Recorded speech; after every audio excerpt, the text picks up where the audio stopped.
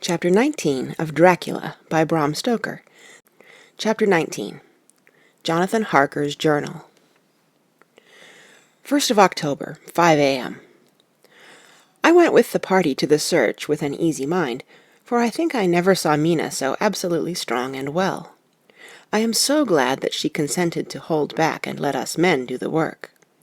Somehow it was a dread to me that she was in this fearful business at all, but now that her work is done, and that it is due to her energy and brains and foresight that the whole story is put together in such a way that every point tells, she may well feel that her part is finished, and that she can henceforth leave the rest to us.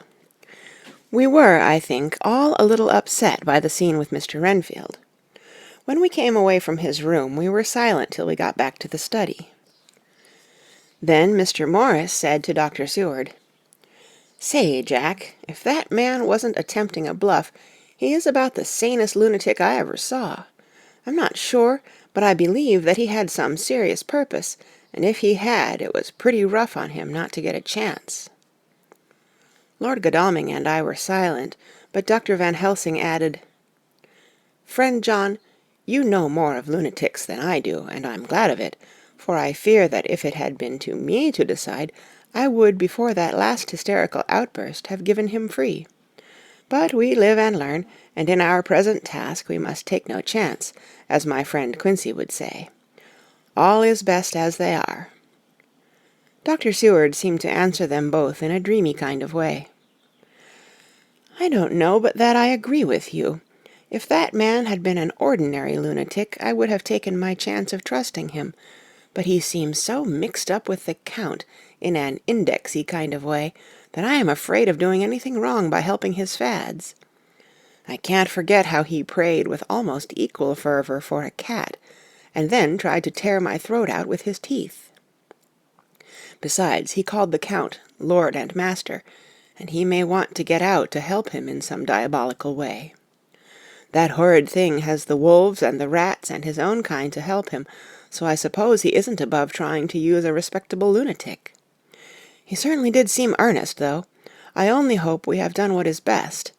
These things, in conjunction with the wild work we have in hand, help to unnerve a man." The professor stepped over, and laying his hand on his shoulder, said, in his grave, kindly way, "Friend John, have no fear. We are trying to do our duty in a very sad and terrible case. We can only do as we deem best. What else have we to hope for, except the pity of the good God?" Lord Godalming had slipped away for a few minutes, but now he returned. He held up a little silver whistle as he remarked, "That old place may be full of rats, and if so, I've got an antidote on call." Having passed the wall, we took our way to the house, taking care to keep in the shadows of the trees on the lawn when the moonlight shone out. When we got to the porch, the professor opened his bag and took out a lot of things, which he laid on the step, sorting them into 4 little groups, evidently one for each. Then he spoke. "My friends, we are going into a terrible danger, and we need arms of many kinds. Our enemy is not merely spiritual. Remember that he has the strength of 20 men, and that, though our necks or our windpipes are of the common kind, and therefore breakable or crushable, his are not amenable to mere strength. A stronger man, or a body of men more strong in all than him, can at certain times hold him, but they cannot hurt him as we can be hurt by him. We must, therefore, guard ourselves from his touch. Keep this near your heart." As he spoke, he lifted a little silver crucifix and held it out to me, I being nearest to him. "Put these flowers round your neck." Here he handed to me a wreath of withered garlic blossoms. "For other enemies more mundane, this revolver and this knife, and for aid in all, these so small electric lamps, which you can fasten to your breast, and for all, and above all at the last, this, which we must not desecrate needless." This was a portion of sacred wafer, which he put in an envelope and handed to me. Each of the others was similarly equipped. "Now," he said, "Friend John, where are the skeleton keys?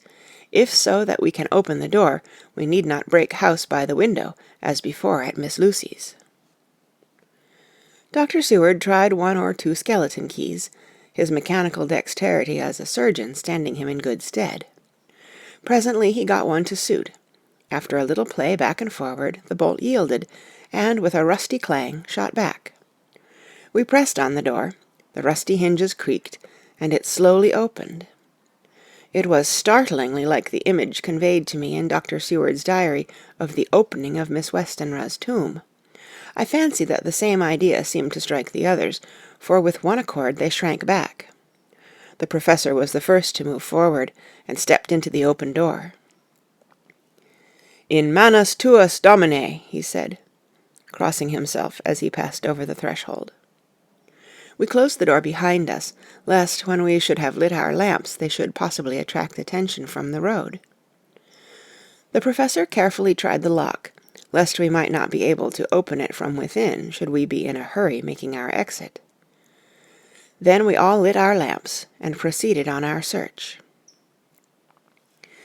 The light from the tiny lamps fell in all sorts of odd forms as the rays crossed each other, or the opacity of our bodies threw great shadows. I could not for my life get away from the feeling that there was someone else amongst us. I suppose it was the recollection, so powerfully brought home to me by the grim surroundings, of that terrible experience in Transylvania. I think the feeling was common to us all, for I noticed that the others kept looking over their shoulders at every sound and every new shadow, just as I felt myself doing. The whole place was thick with dust. The floor was seemingly inches deep, except where there were recent footsteps, in which, on holding down my lamp, I could see marks of hobnails where the dust was cracked. The walls were fluffy and heavy with dust, and in the corners were masses of spiders' webs, whereon the dust had gathered, till they looked like old tattered rags, as the weight had torn them partly down. On a table in the hall was a great bunch of keys, with a time-yellowed label on each. They had been used several times, for on the table were several similar rents in the blanket of dust, similar to that exposed when the Professor lifted them. He turned to me and said, "You know this place, Jonathan. You have copied maps of it, and you know it at least more than we do. Which is the way to the chapel?" I had an idea of its direction, though on my former visit I had not been able to get admission to it, so I led the way, and after a few wrong turnings found myself opposite a low, arched, oaken door, ribbed with iron bands. "This is the spot," said the Professor, as he turned his lamp on a small map of the house, copied from the file of my original correspondence regarding the purchase. With a little trouble we found the key on the bunch and opened the door. We were prepared for some unpleasantness, for as we were opening the door, a faint, malodorous air seemed to exhale through the gaps, but none of us ever expected such an odor as we encountered. None of the others had met the Count at all at close quarters, and when I had seen him he was either in the fasting stage of his existence in his rooms, or, when he was gloated with fresh blood, in a ruined building open to the air. But here the place was small and close, and the long disuse had made the air stagnant and foul. There was an earthy smell, as of some dry miasma, which came through the fouler air. But as to the odor itself, how shall I describe it? It was not alone that it was composed of all the ills of mortality, and with the pungent, acrid smell of blood, but it seemed as though corruption had become itself corrupt. Faugh! It sickens me to think of it. Every breath exhaled by that monster seemed to have clung to the place and intensified its loathsomeness. Under ordinary circumstances, such a stench would have brought our enterprise to an end, but this was no ordinary case, and the high and terrible purpose in which we were involved gave us a strength which rose above merely physical considerations. After the involuntary shrinking consequent on the first nauseous whiff, we one and all set about our work as though that loathsome place were a garden of roses. We made an accurate examination of the place, the Professor saying, as we began, The first thing is to see how many of the boxes are left. We must then examine every hole and corner and cranny, and see if we cannot get some clue as to what has become of the rest." A glance was sufficient to show how many remained, for the great earth chests were bulky, and there was no mistaking them. There were only 29 left out of the 50. Once I got a fright, for, seeing Lord Godalming suddenly turn and look out of the vaulted door into the dark passage beyond, I looked too, and for an instant my heart stood still. Somewhere, looking out from the shadow, I seemed to see the highlights of the Count's evil face, the ridge of the nose, the red eyes, the red lips, the awful pallor. It was only for a moment, for, as Lord Godalming said, "I thought I saw a face, but it was only the shadows," and resumed his inquiry, I turned my lamp in the direction and stepped into the passage. There was no sign of anyone, and as there were no corners, no doors, no aperture of any kind, but only the solid walls of the passage, there could be no hiding-place even for him. I took it that fear had helped imagination, and said nothing. A few minutes later I saw Morris step suddenly back from a corner which he was examining. We all followed his movements with our eyes, for undoubtedly some nervousness was growing on us, and we saw a whole mass of phosphorescence, which twinkled like stars. We all instinctively drew back. The whole place was becoming alive with rats. For a moment or two we stood appalled, all save Lord Godalming, who was seemingly prepared for such an emergency. Rushing over to the great iron-bound oaken door, which Dr. Seward had described from the outside, and which I had seen myself, he turned the key in the lock, drew the bolts, and swung the door open. Then, taking his little silver whistle from his pocket, he blew a low, shrill call. It was answered from behind Dr. Seward's house by the yelping of dogs, and after about a minute 3 terriers came dashing round the corner of the house. Unconsciously we had all moved towards the door, and as we moved I noticed that the dust had been much disturbed. The boxes which had been taken out had been brought this way. But even in the minute that had elapsed, the number of rats had vastly increased. They seemed to swarm over the place all at once, till the lamplight, shining on their moving dark bodies and glittering baleful eyes, made the place look like a bank of earth set with fireflies. The dogs dashed on, but at the threshold suddenly stopped and snarled, and then, simultaneously lifting their noses, began to howl in most lugubrious fashion. The rats were multiplying in thousands, and we moved out. Lord Godalming lifted one of the dogs, and, carrying him in, placed him on the floor.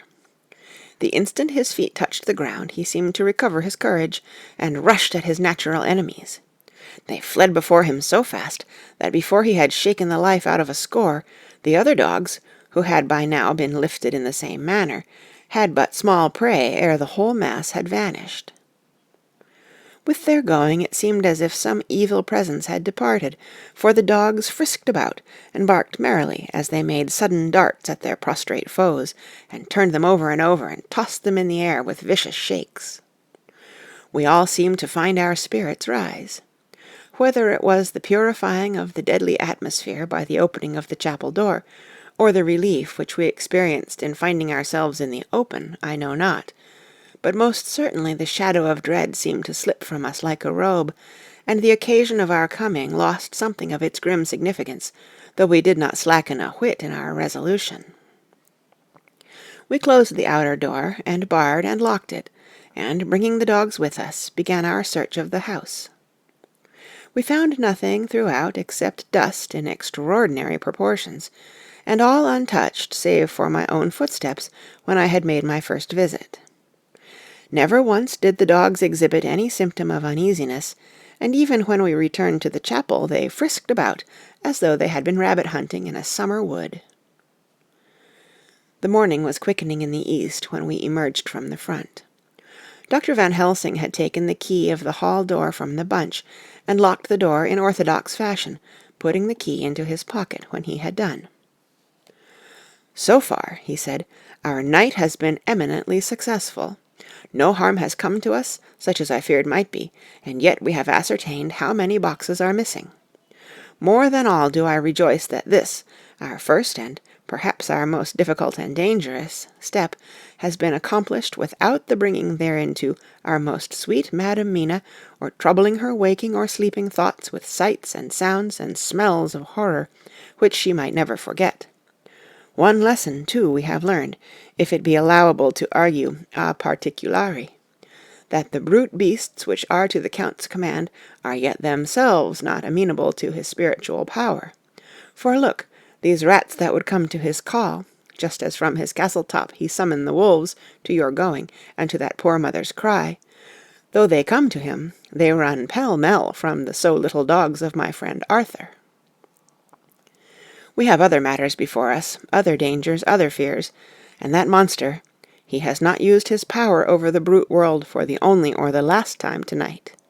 So be it that he has gone elsewhere. Good. It has given us opportunity to cry check in some ways in this chess game, which we play for the stake of human souls. And now let us go home. The dawn is close at hand, and we have reason to be content with our first night's work. It may be ordained that we have many nights and days to follow, if full of peril, but we must go on, and from no danger shall we shirk. The house was silent when we got back, save for some poor creature who was screaming away in one of the distant wards, and a low moaning sound from Renfield's room. The poor wretch was doubtless torturing himself, after the manner of the insane, with needless thoughts of pain. I came tiptoe into our own room, and found Mina asleep, breathing so softly that I had to put my ear down to hear it. She looks paler than usual. I hope the meeting tonight has not upset her. I am truly thankful that she is to be left out of our future work, and even of our deliberations. It is too great a strain for a woman to bear. I did not think so at first, but I know better now. Therefore I am glad that it is settled. There may be things which would frighten her to hear, and yet to conceal them from her might be worse than to tell her if once she suspected that there was any concealment. Henceforth our work is to be a sealed book to her, till at least such time as we can tell her that all is finished, and the earth free from a monster of the nether-world. I dare say it will be difficult to begin to keep silence after such confidence as ours, but I must be resolute, and tomorrow I shall keep dark over tonight's doings, and shall refuse to speak of anything that has happened. I rest on the sofa, so as not to disturb her.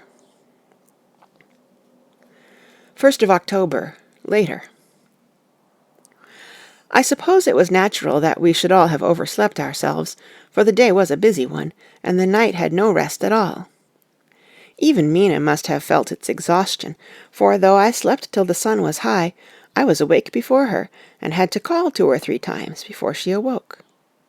Indeed, she was so sound asleep that for a few seconds she did not recognize me, but looked at me with a sort of blank terror, as one looks who has been waked out of a bad dream.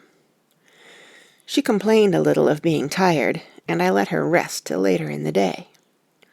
We now know of 21 boxes having been removed, and if it be that several were taken in any of these removals, we may be able to trace them all. Such will, of course, immensely simplify our labour, and the sooner the matter is attended to, the better. I shall look up Thomas Snelling today. Dr. Seward's Diary, 1st of October. It was towards noon when I was awakened by the Professor walking into my room. He was more jolly and cheerful than usual, and it is quite evident that last night's work has helped to take some of the brooding weight off his mind. After going over the adventure of the night, he suddenly said, "Your patient interests me much. May it be that with you I visit him this morning? Or if that you are too occupied, I can go alone if it may be. It is a new experience to me to find a lunatic who talk philosophy and reason so sound." I had some work to do which pressed, so I told him that if he would go alone I would be glad, as then I should not have to keep him waiting. So I called an attendant and gave him the necessary instructions. Before the Professor left the room I cautioned him against getting any false impression from my patient. "But," he answered, I want him to talk of himself and of his delusion as to consuming live things. He said to Madam Mina, as I see in your diary of yesterday, that he once had such a belief. Why do you smile, friend John?" "Excuse me," I said, "but the answer is here." I laid my hand on the typewritten matter. When our sane and learned lunatic made that very statement of how he used to consume life, his mouth was actually nauseous with the flies and spiders which he had eaten just before Mrs. Harker entered the room. Van Helsing smiled in turn. "Good," he said. "Your memory is true, friend John. I should have remembered. And yet it is this very obliquity of thought and memory which makes mental disease such a fascinating study. Perhaps I may gain more knowledge out of the folly of this madman than I shall from the teaching of the most wise. Who knows?" I went on with my work, and before long was through that in hand. It seemed that the time had been very short indeed, but there was Van Helsing back in the study. "Do I interrupt?" he asked politely as he stood at the door. "Not at all," I answered. "Come in. My work is finished, and I am free. I can go with you now if you like." "It is needless. I have seen him." "Well?" "I fear that he does not appraise me at much. Our interview was short. When I entered his room he was sitting on a stool in the centre, with his elbows on his knees, and his face was the picture of sullen discontent. I spoke to him as cheerfully as I could, and with such a measure of respect as I could assume. He made no reply whatever. "Don't you know me?" I asked. His answer was not reassuring. "I know you well enough. You are the old fool Van Helsing. I wish you would take yourself and your idiotic brain theories somewhere else. Damn all thick-headed Dutchmen." Not a word more would he say, but sat in his implacable sullenness, as indifferent to me as though I had not been in the room at all. Thus departed for this time my chance of much learning from this so clever lunatic, so I shall go, if I may, and cheer myself with a few happy words from that sweet soul Madam Mina. Friend John, it does rejoice me unspeakable that she is no more to be pained, no more to be worried with our terrible things. Though we shall much miss her help, it is better so." "I agree with you with all my heart," I answered earnestly, for I did not want him to weaken in this matter. "Mrs. Harker is better out of it. Things are quite bad enough for us, all men of the world, and who have been in many tight places in our time, but it is no place for a woman, and if she had remained in touch with the affair, it would in time infallibly have wrecked her." So Van Helsing has gone to confer with Mrs. Harker and Harker. Quincey and Art are all out following up the clues as to the earth-boxes. I shall finish my round of work, and we shall meet tonight. Mina Harker's Journal, 1st of October. It is strange to me to be kept in the dark as I am today. After Jonathan's full confidence for so many years, to see him manifestly avoid certain matters, and those the most vital of all. This morning I slept late after the fatigues of yesterday, and though Jonathan was late too, he was the earlier. He spoke to me before he went out, never more sweetly or tenderly, but he never mentioned a word of what had happened in the visit to the Count's house. And yet he must have known how terribly anxious I was. Poor dear fellow, I suppose it must have distressed him even more than it did me. They all agreed that it was best that I should not be drawn further into this awful work, and I acquiesced. But to think that he keeps anything from me! And now I am crying like a silly fool, when I know it comes from my husband's great love, and from the good wishes of those other strong men. That has done me good. Well, some day Jonathan will tell me all, and lest it should ever be that he should think for a moment that I kept anything from him, I still keep my journal as usual. Then, if he has feared of my trust, I shall show it to him, with every thought of my heart put down for his dear eyes to read. I feel strangely sad and low-spirited today. I suppose it is the reaction from the terrible excitement. Last night I went to bed when the men had gone, simply because they told me to. I didn't feel sleepy, and I did feel full of devouring anxiety. I kept thinking over everything that has been ever since Jonathan came to see me in London, and it all seems like a horrible tragedy, with fate pressing on relentlessly to some destined end. Everything that one does seems, no matter how right it may be, to bring on the very thing which is most to be deplored. If I hadn't gone to Whitby, perhaps poor dear Lucy would be with us now. She hadn't taken to visiting the churchyard till I came, and if she hadn't come there in the daytime with me, she wouldn't have walked there in her sleep, and if she hadn't gone there at night and asleep, that monster couldn't have destroyed her as he did. Oh, why did I ever go to Whitby? There now, crying again. I wonder what has come over me today. I must hide it from Jonathan, for if he knew that I had been crying twice in one morning, I, who never cried on my own account, and whom he has never caused to shed a tear, the dear fellow would fret his heart out. I shall put a bold face on, and if I do feel weepy, he shall never see it. I suppose it is one of the lessons that we poor women have to learn. I can't quite remember how I fell asleep last night. I remember hearing the sudden barking of the dogs, and a lot of queer sounds, like praying on a very tumultuous scale, from Mr. Renfield's room, which is somewhere under this. And then there was silence over everything, silence so profound that it startled me, and I got up and looked out of the window. All was dark and silent, the black shadows thrown by the moonlight seeming full of a silent mystery of their own. Not a thing seemed to be stirring, but all to be grim and fixed as death or fate, so that a thin streak of white mist, that crept with almost imperceptible slowness across the grass towards the house, seemed to have a sentience and a vitality of its own. I think that the digression of my thoughts must have done me good, for when I got back to bed I found a lethargy creeping over me. I lay a while, but could not quite sleep, so I got out and looked out of the window again. The mist was spreading, and was now close up to the house, so that I could see it lying thick against the wall, as though it were stealing up to the windows. The poor man was more loud than ever, and though I could not distinguish a word he said, I could in some way recognize in his tones some passionate entreaty on his part. Then there was the sound of a struggle, and I knew that the attendants were dealing with him. I was so frightened that I crept into bed and pulled the clothes over my head, putting my fingers in my ears. I was not then a bit sleepy, at least so I thought, but I must have fallen asleep, for, except dreams, I do not remember anything until the morning, when Jonathan woke me. I think that it took me an effort and a little time to realize where I was, and that it was Jonathan who was bending over me. My dream was very peculiar, and was almost typical of the way that waking thoughts become merged in, or continued in, dreams.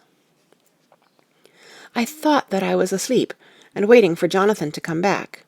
I was very anxious about him, and I was powerless to act. My feet and my hands and my brain were weighted, so that nothing could proceed at the usual pace. And so I slept uneasily, and thought. Then it began to dawn upon me that the air was heavy and dank and cold. I put back the clothes from my face, and found, to my surprise, that all was dim around. The gaslight, which I had left lit for Jonathan, but turned down, came only like a tiny red spark through the fog, which had evidently grown thicker, and poured into the room. Then it occurred to me that I had shut the window before I had come to bed. I would have got out to make certain on the point, but some leaden lethargy seemed to chain my limbs and even my will. I lay still and endured, that was all. I closed my eyes, but could still see through my eyelids. It is wonderful what tricks our dreams play us, and how conveniently we can imagine. The mist grew thicker and thicker, and I could see now how it came in, for I could see it like smoke, or with the white energy of boiling water, pouring in not through the window, but through the joinings of the door. It got thicker and thicker, till it seemed as if it became concentrated into a sort of pillar of cloud in the room, through the top of which I could see the light of the gas shining like a red eye. Things began to whirl through my brain just as the cloudy column was now whirling in the room, and through it all came the scriptural words, "A pillar of cloud by day and of fire by night." Was it indeed some such spiritual guidance that was coming to me in my sleep?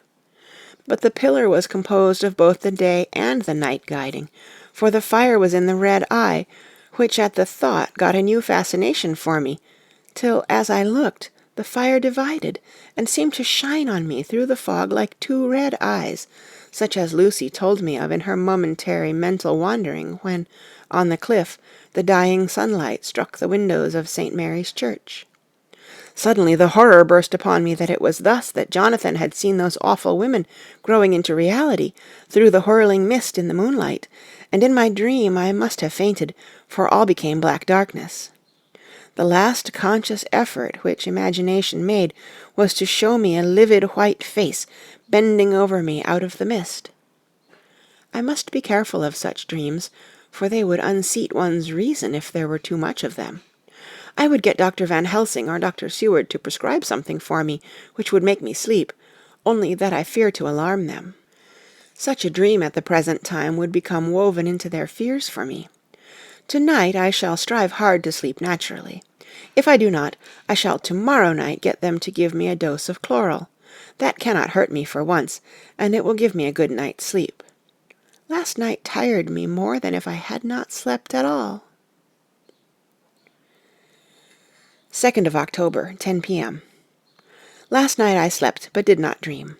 I must have slept soundly, for I was not waked by Jonathan coming to bed, but the sleep has not refreshed me, for today I feel terribly weak and spiritless. I spent all yesterday trying to read, or lying down dozing. In the afternoon Mr. Renfield asked if he might see me. Poor man, he was very gentle, and when I came away he kissed my hand and bade God bless me. Some way it affected me much. I am crying when I think of him. This is a new weakness, of which I must be careful.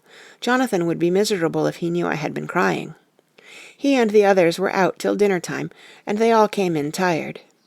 I did what I could to brighten them up, and I suppose that the effort did me good, for I forgot how tired I was. After dinner they sent me to bed, and all went off to smoke together, as they said, but I knew that they wanted to tell each other of what had occurred to each during the day. I could see from Jonathan's manner that he had something important to communicate. I was not so sleepy as I should have been, so before they went I asked Dr. Seward to give me a little opiate of some kind, as I had not slept well the night before. He very kindly made me up a sleeping draught, which he gave to me, telling me that it would do me no harm, as it was very mild. I have taken it, and am waiting for sleep, which still keeps aloof. I hope I have not done wrong, for as sleep begins to flirt with me, a new fear comes, that I may have been foolish in thus depriving myself of the power of waking. I might want it. Here comes sleep. Good night. End of Chapter 19. Chapter 20. Jonathan Harker's Journal. 1st of October, evening. I found Thomas Snelling in his house at Bethnal Green, but unhappily he was not in a condition to remember anything. The very prospect of beer which my expected coming had opened to him had proved too much, and he had begun too early on his expected debauch. I learned, however, from his wife, who seemed a decent poor soul, that he was only the assistant to Smollett, who of the two mates was the responsible person. So off I drove to Walworth, and found Mr. Joseph Smollett at home and in his shirt-sleeves, taking a late tea out of a saucer. He is a decent, intelligent fellow, distinctly a good, reliable type of workman, and with a headpiece of his own. He remembered all about the incident of the boxes, and from a wonderful dog's-eared notebook, which he produced from some mysterious receptacle about the seat of his trousers, and which had hieroglyphical entries in thick, half-obliterated pencil, he gave me the destinations of the boxes. There were, he said, 6 in the cartload which he took from Carfax and left at 197 Chicksend Street, Mile End, Newtown, and another 6 which he deposited at Jamaica Lane, Bermondsey. If then the Count meant to scatter these ghastly refuges of his over London, these places were chosen as the first of delivery, so that later he might distribute more fully. The systematic manner in which this was done made me think that he could not mean to confine himself to 2 sides of London. He was now fixed on the far east of the northern shore, on the east of the southern shore, and on the south. The north and west were surely never meant to be left out of his diabolical scheme, let alone the city itself and the very heart of fashionable London in the southwest and west. I went back to Smollett and asked him if he could tell us if any other boxes had been taken from Carfax. He replied, "Well, governor, you've treated me very handsome." I had given him half a sovereign. "And I'll tell yer all I know. I heard a man by the name of Bloxham say 4 nights ago in the 'Are and 'Ounds, in Pincher's Alley, as how he and his mate had a rare dusty job in an old 'ouse at Perfect. There ain't a many such jobs as this 'ere, and I'm thinking that maybe Sam Bloxham could tell 'ee summat." I asked if he could tell me where to find him. I told him that if he could get me the address, it would be worth another half-sovereign to him. So he gulped down the rest of his tea and stood up, saying that he was going to begin the search then and there. At the door he stopped, and said, "Look here, governor, there ain't no sense in me a-keeping you here. I may find Sam soon, or I mayn't, but anyhow he ain't like to be in a way to tell ye much tonight. Sam is a rare one when he starts on the booze.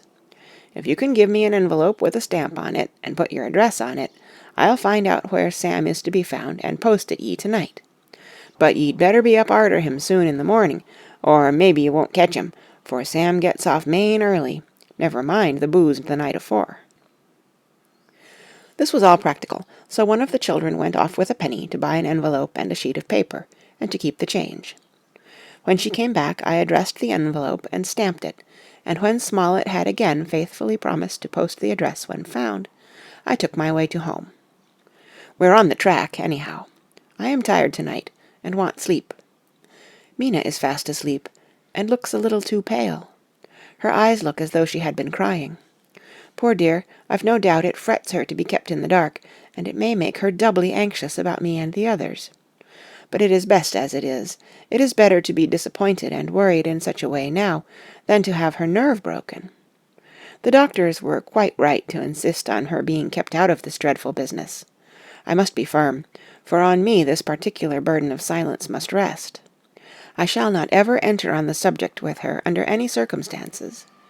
Indeed, it may not be a hard task, after all, for she herself has become reticent on the subject, and has not spoken of the Count or his doings ever since we told her of our decision. 2nd of October, evening. A long and trying and exciting day. By the first post I got my directed envelope with a dirty scrap of paper enclosed, on which was written with a carpenter's pencil in a sprawling hand, "Sam Bloxham, Corcoran's, 4, Poter's Court, Bartell Street, Walworth. Arsk for the Depite." I got the letter in bed, and rose without waking Mina.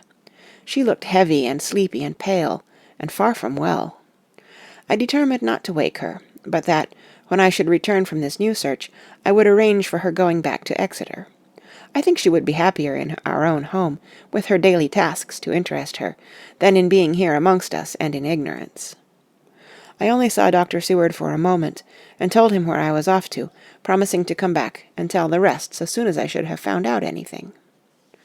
I drove to Walworth and found, with some difficulty, Potter's Court. Mr. Smollett's spelling misled me, as I asked for Poter's Court instead of Potter's Court. However, when I had found the court, I had no difficulty in discovering Corcoran's lodging-house. When I asked the man who came to the door for the Depite, he shook his head and said, "I don't know him. There ain't no such person here. I never heard of him in all my bloomin' days. Don't believe there ain't nobody of that kind livin' here or anywheres." I took out Mr. Smollett's letter, and as I read it, it seemed to me that the lesson of the spelling of the name of the court might guide me. "What are you?" I asked. "I'm the deputy," he answered. I saw at once that I was on the right track. Phonetic spelling had again misled me.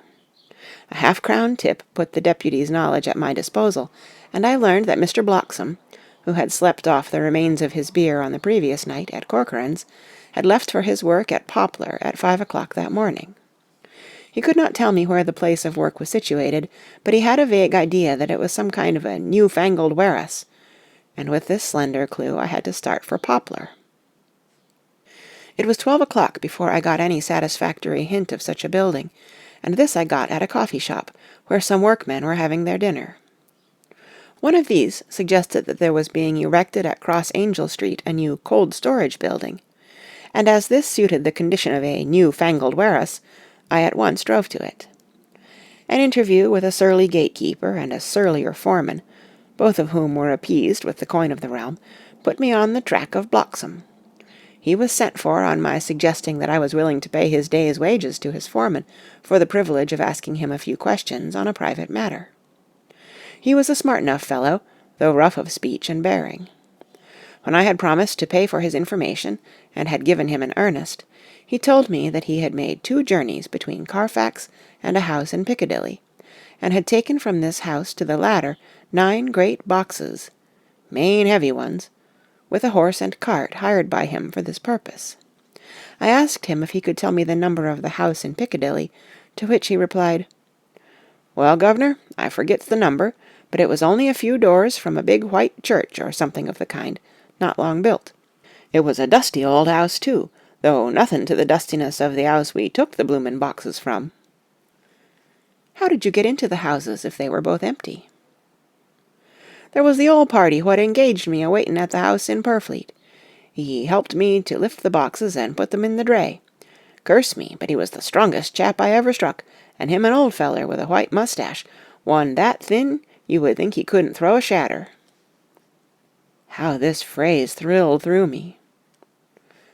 "Why, he took up his end of the boxes like they were pounds of tea, and me a-puffin' and a-blowin' afore I could up-end mine anyhow, and I'm no chicken neither."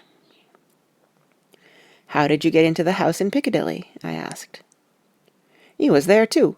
He must ha' started off and got there afore me, for when I rung of the bell he kem and opened the door hisself, and helped me to carry the boxes into the 'all." "The whole 9?" I asked. "Yus, there was 5 in the first load, and 4 in the second.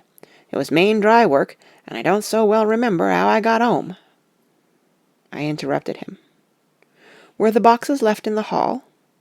"Yus, it was a big 'all, and there was nothing else in it." I made one more attempt to further matters. "You didn't have any key?" "Never used no key nor nothink. The old gent, he opened the door hisself and shut it again when I drove off. I don't remember the last time, but that was the beer." "And you can't remember the number of the house?" "No, sir, but you needn't have no difficulty about that. It's a high un with a stone front with a bow on it, and high steps up to the door. I know them steps, havin' had to carry the boxes up with 3 loafers what come round to earn a copper. The old gent gave them shillin's, and they seein' they got so much they wanted more, but he took one of 'em by the shoulder, and was like to throw him down the steps, till the lot of them went away cussin'. I thought that with this description I could find the house, so having paid my friend for his information, I started off for Piccadilly. I had gained a new, painful experience. The Count could, it was evident, handle the earth boxes himself. If so, time was precious, for, now that he had achieved a certain amount of distribution, he could, by choosing his own time, complete the task unobserved. At Piccadilly Circus I discharged my cab and walked westward. Beyond the Junior Constitutional I came across the house described, and was satisfied that this was the next of the lairs arranged by Dracula. The house looked as though it had been long untenanted. The windows were encrusted with dust, and the shutters were up. All the framework was black with time, and from the iron the paint had mostly scaled away. It was evident that up to lately there had been a large notice-board in front of the balcony. It had, however, been roughly torn away, the uprights which had supported it still remaining. Behind the rails of the balcony I saw there were some loose boards, whose raw edges looked white. I would have given a good deal to have been able to see the notice-board intact, as it would, perhaps, have given some clue to the ownership of the house. I remembered my experience of the investigation and purchase of Carfax, and I could not but feel that if I could find the former owner, there might be some means discovered of gaining access to the house. There was at present nothing to be learned from the Piccadilly side, and nothing could be done, so I went round to the back to see if anything could be gathered from this quarter. The mews were active, the Piccadilly houses being mostly in occupation. I asked one or two of the grooms and helpers whom I saw around if they could tell me anything about the empty house. One of them said that he heard it had lately been taken, but he couldn't say from whom. He told me, however, that up to very lately there had been a notice board of "For Sale" up, and that perhaps Mitchell, Sons, and Candy, the house agents, could tell me something, as he thought he remembered seeing the name of that firm on the board. I did not wish to seem too eager, or to let my informant know or guess too much, so, thanking him in the usual manner, I strolled away. It was now growing dusk, and the autumn night was closing in, so I did not lose any time. Having learned the address of Mitchell, Sons, and Candy from a directory at the Berkeley, I was soon at their office in Sackville Street. The gentleman who saw me was particularly suave in manner, but uncommunicative in equal proportion. Having once told me that the Piccadilly house, which throughout our interview he called a mansion, was sold, he considered my business as concluded. When I asked who had purchased it, he opened his eyes a thought wider, and paused a few seconds before replying. "It is sold, sir." "Pardon me," I said with equal politeness, "but I have a special reason for knowing who purchased it." Again he paused longer and raised his eyebrows still more. "It is sold, sir," was again his laconic reply. "Surely," I said, "you do not mind letting me know so much?" "But I do mind," he answered. "The affairs of their clients are absolutely safe in the hands of Mitchell, Sons, and Candy." This was manifestly a prig of the first water, and there was no use arguing with him. I thought I had best meet him on his own ground, so I said, "Your clients, sir, are happy in having so resolute a guardian of their confidence. I am myself a professional man." Here I handed him my card. "In this instance I am not prompted by curiosity. I act on the part of Lord Godalming, who wishes to know something of the property which was, he understood, lately for sale." These words put a different complexion on affairs. He said, "I would like to oblige you if I could, Mr. Harker, and especially would I like to oblige his lordship. We once carried out a small matter of renting some chambers for him when he was the Honourable Arthur Holmwood.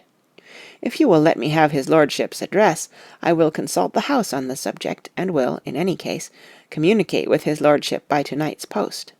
It will be a pleasure if we can so far deviate from our rules as to give the required information to his lordship." I wanted to secure a friend, and not to make an enemy, so I thanked him, gave him the address at Dr. Seward's, and came away. It was now dark, and I was tired and hungry. I got a cup of tea at the Aerated Bread Company, and came down to Purfleet by the next train. I found all the others at home. Mina was looking tired and pale, but she made a gallant effort to be bright and cheerful. It wrung my heart to think that I had had to keep anything from her, and so caused her inquietude. Thank God, this will be the last night of her looking on at our conferences, and feeling the sting of our not showing our confidence. It took all my courage to hold to the wise resolution of keeping her out of our grim task. She seems somehow more reconciled, or else the very subject seems to have become repugnant to her, for when any accidental allusion is made, she actually shudders. I am glad we made our resolution in time, as with such feeling as this, our growing knowledge would be torture to her. I could not tell the others of the day's discovery till we were alone, so after dinner, followed by a little music to save appearances even amongst ourselves, I took Mina to her room and left her to go to bed.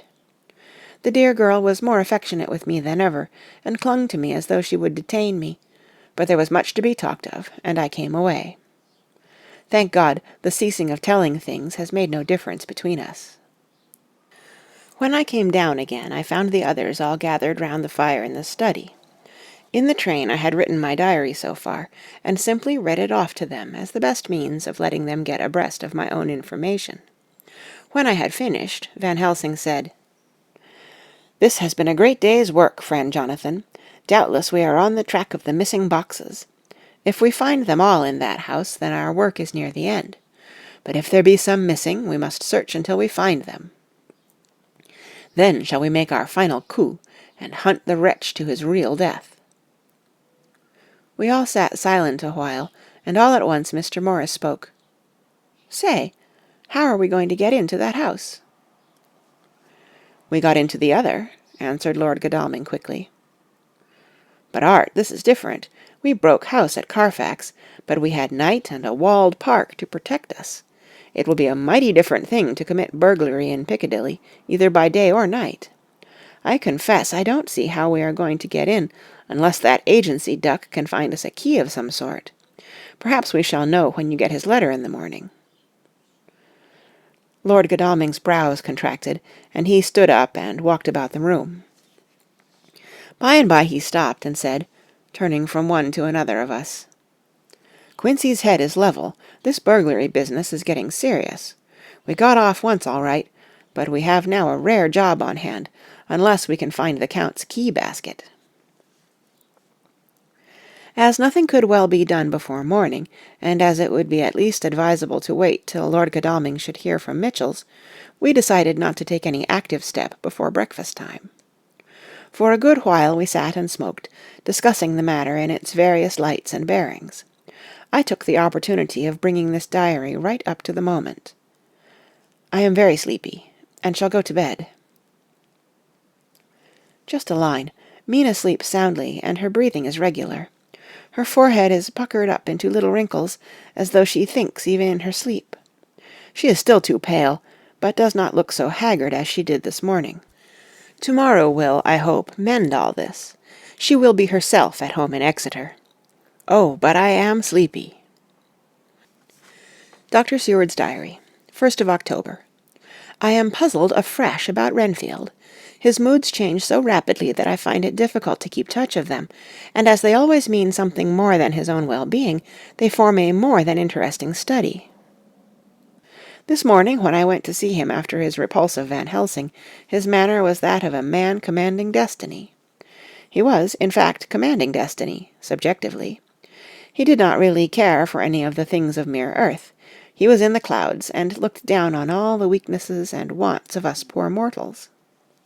I thought I would improve the occasion and learn something, so I asked him, "What about the flies these times?" He smiled on me in quite a superior sort of way, such a smile as would have become the face of Malvolio, as he answered me, "The fly, my dear sir, has one striking feature. Its wings are typical of the aerial powers of the psychic faculties.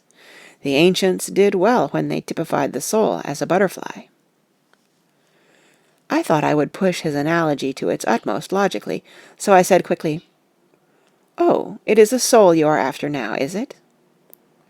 His madness foiled his reason, and a puzzled look spread over his face as, shaking his head with a decision which I had but seldom seen in him, he said, oh no, I want no souls. Life is all I want." Here he brightened up. "I am pretty indifferent about it at present. Life is all right. I have all I want. You must get a new patient, doctor, if you wish to study zoophagy." This puzzled me a little, so I drew him on. "Then you command life. You are a god, I suppose?" He smiled with an ineffably benign superiority. "Oh no, far be it from me to arrogate to myself the attributes of the deity. I am not even concerned in his especially spiritual doings.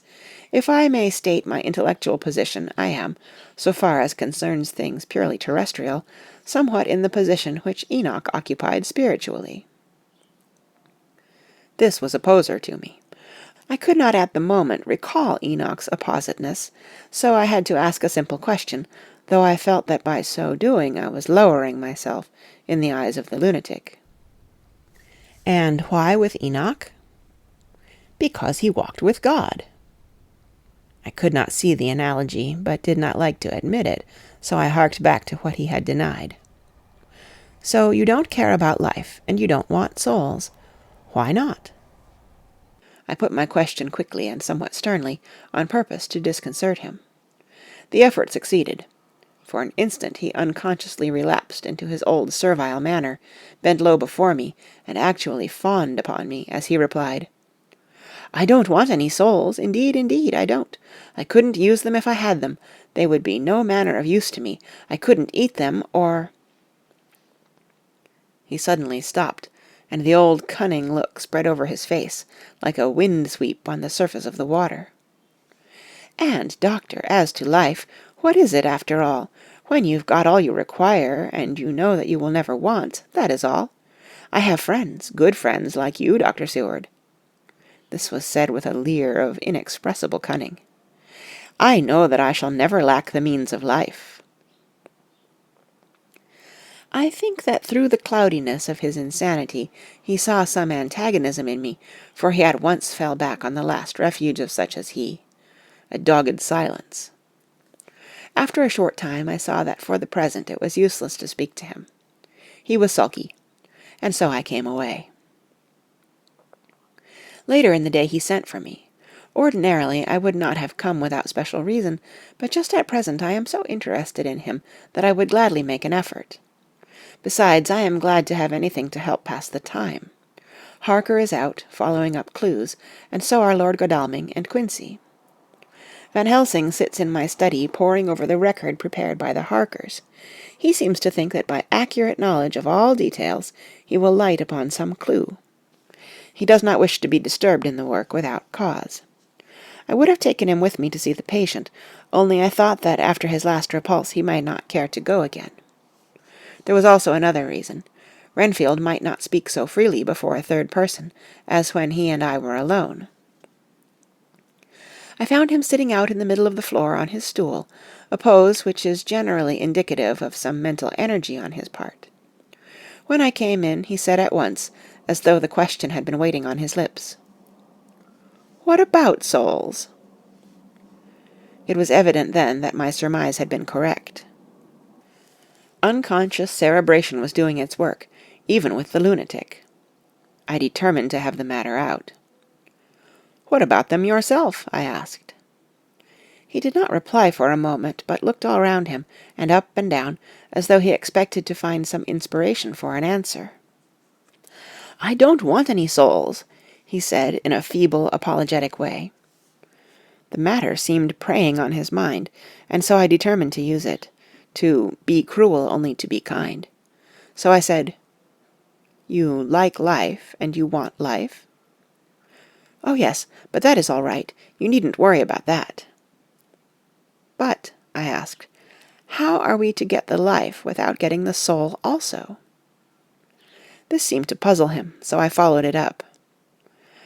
"A nice time you'll have some time when you're flying out there, with the souls of thousands of flies and spiders and birds and cats, buzzing and twittering and meowing all round you. You've got their lives, you know, and you must put up with their souls." Something seemed to affect his imagination, for he put his fingers to his ears and shut his eyes, screwing them up tightly just as a small boy does when his face is being soaped. There was something pathetic in it that touched me. It also gave me a lesson, for it seemed that before me was a child, only a child, though the features were worn and the stubble on the jaws was white. It was evident that he was undergoing some process of mental disturbance, and, knowing how his past moods had interpreted things, seemingly foreign to himself, I thought I would enter into his mind as well as I could, and go with him. The first step was to restore confidence, so I asked him, speaking pretty loud so that he would hear me through his closed ears, "Would you like some sugar to get your flies round again?" He seemed to wake up all at once and shook his head. With a laugh he replied, "Not much. Flies are poor things after all." After a pause he added, "But I don't want their souls buzzing round me all the same." "Or spiders?" I went on. "Blow spiders! What's the use of spiders? There isn't anything in them to eat or—" He stopped suddenly, as though reminded of a forbidden topic.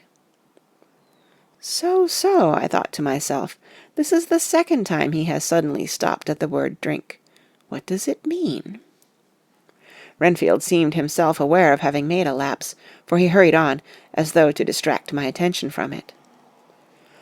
I don't take any stock at all in such matters. Rats and mice and other small deer, as Shakespeare has called it. Chicken feed of the larder, they might be called. I'm past all that sort of nonsense. You might as well ask a man to eat molecules with a pair of chopsticks as to try to interest me about the lesser carnivora when I know of what is before me. I see, I said. You want big things that you can make your teeth meet in? How would you like to breakfast on an elephant? What ridiculous nonsense you are talking. He was getting too wide awake, so I thought I would press him hard. I wonder, I said reflectively, what an elephant's soul is like. The effect I desired was obtained, for he at once fell from his high horse and became a child again. I don't want an elephant's soul, or any soul at all, he said. For a few moments he sat despondently.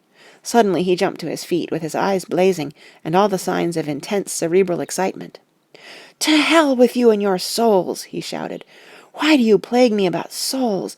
Haven't I got enough to worry and pain and distract me already, without thinking of souls?" He looked so hostile that I thought he was in for another homicidal fit, so I blew my whistle. The instant, however, that I did so, he became calm, and said apologetically, "Forgive me, Doctor. I forgot myself. You do not need any help. I am so worried in my mind that I am apt to be irritable. If you only knew the problem I have to face, and that I am working out, you would pity and tolerate and pardon me. Pray do not put me in a strait waistcoat. I want to think, and I cannot think freely when my body is confined. I am sure you will understand." He had evidently self-control, so when the attendants came I told them not to mind, and they withdrew. Renfield watched them go. When the door was closed, he said, with considerable dignity and sweetness, "Dr. Seward, you have been very considerate towards me. Believe me that I am very, very grateful to you." I thought it well to leave him in this mood, and so I came away. There is certainly something to ponder over in this man's state. Several points seem to make what the American interviewer calls a story, if one could only get them in proper order. Here they are. Will not mention drinking. Fears the thought of being burdened with the soul of anything. Has no dread of wanting life in the future. Despises the meaner forms of life altogether, though he dreads being haunted by their souls. Logically, all these things point one way. He has assurance of some kind that he will acquire some higher life. He dreads the consequence, the burden of a soul. Then it is a human life he looks to. And the assurance? Merciful God, the Count has been to him, and there is some new scheme of terror afoot. Later, I went after my round to Van Helsing, and told him my suspicion. He grew very grave, and, after thinking the matter over for a while, asked me to take him to Renfield. I did so. As we came to the door, we heard the lunatic within singing gaily, as he used to do in the time which now seems so long ago. When we entered, we saw with amazement that he had spread out his sugar as of old. The flies, lethargic with the autumn, were beginning to buzz into the room. We tried to make him talk of the subject of our previous conversation, but he would not attend. He went on with his singing, just as though we had not been present. He had got a scrap of paper and was folding it into a notebook. We had to come away as ignorant as we went in. His is a curious case indeed. We must watch him tonight. Letter. Mitchell, Sons, and Candy to Lord Godalming. 1st of October. My lord, we are at all times only too happy to meet your wishes. We beg, with regard to the desire of your lordship, expressed by Mr. Harker on your behalf, to supply the following information concerning the sale and purchase of No. 347, Piccadilly. The original vendors are the executors of the late Mr. Archibald Winter Suffield. The purchaser is a foreign nobleman, Count de Ville, who effected the purchase himself, paying the purchase money in notes over the counter, if your lordship will pardon us using so vulgar an expression. Beyond this we know nothing whatever of him. We are, my lord, your lordship's humble servants, Mitchell, Sons, and Candy. Dr. Seward's Diary, 2nd of October. I placed a man in the corridor last night, and told him to make an accurate note of any sound he might hear from Renfield's room, and gave him instructions that if there should be anything strange, he was to call me. After dinner, when we had all gathered round the fire in the study, Mrs. Harker having gone to bed, we discussed the attempts and discoveries of the day. Harker was the only one who had any result, and we are in great hopes that his clue may be an important one. Before going to bed I went round to the patient's room and looked in through the observation trap. He was sleeping soundly, and his heart rose and fell with regular respiration. This morning the man on duty reported to me that a little after midnight he was restless, and kept saying his prayers somewhat loudly. I asked him if that was all. He replied that it was all he heard. There was something about his manner so suspicious that I asked him point-blank if he had been asleep. He denied sleep, but admitted to having dozed for a while.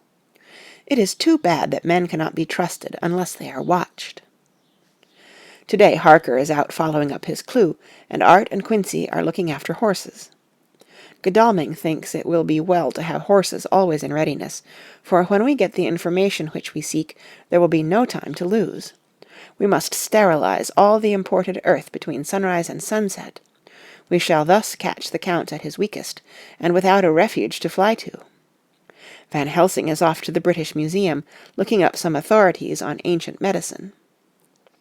The old physicians took account of things which their followers do not accept, and the professor is searching for witch and demon cures, which may be useful to us later. I sometimes think we must be all mad, and that we shall wake to sanity in strait waistcoats. Later, we have met again. We seem at last to be on the track, and our work of tomorrow may be the beginning of the end. I wonder if Renfield's quiet has anything to do with this. His moods have so followed the doings of the Count that the coming destruction of the monster may be carried to him in some subtle way. If we could only get some hint as to what passed in his mind between the time of my argument with him today and his resumption of fly-catching, it might afford us a valuable clue. He is now seemingly quiet for a spell. Is he? That wild yell seemed to come from his room. The attendant came bursting into my room and told me that Renfield had somehow met with some accident. He had heard him yell, and when he went to him, found him lying on his face on the floor, all covered with blood. I must go at once.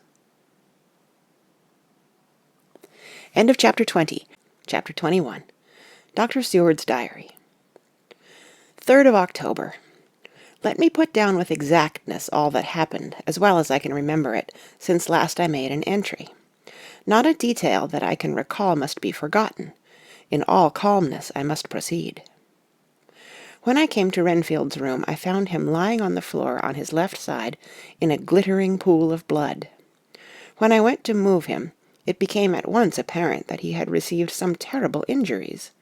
There seemed none of that unity of purpose between the parts of the body which marks even lethargic sanity. As the face was exposed, I could see that it was horribly bruised, as though it had been beaten against the floor. Indeed, it was from the face wounds that the pool of blood originated. The attendant who was kneeling beside the body said to me as we turned him over, "I think, sir, his back is broken. See, both his right arm and leg and the whole side of his face are paralyzed." How such a thing could have happened puzzled the attendant beyond measure. He seemed quite bewildered, and his brows were gathered in as he said, "I can't understand the two things.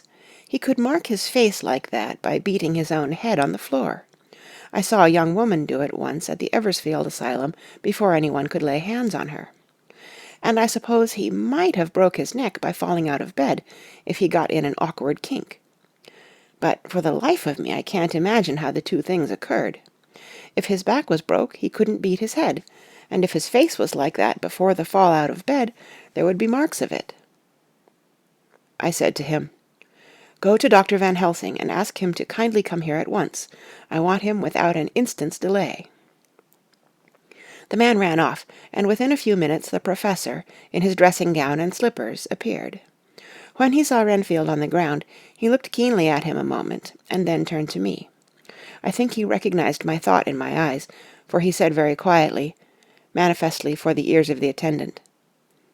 "Ah, a sad accident. He will need very careful watching and much attention. I shall stay with you myself, but I shall first dress myself. If you will remain, I shall in a few minutes join you." The patient was now breathing stertorously, and it was easy to see that he had suffered some terrible injury.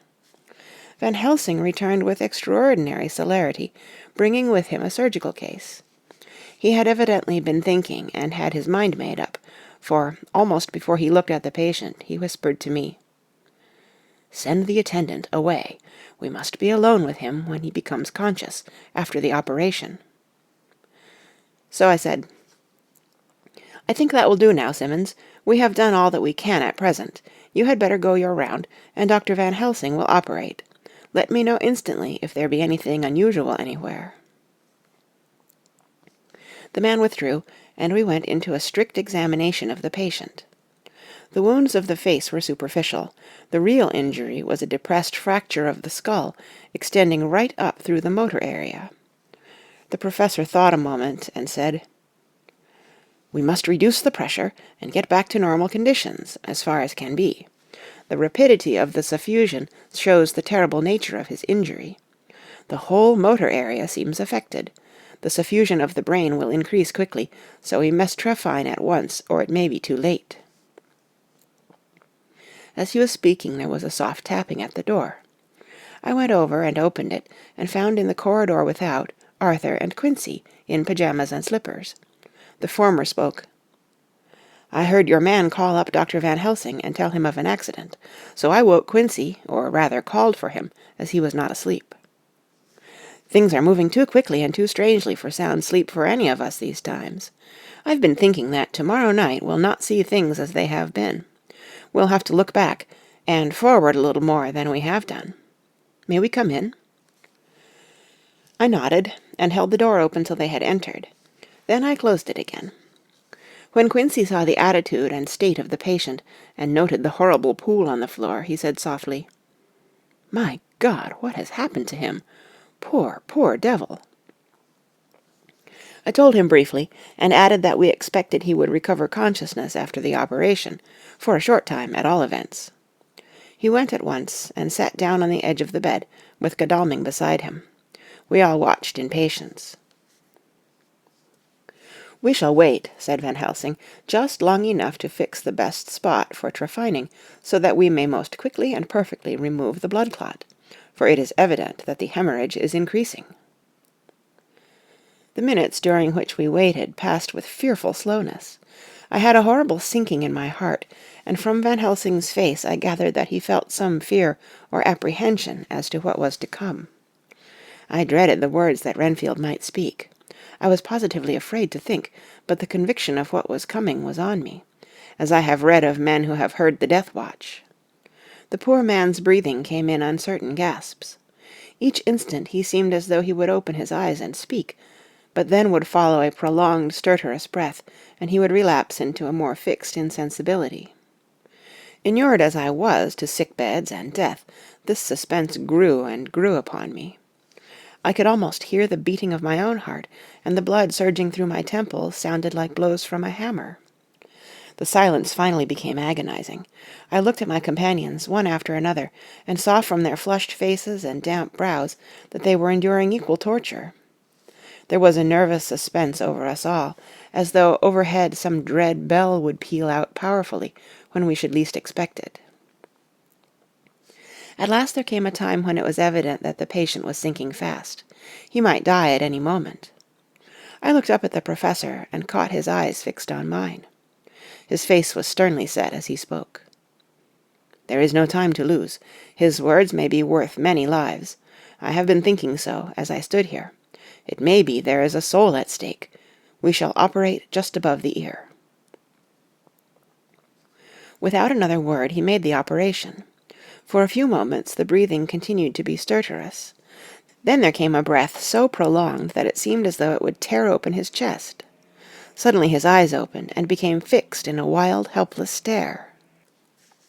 This was continued for a few moments. Then it softened into a glad surprise, and from the lips came a sigh of relief. He moved convulsively, and as he did so, said, "I'll be quiet, doctor. Tell them to take off the strait-waistcoat. I have had a terrible dream, and it has left me so weak that I cannot move. What's wrong with my face? It feels all swollen, and it smarts dreadfully."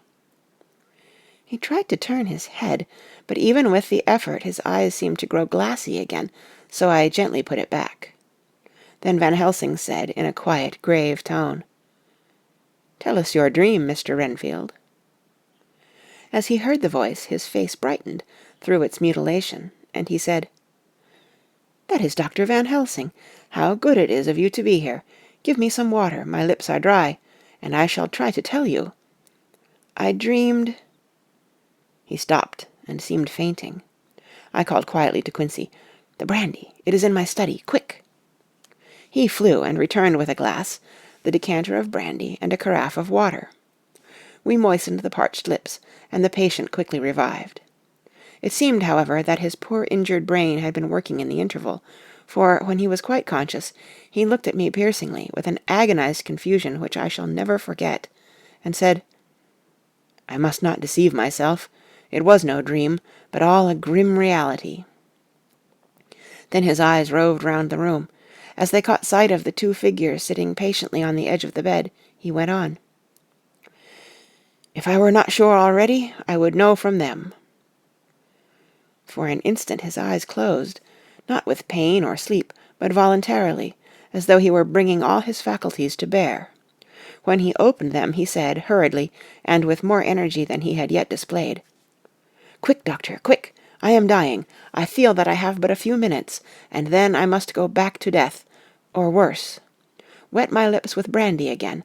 I have something that I must say before I die, or before my poor crushed brain dies, anyhow. Thank you. It was that night after you left me, when I implored you to let me go away. I couldn't speak then, for I felt my tongue was tied, but I was as sane then, except in that way, as I am now. I was in an agony of despair for a long time after you left me. It seemed hours. Then there came a sudden peace to me. My brain seemed to become cool again, and I realized where I was. I heard the dogs bark behind our house, but not where he was." As he spoke, Van Helsing's eyes never blinked, but his hand came out and met mine and gripped it hard. He did not, however, betray himself. He nodded slightly and said, "Go on," in a low voice. Renfield proceeded. "He came up to the window in the mist, as I had seen him often before, but he was solid then, not a ghost, and his eyes were fierce like a man's when angry. He was laughing with his red mouth. The sharp white teeth glinted in the moonlight when he turned to look back over the belt of trees to where the dogs were barking. I wouldn't ask him to come in at first, though I knew he wanted to, just as he had wanted all along. Then he began promising me things, not in words, but by doing them." He was interrupted by a word from the professor. "How?" "By making them happen, just as he used to send in the flies when the sun was shining, great big fat ones with steel and sapphire on their wings, and big moths in the night with skull and crossbones on their backs." Van Helsing nodded to him as he whispered to me unconsciously, "The Acherontia itotropos of the Sphinges, what you call the death's head moth." The patient went on without stopping. "Then he began to whisper, 'Rats, rats, rats, hundreds, thousands, millions of them, and every one a life, and dogs to eat them, and cats too, all lives, all red blood with years of life in it, and not merely buzzing flies.' I laughed at him, for I wanted to see what he could do. Then the dogs howled away beyond the dark trees in his house. He beckoned me to the window. I got up and looked out, and he raised his hands and seemed to call out without using any words. A dark mass spread over the grass, coming on like the shape of a flame of fire, and then he moved the mist to the right and left, and I could see that there were thousands of rats with their eyes blazing red, like his, only smaller. He held up his hand, and they all stopped, and I thought he seemed to be saying, 'All these lives will I give you, aye, and many more and greater, through countless ages, if you will fall down and worship me.' and then a red cloud, like the color of blood, seemed to close over my eyes, and before I knew what I was doing, I found myself opening the sash and saying to him, "Come in, lord and master."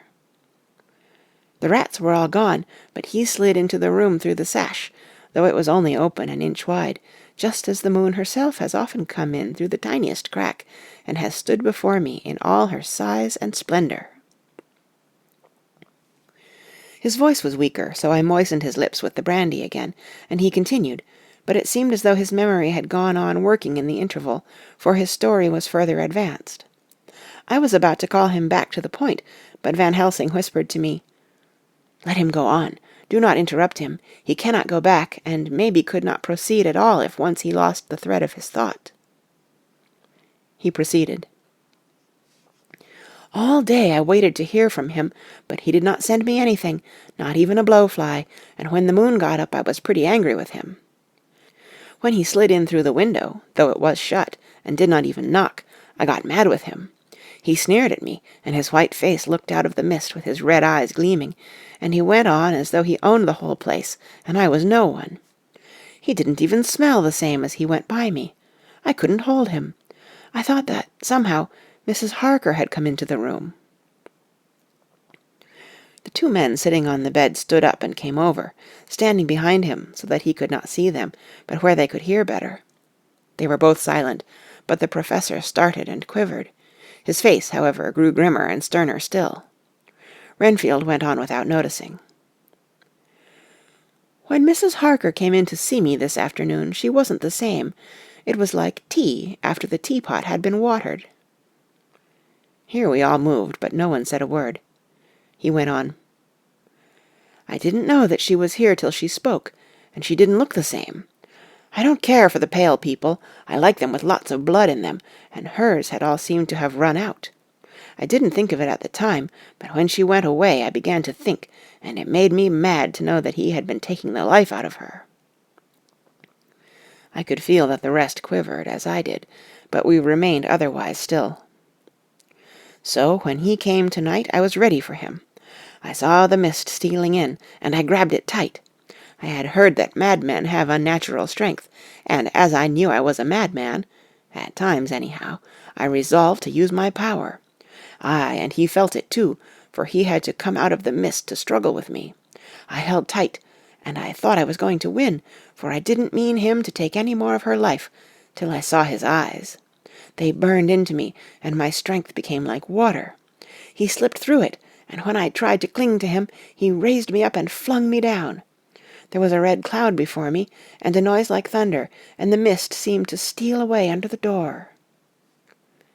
His voice was becoming fainter, and his breath more stertorous. Van Helsing stood up instinctively. "We know the worst now," he said. "He is here, and we know his purpose. It may not be too late. Let us be armed, the same as we were the other night, but lose no time. There is not an instant to spare." There was no need to put our fear, nay, our conviction, into words. We shared them in common. We all hurried, and took from our rooms the same things that we had when we entered the Count's house. The professor had his ready, and as we met in the corridor he pointed to them significantly as he said, "They never leave me, and they shall not till this unhappy business is over. Be wise also, my friends. It is no common enemy that we deal with. Alas, alas, that dear Madam Mina should suffer." He stopped. His voice was breaking, and I do not know if rage or terror predominated in my own heart. Outside the Harkers' door we paused. Art and Quincy held back, and the latter said, "Should we disturb her?" "We must," said Van Helsing grimly. "If the door be locked, I shall break it in." "May it not frighten her terribly? It is unusual to break into a lady's room." Van Helsing said solemnly, "You are always right, but this is life and death. All chambers are alike to the doctor, and even were they not, they are all as one to me tonight. Friend John, when I turn the handle, if the door does not open, do you put your shoulder down and shove. You too, my friends. Now." He turned the handle as he spoke, but the door did not yield. We threw ourselves against it. With a crash it burst open, and we almost fell headlong into the room. The professor did actually fall, and I saw across him as he gathered himself up from hands and knees. What I saw appalled me. I felt my hair rise like bristles on the back of my neck, and my heart seemed to stand still. The moonlight was so bright that through the thick yellow blind the room was light enough to see. On the bed beside the window lay Jonathan Harker, his face flushed, and breathing heavily as though in a stupor. Kneeling on the near edge of the bed facing outwards was the white-clad figure of his wife. By her side stood a tall, thin man, clad in black. His face was turned from us, but the instant we saw, we all recognized the Count, in every way, even to the scar on his forehead. With his left hand he held both Mrs. Harker's hands, keeping them away with her arms at full tension. His right hand gripped her by the back of the neck, forcing her face down on his bosom. Her white nightdress was smeared with blood, and a thin stream trickled down the man's bare breast, which was shown by his torn-open dress. The attitude of the two had a terrible resemblance to a child forcing a kitten's nose into a saucer of milk to compel it to drink. As we burst into the room, the Count turned his face, and the hellish look that I had heard described seemed to leap into it. His eyes flamed red with devilish passion. The great nostrils of the white aquiline nose opened wide and quivered at the edge, and the white sharp teeth behind the full lips of the blood-dripping mouth champed together like those of a wild beast. With a wrench which threw his victim back upon the bed, as though hurled from a height, he turned and sprang at us. But by this time the professor had gained his feet, and was holding towards him the envelope which contained the sacred wafer. The Count suddenly stopped, just as poor Lucy had done outside the tomb, and cowered back. Further and further back he cowered, as we, lifting our crucifixes, advanced. The moonlight suddenly failed, as a great black cloud sailed across the sky, and when the gaslight sprang up under Quincy's match, we saw nothing but a faint vapour. This, as we looked, trailed under the door, which, with the recoil from its bursting open, had swung back to its old position. Van Helsing, Art, and I moved forward to Mrs. Harker, who by this time had drawn her breath, and with it had given a scream so wild, so ear-piercing, so despairing, that it seems to me now that it will ring in my ears till my dying day. For a few seconds she lay in her helpless attitude and disarray.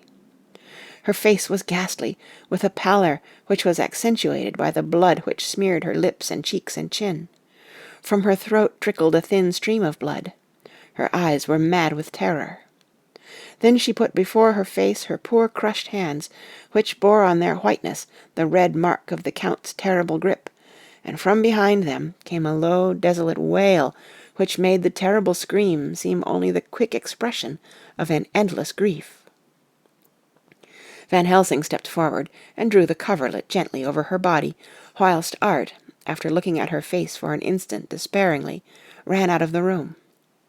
Van Helsing whispered to me, "Jonathan is in a stupor such as we know the vampire can produce. We can do nothing with poor Madam Mina for a few moments till she recovers herself. I must wake him." He dipped the end of a towel in cold water, and with it began to flick him on the face, his wife all the while holding her face between her hands and sobbing in a way that was heartbreaking to hear. I raised the blind and looked out of the window. There was much moonshine, and as I looked I could see Quincy Morris run across the lawn and hide himself in the shadow of a great yew tree. It puzzled me to think why he was doing this, but at the instant I heard Harker's quick exclamation as he woke to partial consciousness, and turned to the bed. On his face, as there might well be, was a look of wild amazement. He seemed dazed for a few seconds, and then full consciousness seemed to burst upon him all at once, and he started up. His wife was aroused by the quick movement, and turned to him with her arms stretched out, as though to embrace him. Instantly, however, she drew them in again, and putting her elbows together, held her hands before her face, and shuddered till the bed beneath her shook.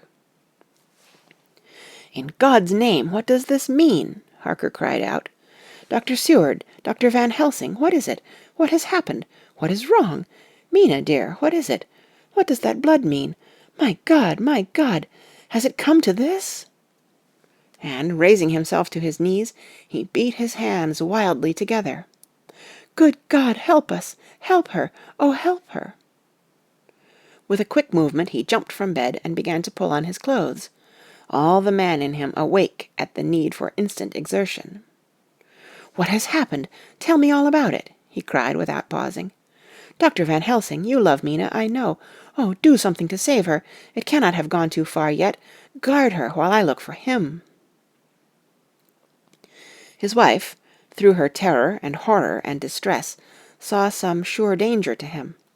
Instantly forgetting her own grief, she seized hold of him and cried out, "No, no, Jonathan, you must not leave me. I have suffered enough tonight, God knows, without the dread of his harming you. You must stay with me, stay with these friends who will watch over you." Her expression became frantic as she spoke, and, he yielding to her, she pulled him down sitting on the bedside, and clung to him fiercely. Van Helsing and I tried to calm them both. The professor held up his little golden crucifix, and said with wonderful calmness, "Do not fear, my dear. We are here, and whilst this is close to you, no foul thing can approach. You are safe for tonight, and we must be calm and take counsel together." She shuddered and was silent, holding down her head on her husband's breast. When she raised it, his white night-robe was stained with blood where her lips had touched, and where the thin open wound in her neck had sent forth drops. The instant she saw it she drew back with a low wail, and whispered amidst choking sobs, "Unclean, unclean! I must touch him or kiss him no more. Oh, that it should be that it is I who am now his worst enemy, and whom he may have most cause to fear." To this he spoke out resolutely. "Nonsense, Mina! It is a shame to me to hear such a word. I would not hear it of you, and I shall not hear it from you. May God judge me by my deserts, and punish me with more bitter suffering than even this hour, if by any act or will of mine anything ever come between us." He put out his arms and folded her to his breast, and for a while she lay there sobbing. He looked at us over her bowed head, with eyes that blinked damply above his quivering nostrils. His mouth was set as steel. After a while her sobs became less frequent and more faint, and then he said to me, speaking with a studied calmness which I felt tried his nervous power to the utmost, "And now, Dr. Seward, tell me all about it. Too well I know the broad fact. Tell me all that has been." I told him exactly what had happened, and he listened with seeming impassiveness, but his nostrils twitched and his eyes blazed, as I told how the ruthless hands of the Count had held his wife in that terrible and horrid position, with her mouth to the open wound in his breast. It interested me, even at that moment, to see that, whilst the face of white-set passion worked convulsively over the bowed head, the hands tenderly and lovingly stroked the ruffled hair. Just as I had finished, Quincey and Godalming knocked at the door. They entered in obedience to our summons. Van Helsing looked at me questioningly. I understood him to mean if we were to take advantage of their coming to divert, if possible, the thoughts of the unhappy husband and wife from each other and from themselves. So, on nodding acquiescence to him, he asked them what they had seen or done. To which Lord Godalming answered, "I could not see him anywhere in the passage or in any of our rooms. I looked in the study, but, though he had been there, he had gone. He had, however—" He stopped suddenly, looking at the poor drooping figure on the bed. Van Helsing said gravely, "Go on, friend Arthur. We want here no more concealments. Our hope now is in knowing all. Tell freely." So Art went on. "He had been there, and though it could only have been for a few seconds, he made rare hay of the place. All the manuscript had been burned, and the blue flames were flickering amongst the white ashes. The cylinders of your phonograph, too, were thrown on the fire, and the wax had helped the flames." Here I interrupted. "Thank God there is the other copy in the safe." His face lit for a moment, but fell again as he went on. "I ran downstairs then, but could see no sign of him. I looked into Renfield's room, but there was no trace there except—" Again he paused.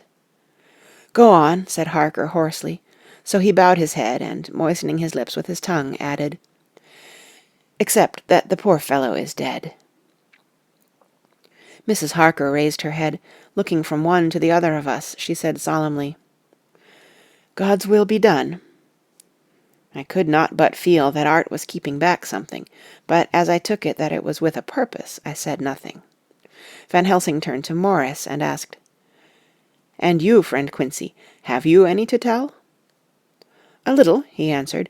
"It may be much eventually, but at present I can't say. I thought it well to know, if possible, where the Count would go when he left the house. I did not see him, but I saw a bat rise from Renfield's window and flap westward. I expected to see him in some shape go back to Carfax, but he evidently sought some other lair. He will not be back tonight, for the sky is reddening in the east, and the dawn is close. We must work tomorrow." He said the latter words through his shut teeth. For a space of perhaps a couple of minutes there was silence, and I could fancy that I could hear the sound of our hearts beating. Then Van Helsing said, placing his hand very tenderly on Mrs. Harker's head, "And now, Madam Mina, poor dear, dear Madam Mina, tell us exactly what happened. God knows that I do not want that you be pained, but it is need that we know all. For now more than ever has all work to be done quick and sharp, and in deadly earnest. The day is close to us that must end all, if it may be so, and now is the chance that we may live and learn." The poor dear lady shivered, and I could see the tension of her nerves as she clasped her husband closer to her and bent her head lower and lower still on his breast. Then she raised her head proudly and held out one hand to Van Helsing, who took it in his, and, after stooping and kissing it reverently, held it fast. The other hand was locked in that of her husband, who held his other arm thrown round her protectingly. After a pause in which she was evidently ordering her thoughts, she began, "I took the sleeping draught which you had so kindly given me, but for a long time it did not act. I seemed to become more wakeful, and myriads of horrible fancies began to crowd in upon my mind, all of them connected with death and vampires, with blood and pain and trouble." Her husband involuntarily groaned as she turned to him and said lovingly, "Do not fret, dear. You must be brave and strong, and help me through the horrible task. If you only knew what an effort it is to me to tell of this fearful thing at all, you would understand how much I need your help." Well, I saw I must try to help the medicine to its work with my will, if it was to do me any good, so I resolutely set myself to sleep. Sure enough, sleep must soon have come to me, for I remember no more. Jonathan coming in had not waked me, for he lay by my side when next I remember. There was in the room the same thin white mist that I had before noticed. But I forget now if you know of this. You will find it in my diary, which I shall show you later. I felt the same vague terror which had come to me before, and the same sense of some presence. I turned to wake Jonathan, but found that he slept so soundly that it seemed as if it was he who had taken the sleeping draught, and not I. I tried, but I could not wake him. This caused me a great fear, and I looked around terrified. Then indeed my heart sank within me. Beside the bed, as if he had stepped out of the mist, or rather as if the mist had turned into his figure, for it had entirely disappeared, stood a tall, thin man, all in black. I knew him at once from the description of the others. The waxen face, the high aquiline nose, on which the light fell in a thin white line, the parted red lips, with the sharp white teeth showing between, and the red eyes that I had seemed to see in the sunset on the windows of St. Mary's Church at Whitby. I knew, too, the red scar on his forehead where Jonathan had struck him. For an instant my heart stood still, and I would have screamed out, only that I was paralyzed. In the pause he spoke in a sort of keen, cutting whisper, pointing as he spoke to Jonathan. "Silence! If you make a sound, I shall take him and dash his brains out before your very eyes." I was appalled, and was too bewildered to do or say anything. With a mocking smile he placed one hand upon my shoulder, and, holding me tight, bared my throat with the other, saying as he did so, "First, a little refreshment to reward my exertions. You may as well be quiet. It is not the first time or the second that your veins have appeased my thirst." I was bewildered, and strangely enough I did not want to hinder him. I suppose it is a part of the horrible curse that such is, when his touch is on his victim. And oh, my God, pity me! He placed his reeking lips upon my throat. Her husband groaned again. She clasped his hand harder and looked at him pityingly, as if he were the injured one, and went on. I felt my strength fading away, and I was in a half-swoon. How long this horrible thing lasted I know not, but it seemed that a long time must have passed before he took his foul, awful, sneering mouth away. I saw it drip with the fresh blood. The remembrance seemed for a while to overpower her, and she drooped and would have sunk down but for her husband's sustaining arm. With a great effort she recovered herself and went on. Then he spoke to me mockingly. And so you, like the others, would play your brains against mine. You would help these men to hunt me and frustrate me in my designs. You know now, and they know in part already, and will know in full before long, what it is to cross my path. They should have kept their energies for use closer to home. Whilst they played wits against me who commanded nations, and intrigued for them, and fought for them, hundreds of years before they were born, I was countermining them. And you, their best beloved one, are now to me flesh of my flesh, blood of my blood, kin of my kin, my bountiful wine-press for a while, and shall be later on my companion and my helper. You shall be avenged in turn, for not one of them but shall minister to your needs. But as yet you are to be punished for what you have done. You have aided in thwarting me. Now you shall come to my call. When my brain says, come to you, you shall cross land or sea to do my bidding, and to that end, this. With that he pulled open his shirt, and with his long, sharp nails opened a vein in his breast. When the blood began to spurt out, he took my hands in one of his, holding them tight, and with the other seized my neck and pressed my mouth to the wound, so that I must either suffocate or swallow some of the... Oh, my God, what have I done? What have I done to deserve such a fate? I, who have tried to walk in meekness and righteousness all my days. God, pity me. Look down on a poor soul in worse than mortal peril, and in mercy pity those to whom she is dear. Then she began to rub her lips as though to cleanse them from pollution. As she was telling her terrible story, the eastern sky began to quicken, and everything became more and more clear. Harker was still and quiet, but over his face, as the awful narrative went on, came a grey look which deepened and deepened in the morning light, till when the first red streak of the coming dawn shot up, the flesh stood darkly out against the whitening hair. We have arranged that one of us is to stay within call of the unhappy pair till we can meet together and arrange about taking action. Of this I am sure. The sun rises today on no more miserable house in all the great round of its daily course. End of Chapter 21. Chapter 22. Jonathan Harker's Journal. 3rd of October. As I must do something or go mad, I write this diary.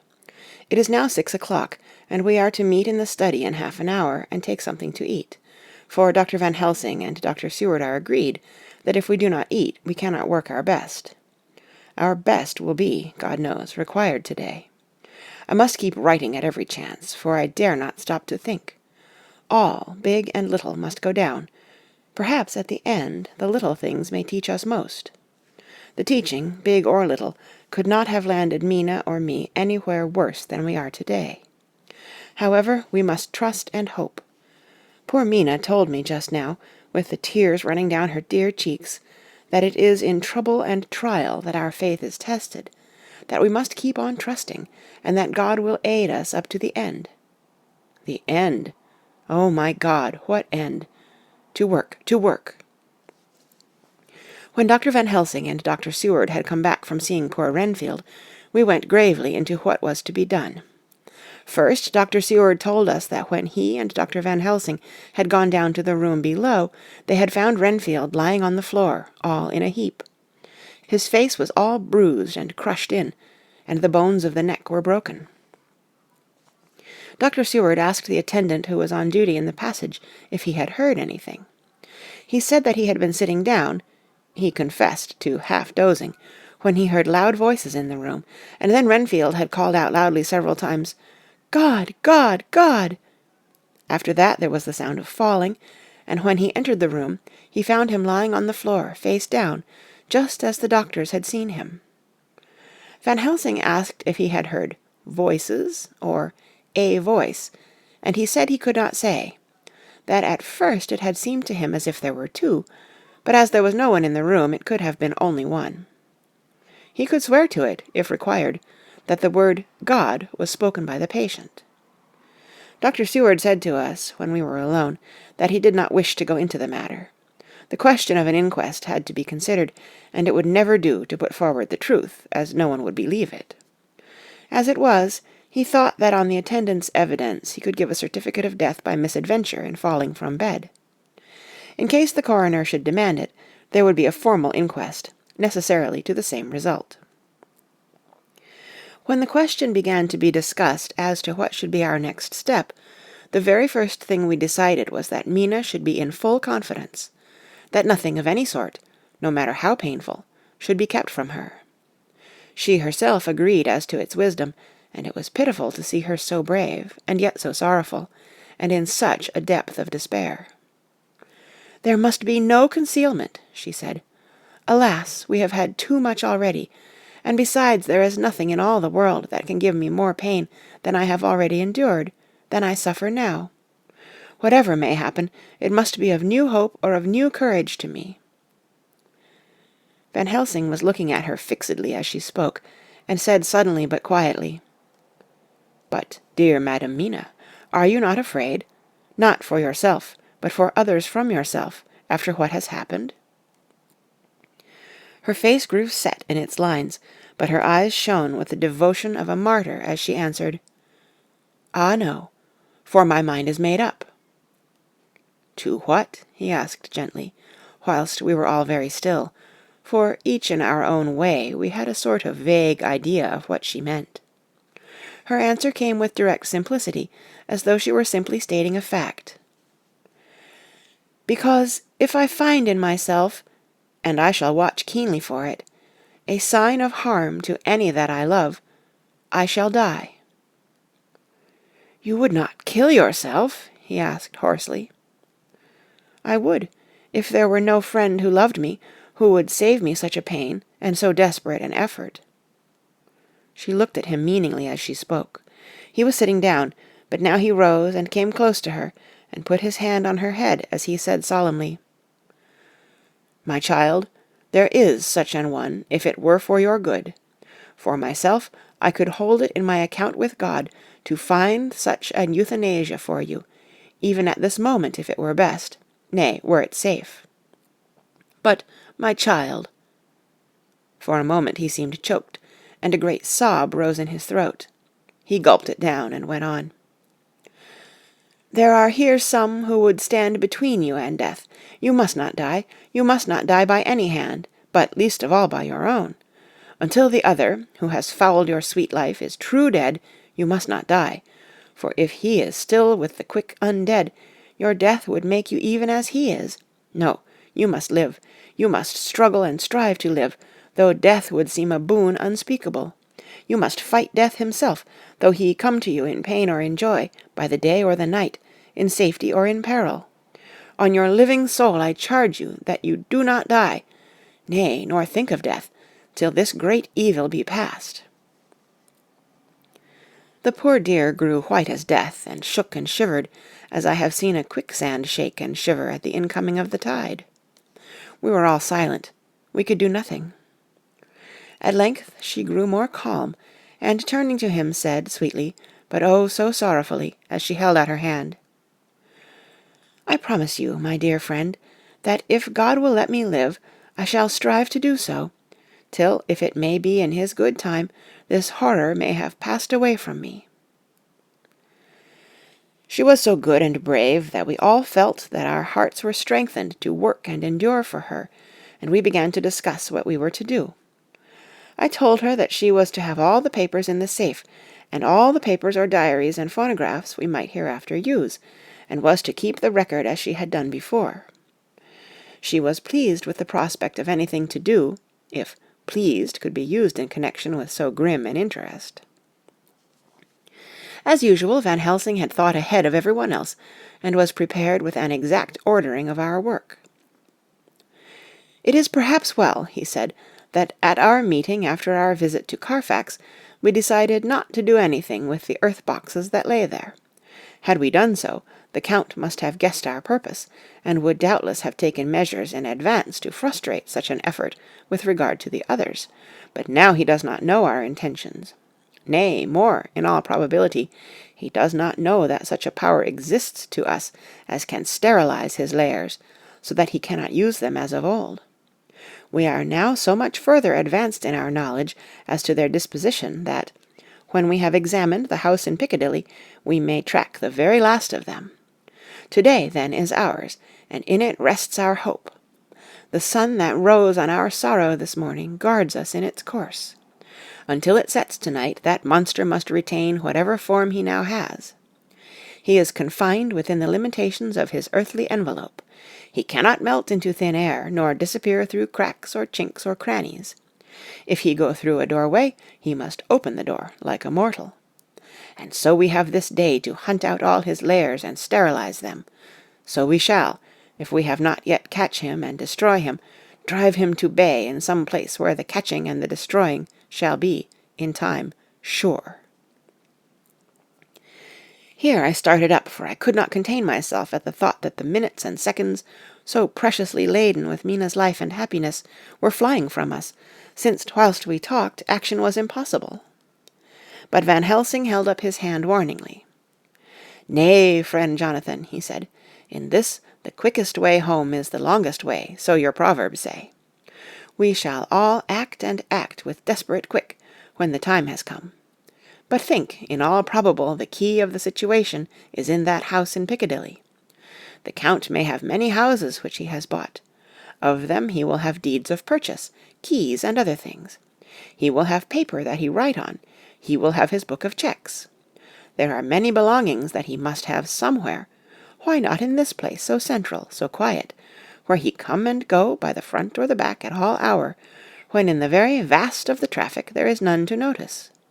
We shall go there and search that house, and when we learn what it holds, then we do what our friend Arthur call, in his phrases of hunt, stop the earths. And so we run down our old fox. So, is it not?" "Then let us come at once," I cried. "We are wasting the precious, precious time." The Professor did not move, but simply said, "And how are we to get into that house in Piccadilly?" "Any way," I cried. "We shall break in if need be." "And your police, where will they be, and what will they say?" I was staggered, but I knew that if he wished to delay he had a good reason for it, so I said, as quietly as I could, "Don't wait more than need be. You know, I am sure, what torture I am in." "Ah, my child, that I do, and indeed there is no wish of me to add to your anguish. But just think, what can we do until all the world be at movement? Then will come our time. I have thought and thought, and it seems to me that the simplest way is the best of all. Now we wish to get into the house, but we have no key. Is it not so?" I nodded. "Now suppose that you were, in truth, the owner of that house, and could not still get in, and think there was to you no conscience of the housebreaker, what would you do?" "I should get a respectable locksmith, and set him to work to pick the lock for me." "And your police, they would interfere, would they not?" "Oh, no, not if they knew the man was properly employed." "Then," he looked at me as keenly as he spoke, "all that is in doubt is the conscience of the employer, and the belief of your policeman as to whether or no that employer has a good conscience or a bad one. Your police must indeed be zealous men and clever, oh so clever, in reading the heart, that they trouble themselves in such matter. No, no, my friend Jonathan, you go take the lock off 100 empty house in this your London, or of any city in the world, and if you do it as such things are rightly done, and at the time such things are rightly done, no one will interfere. I have read of a gentleman who owned a so fine house in London, and when he went for months of summer to Switzerland and lock up his house, some burglar came and broke window at back and got in. Then he went and made open the shutters in front, and walk out and in through the door, before the very eyes of the police. Then he have an auction in that house, and advertise it, and put up big notice, and when the day come he sell off by a great auctioneer all the goods of that other man who own them. Then he go to a builder, and he sell him that house, making an agreement that he pull it down and take all away within a certain time. And your police and other authority help him all they can. And when that owner come back from his holiday in Switzerland, he find only an empty hole where his house had been.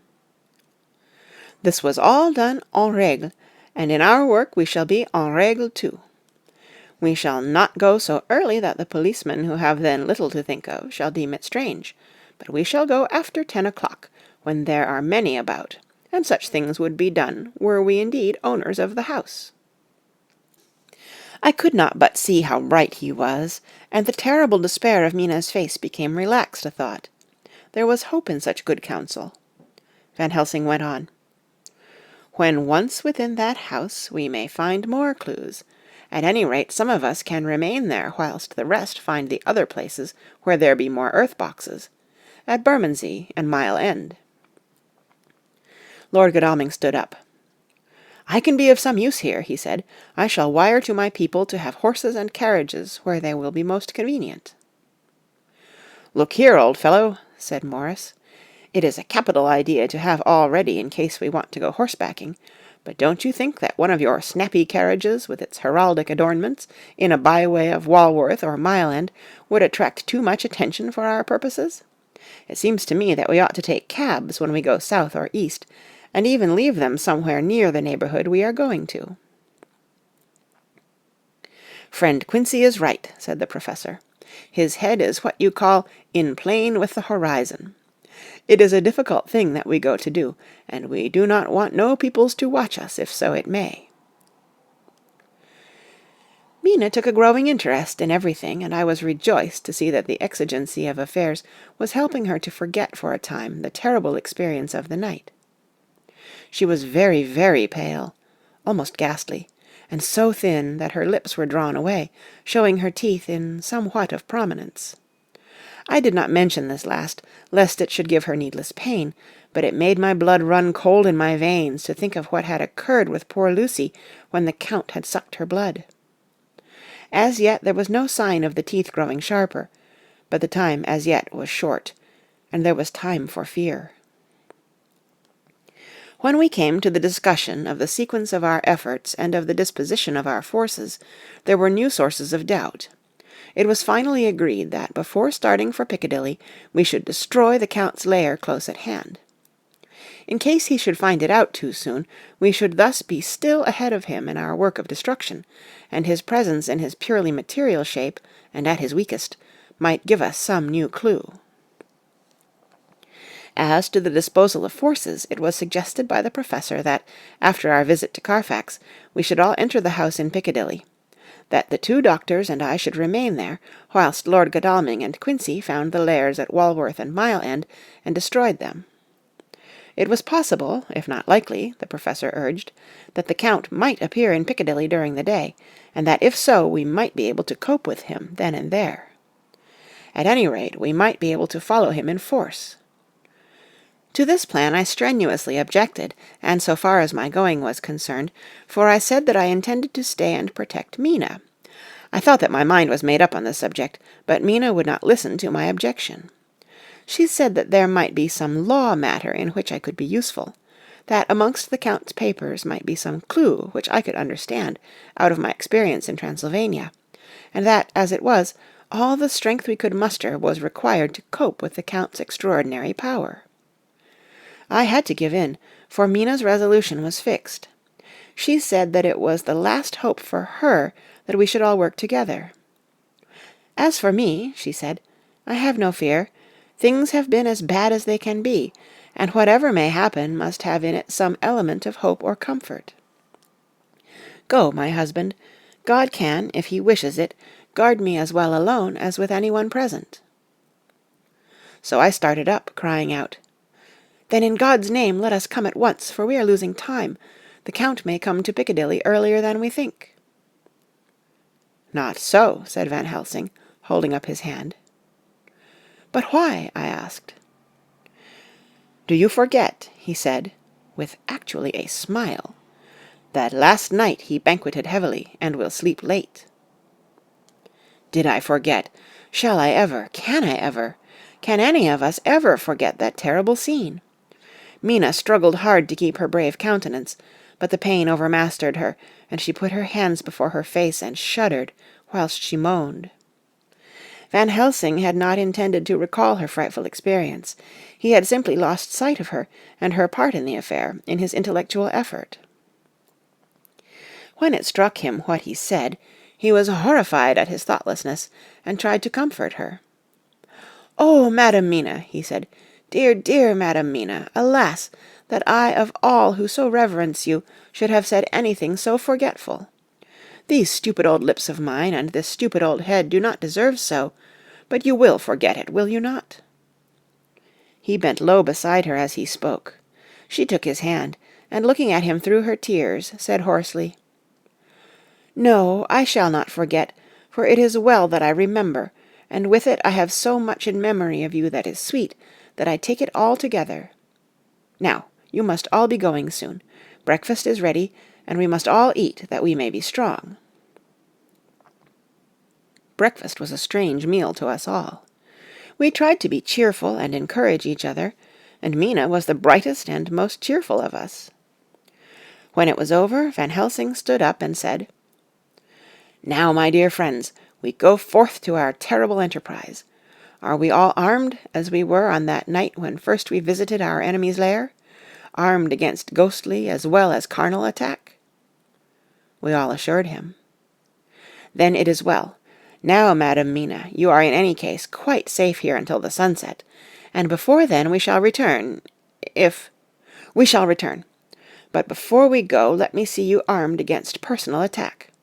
I have myself, since you came down, prepared your chamber by the placing of things of which we know, so that he may not enter.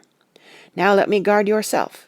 On your forehead I touch this piece of sacred wafer, in the name of the Father, the Son, and—" There was a fearful scream, which almost froze our hearts to hear. As he had placed the wafer on Mina's forehead, it had seared it, had burned into the flesh, as though it had been a piece of white-hot metal. My poor darling's brain had told her the significance of the fact as quickly as her nerves received the pain of it, and the two so overwhelmed her that her overwrought nature had its voice in that dreadful scream. But the words to her thought came quickly. The echo of the scream had not ceased to ring on the air when there came the reaction, and she sank on her knees on the floor in an agony of abasement. Pulling her beautiful hair over her face, as the leper of old his mantle, she wailed out, "Unclean, unclean! Even the Almighty shuns my polluted flesh. I must bear this mark of shame upon my forehead until the judgment day." They all paused. I had thrown myself beside her in an agony of helpless grief, and putting my arms around held her tight. For a few minutes our sorrowful hearts beat together, whilst the friends around us turned away their eyes that ran tears silently. Then Van Helsing turned and said gravely, so gravely that I could not help feeling that he was in some way inspired, and was stating things outside himself, "It may be that you may have to bear that mark till God himself see fit, as he most surely shall, on the judgment day, to redress all wrongs of the earth, and of his children that he has placed thereon. And oh, Madam Mina, my dear, may we who love you be there to see, when that red scar, the sign of God's knowledge of what has been, shall pass away, and leave your forehead as pure as the heart we know. For so surely as we live, that scar shall pass away, when God sees right to lift the burden that is hard upon us. Till then we bear our cross, as his Son did in obedience to his will. It may be that we are chosen instruments of his good pleasure, and that we ascend to his bidding as that other through stripes and shame, through tears and blood, through doubts and fears, and all that makes the difference between God and man. There was hope in his words and comfort, and they made for resignation. Mina and I both felt so, and simultaneously we each took one of the old man's hands and bent over and kissed it. Then without a word we all knelt down together, and, all holding hands, swore to be true to each other. We men pledged ourselves to raise the veil of sorrow from the head of her whom, each in his own way, we loved, and we prayed for help and guidance in the terrible task which lay before us. It was then time to start, so I said farewell to Mina, a parting which neither of us shall forget to our dying day, and we set out. To one thing I have made up my mind. If we find out that Mina must be a vampire in the end, then she shall not go into that unknown and terrible land alone. I suppose it is thus that in old times one vampire meant many. Just as their hideous bodies could only rest in sacred earth, so the holiest love was the recruiting sergeant for their ghastly ranks. We entered Carfax without trouble, and found all things the same as on the first occasion. It was hard to believe that amongst so prosaic surroundings of neglect and dust and decay there was any ground for such fear as already we knew. Had not our minds been made up, and had there not been terrible memories to spur us on, we could hardly have proceeded with our task. We found no papers or any sign of use in the house, and in the old chapel the great boxes looked just as we had seen them last. Dr. Van Helsing said to us solemnly as we stood before them, "And now, my friends, we have a duty here to do. We must sterilize this earth, so sacred of holy memories, that he has brought from a far distant land for such fell use. He has chosen this earth because it has been holy. Thus we defeat him with his own weapon, for we make it more holy still. It was sanctified to such use of man, now we sanctify it to God." As he spoke he took from his bag a screwdriver and a wrench, and very soon the top of one of the cases was thrown open. The earth smelled musty and close, but we did not somehow seem to mind, for our attention was concentrated on the professor. Taking from his box a piece of the sacred wafer, he laid it reverently on the earth, and then shutting down the lid began to screw it home, we aiding him as he worked.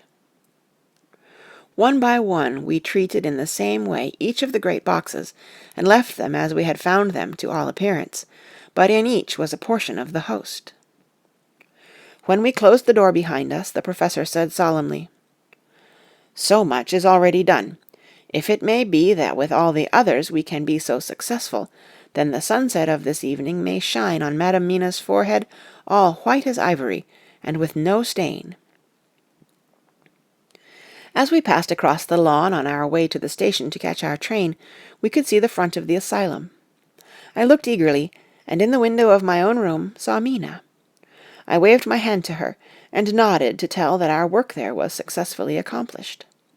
She nodded in reply to show that she understood.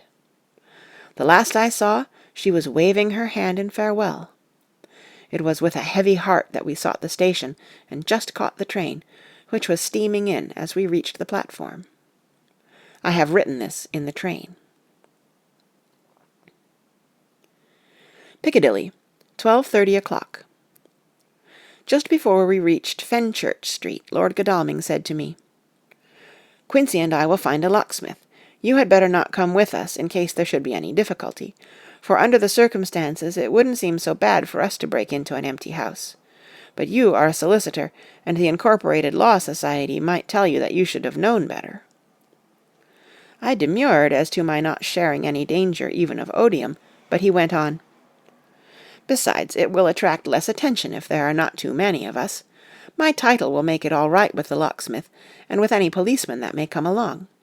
You had better go with Jack and the professor, and stay in the Green Park, somewhere in sight of the house, and when you see the door opened and the smith has gone away, do you all come across. We shall be on the lookout for you, and shall let you in." "The advice is good," said Van Helsing, so we said no more. Godalming and Morris hurried off in a cab, we following in another. At the corner of Arlington Street our contingent got out, and strolled into the Green Park. My heart beat as I saw the house on which so much of our hope was centred, looming up grim and silent in its deserted condition amongst its more lively and spruce-looking neighbours. We sat down on a bench within good view, and began to smoke cigars, so as to attract as little attention as possible. The minutes seemed to pass with leaden feet as we waited for the coming of the others. At length we saw a four-wheeler drive up.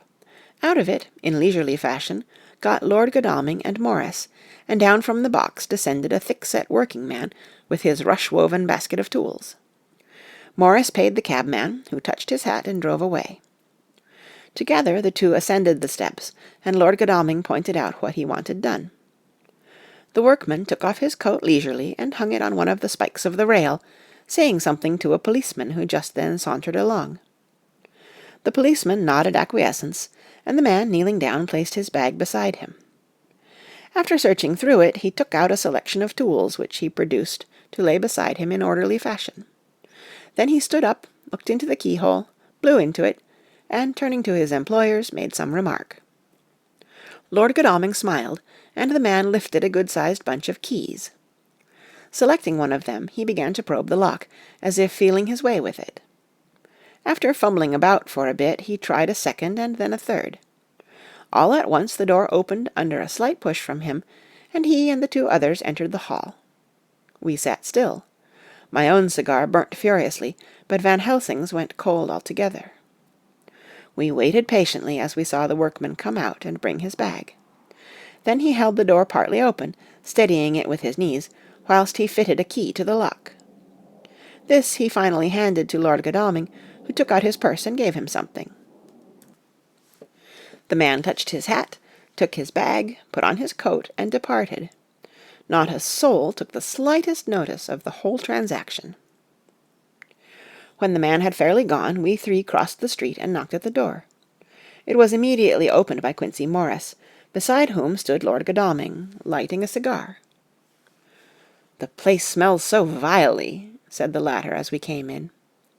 It did indeed smell vilely, like the old chapel at Carfax, and with our previous experience it was plain to us that the Count had been using the place pretty freely.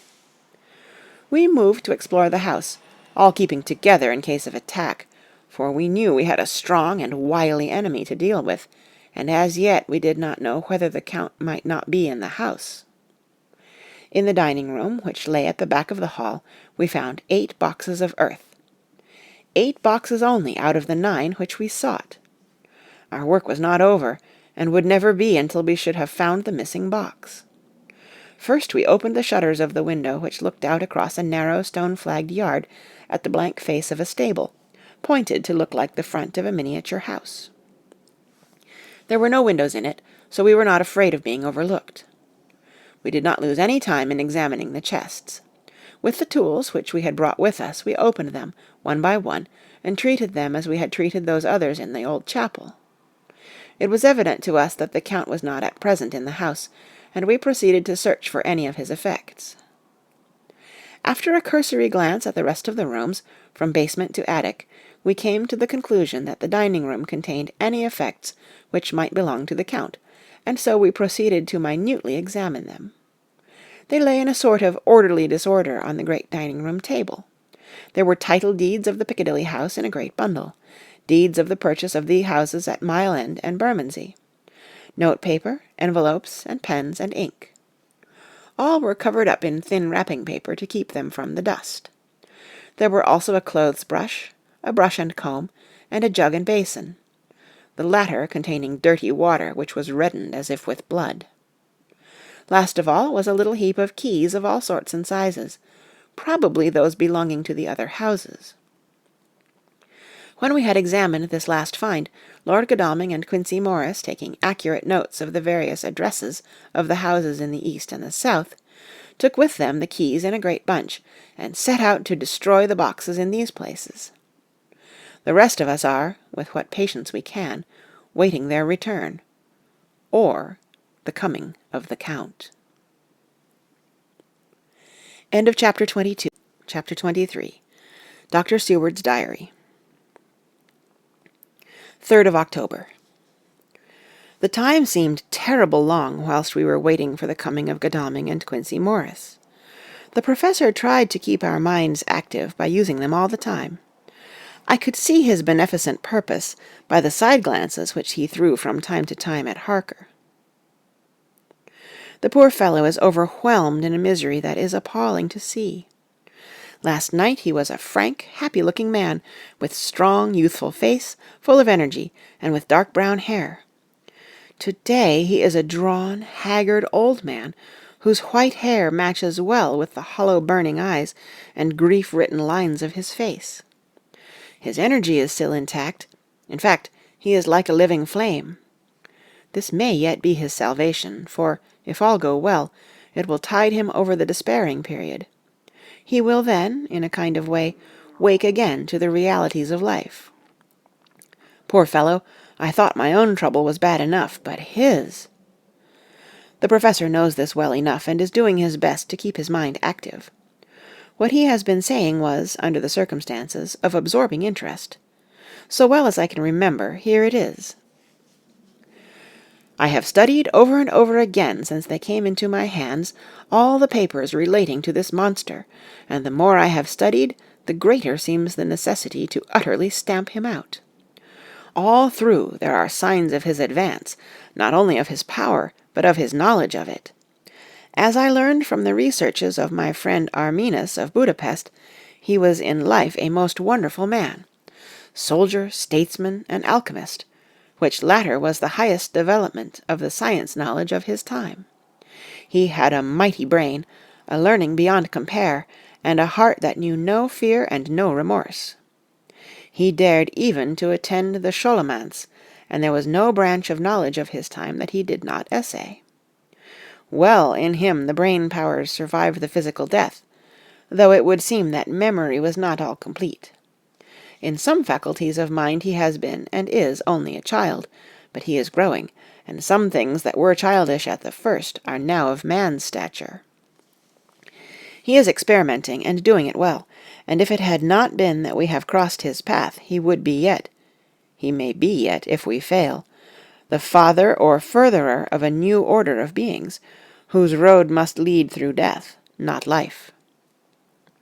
Harker groaned and said, "And this is all arrayed against my darling. But how is he experimenting? The knowledge may help us to defeat him." "He has all along, since his coming, been trying his power, slowly but surely. That big child brain of his is working. Well for us it is, as yet, a child brain, for had he dared, at the first, to attempt certain things, he would long ago have been beyond our power. However, he means to succeed, and a man who has centuries before him can afford to wait and go slow. Festina lente may well be his motto." "I fail to understand," said Harker wearily. "Oh, do be more plain to me. Perhaps grief and trouble are dulling my brain." The professor laid his hand tenderly on his shoulder as he spoke. "Ah, my child, I will be plain. Do you not see how, of late, this monster has been creeping into knowledge experimentally? How he has been making use of the zoophagous patient to effect his entry into friend John's home? For your vampire, though in all afterwards he can come when and how he will, must at the first make entry only when asked thereto by an inmate.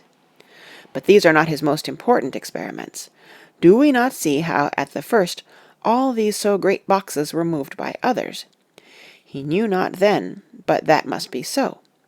But all the time that so great child brain of his was growing, and he began to consider whether he might not himself move the box. So he began to help, and then, when he found that this be all right, he tried to move them all alone. And so he progress, and he scatter these graves of him, and none but he know where they are hidden. He may have intend to bury them deep in the ground, so that he only use them in the night, or at such time as he can change his form, they do him equal well, and none may know these are his hiding-place. But, my child, do not despair, this knowledge come to him just too late. Already all of his lairs but one be sterilized as for him, and before the sunset this shall be so. Then he have no place where he can move and hide. I delayed this morning so that we might be sure. Is there not more at stake for us than for him? Then why we not be even more careful than him? By my clock it is 1 hour, and already, if all be well, friend Arthur and Quincy are on their way to us. To-day is our day, and we must go sure, if slow, and lose no chance. See, there are 5 of us, when those absent ones return." Whilst he was speaking, we were startled by a knock at the hall door, the double postman's knock of the telegraph boy. We all moved out to the hall with one impulse, and Van Helsing, holding up his hand to us to keep silence, stepped to the door and opened it. The boy handed in a despatch. The professor closed the door again, and, after looking at the direction, opened it and read aloud. "Look out for D. He has just now, 12:45, come from Carfax hurriedly and hastened towards the south. He seems to be going the round, and may want to see you. Mina." There was a pause, broken by Jonathan Harker's voice. "Now, God be thanked, we shall soon meet." Van Helsing turned to him quickly and said, "God will act in his own way and time. Do not fear, and do not rejoice as yet, for what we wish for at the moment may be our undoings." "I care for nothing now," he answered hotly, "except to wipe out this brute from the face of creation. I would sell my soul to do it." "Oh, hush, hush, my child," said Van Helsing. "God does not purchase souls in this wise, and the devil, though he may purchase, does not keep faith. But God is merciful and just, and knows your pain and your devotion to that dear Madam Mina. Think you how her pain would be doubled did she but hear your wild words? Do not fear any of us. We are all devoted to this cause, and to-day shall see the end. The time is coming for action.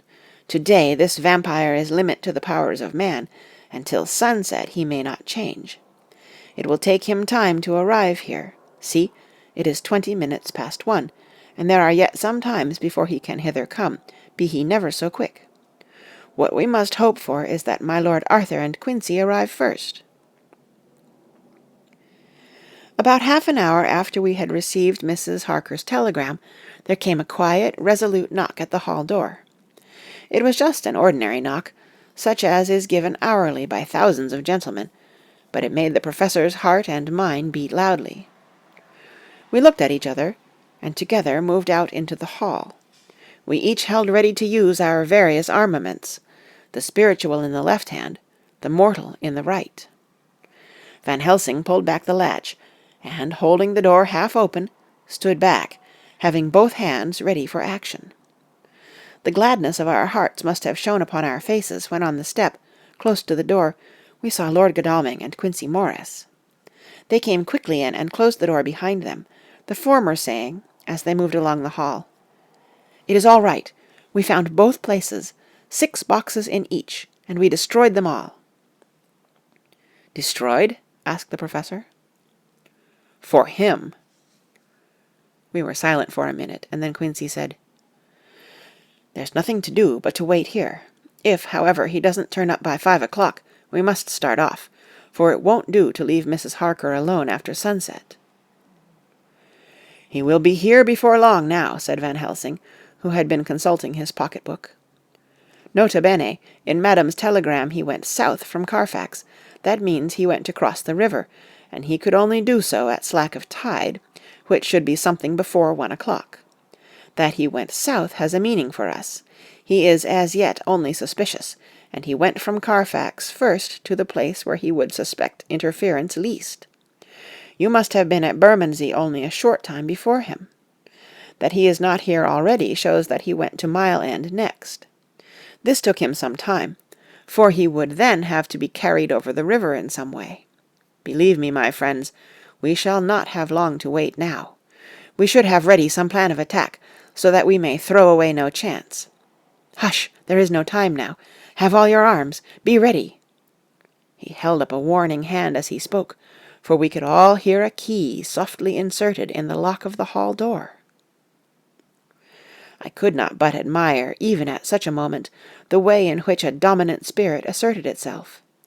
In all our hunting parties and adventures in different parts of the world, Quincy Morris had always been the one to arrange the plan of action, and Arthur and I had been accustomed to obey him implicitly. Now the old habit seemed to be renewed instinctively. With a swift glance around the room, he at once laid out our plan of attack, and without speaking a word, with a gesture, placed us each in position. Van Helsing, Harker, and I were just behind the door, so that when it was opened the Professor could guard it whilst we two stepped between the incomer and the door. Godalming behind, and Quincey in front stood just out of sight ready to move in front of the window. We waited in a suspense that made the seconds pass with nightmare slowness. The slow, careful steps came along the hall. The Count was evidently prepared for some surprise. At least, he feared it. Suddenly, with a single bound, he leaped into the room, winning away past us before any of us could raise a hand to stay him. There was something so panther-like in the movement, something so unhuman, that it seemed to sober us all from the shock of his coming. The first to act was Harker, who, with a quick movement, threw himself before the door leading into the room in the front of the house. As the Count saw us, a horrible sort of snarl passed over his face, showing the eye-teeth long and pointed, but the evil smile as quickly passed into a cold stare of lion-like disdain. His expression again changed as, with a sudden impulse, we all advanced upon him. It was a pity that we had not some better organized plan of attack, for even at the moment I wondered what we were to do. I did not myself know whether our lethal weapons would avail us anything. Harker evidently meant to try the matter, for he had ready his great kukri knife, and made a fierce and sudden cut at him. The blow was a powerful one. Only the diabolical quickness of the Count's leap back saved him. A second less, and the trenchant blade had shorn through his heart. As it was, the point just cut the cloth of his coat, making a wide gap whence a bundle of banknotes and a stream of gold fell out. The expression of the Count's face was so hellish that for a moment I feared for Harker, though I saw him throw the terrible knife aloft again for another stroke. Instinctively I moved forward with a protective impulse, holding the crucifix and wafer in my left hand. I felt a mighty power fly along my arm, and it was without surprise that I saw the monster cower back before a similar movement made spontaneously by each one of us. It would be impossible to describe the expression of hate and baffled malignity, of anger and hellish rage, which came over the Count's face. His waxen hue became greenish-yellow by the contrast of his burning eyes, and the red scar on the forehead showed on the pallid skin like a palpitating wound. The next instant, with a sinuous dive, he swept under Harker's arm, ere his blow could fall, and, grasping a handful of the money from the floor, dashed across the room and threw himself at the window. Amid the crash and glitter of the falling glass, he tumbled into the flagged area below. Through the sound of the shivering glass I could hear the ting of the gold, as some of the sovereigns fell upon the flagging. We ran over and saw him spring unhurt from the ground. He, rushing up the steps, crossed the flagged yard, and pushed open the stable door. There he turned and spoke to us. "You think to baffle me, you, with your pale faces all in a row, like sheep at a butcher's. You shall be sorry yet, each one of you. You think you have left me without a place to rest, but I have more. My revenge is just begun. I spread it over centuries, and time is on my side. Your girls that you all love are mine already, and through them you and others shall yet be mine, my creatures, to do my bidding and to be my jackals when I want to feed. Bah!" With a contemptuous sneer he passed quickly through the door, and we heard the rusty bolt creak as he fastened it behind him. A door beyond opened and shut. The first of us to speak was the Professor, as, realizing the difficulty of following him through the stable, we moved toward the hall. "We have learnt something, much. Notwithstanding his brave words, he fears us. He fear time, he fear want. For if not, why he hurry so? His very tone betray him, or my ears deceive. Why take that money? You follow quick. You are hunters of wild beast, and understand it so. For me, I make sure that nothing here may be of use to him, if so that he return." As he spoke he put the money remaining into his pocket, took the title deeds in the bundle as Harker had left them, and swept the remaining things into the open fireplace, where he set fire to them with a match. Godalming and Morris had rushed out into the yard, and Harker had lowered himself from the window to follow the Count. He had, however, bolted the stable door, and by the time they had forced it open there was no sign of him. Van Helsing and I tried to make inquiry at the back of the house, but the mews was deserted, and no one had seen him depart. It was now late in the afternoon, and sunset was not far off. We had to recognize that our game was up.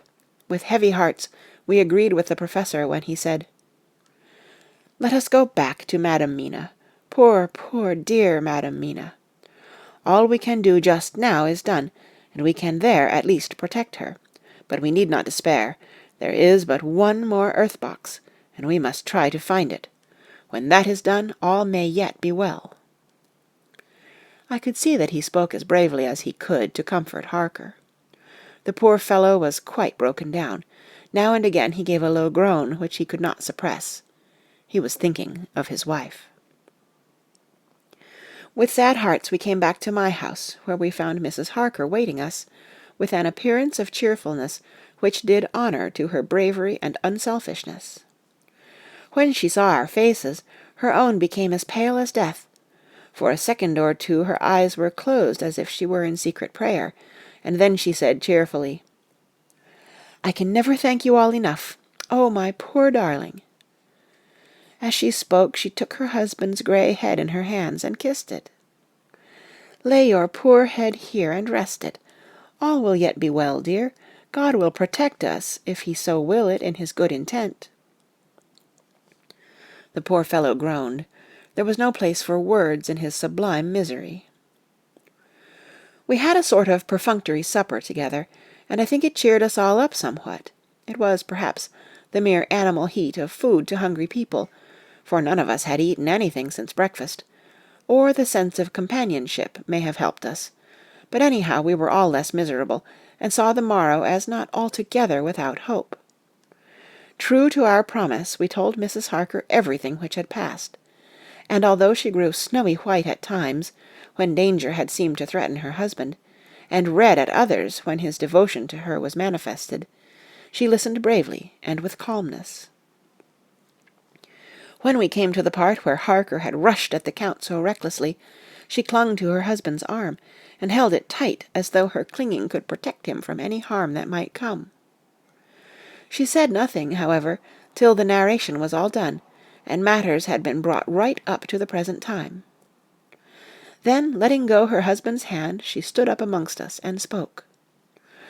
"Oh, that I could give any idea of the scene, of that sweet, sweet, good, good woman, in all the radiant beauty of her youth and animation, with the red scar on her forehead of which she was conscious, and which we saw with grinding of our teeth, remembering whence and how it came.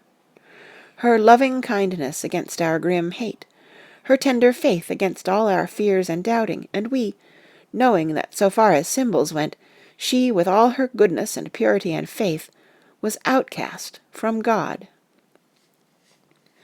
"Jonathan," she said, and the word sounded like music on her lips, it was so full of love and tenderness. "Jonathan, dear, and you all, my true, true friends, I want you to bear something in mind through all this dreadful time. I know that you must fight, that you must destroy even as you destroyed the false Lucy, so that the true Lucy might live hereafter. But it is not a work of hate. That poor soul who has wrought all this misery is the saddest case of all. Just think what will be his joy when he, too, is destroyed in his worser part, that his better part may have spiritual immortality. You must be pitiful to him, too, though it may not hold your hands from his destruction." As she spoke, I could see her husband's face darken and draw together, as though the passion in him were shrivelling his being to its core. Instinctively the clasp on his wife's hand grew closer, till his knuckles looked white. She did not flinch from the pain which I knew she must have suffered, but looked at him with eyes that were more appealing than ever.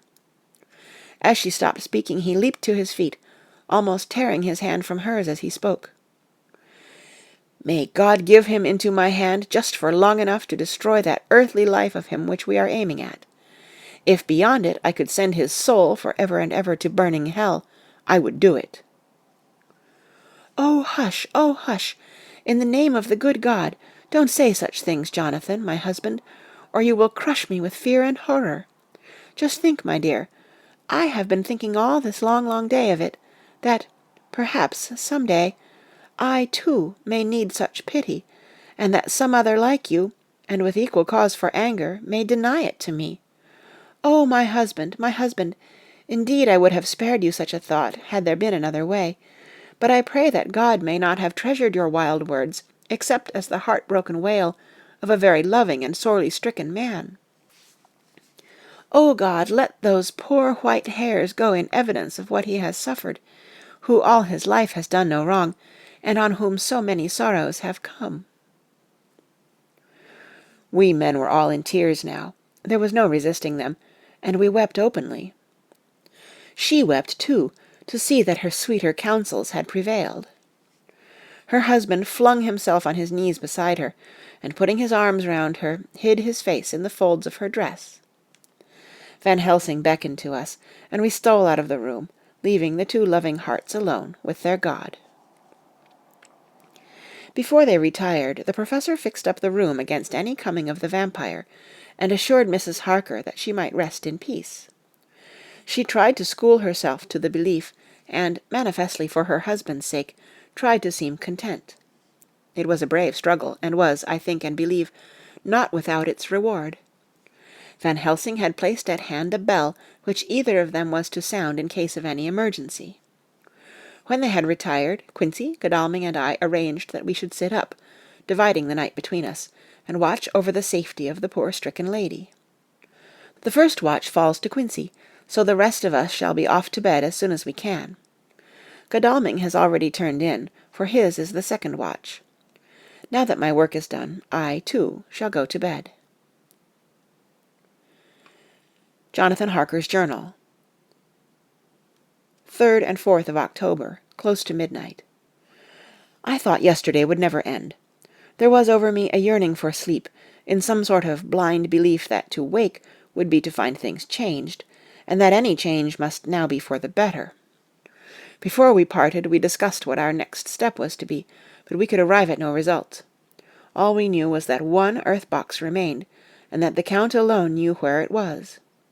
If he chooses to lie hidden, he may baffle us for years, and in the meantime? The thought is too horrible. I dare not think of it even now. This I know, that if ever there was a woman who was all perfection, that one is my poor, wronged darling. I love her 1,000 times more for her sweet pity of last night, a pity that made my own hate of the monster seem despicable. Surely God will not permit the world to be the poorer by the loss of such a creature. This is hope to me. We are all drifting reefwards now, and faith is our only anchor. Thank God, Mina is sleeping, and sleeping without dreams. I fear what her dreams might be like, with such terrible memories to ground them in. She has not been so calm, within my seeing, since the sunset. Then, for a while, there came over her face a repose, which was like spring after the blasts of March. I thought at the time that it was the softness of the red sunset on her face, but somehow now I think it has a deeper meaning. I am not sleepy myself, though I am weary to death. However, I must try to sleep, for there is tomorrow to think of, and there is no rest for me until... Later. I must have fallen asleep, for I was awaked by Mina, who was sitting up in bed, with a startled look on her face. I could see easily, for we did not leave the room in darkness. She had placed a warning hand over my mouth, and now she whispered in my ear, "Hush! There is someone in the corridor." I got up softly, and crossing the room, gently opened the door. Just outside, stretched on a mattress, lay Mr. Morris, wide awake.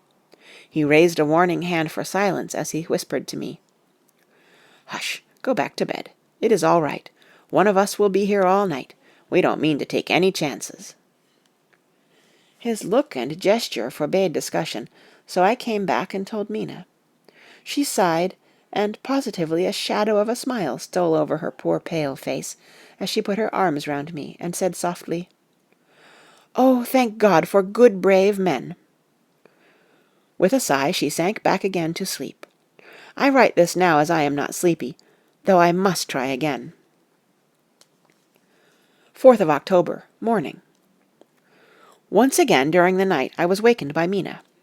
This time we had all had a good sleep, for the grey of the coming dawn was making the windows into sharp oblongs, and the gas flame was like a speck rather than a disk of light. She said to me hurriedly, "Go, call the professor. I want to see him at once." "Why?" I asked. "I have an idea. I suppose it must have come in the night, and matured without my knowing it. He must hypnotize me before the dawn, and then I shall be able to speak. Go quick, dearest. The time is getting close." I went to the door. Dr. Seward was resting on the mattress, and, seeing me, he sprang to his feet. "Is anything wrong?" he asked in alarm. "No," I replied, "but Mina wants to see Dr. Van Helsing at once." "I will go," he said, and hurried into the professor's room. In 2 or 3 minutes later Van Helsing was in the room in his dressing-gown, and Mr. Morris and Lord Godalming were with Dr. Seward at the door, asking questions.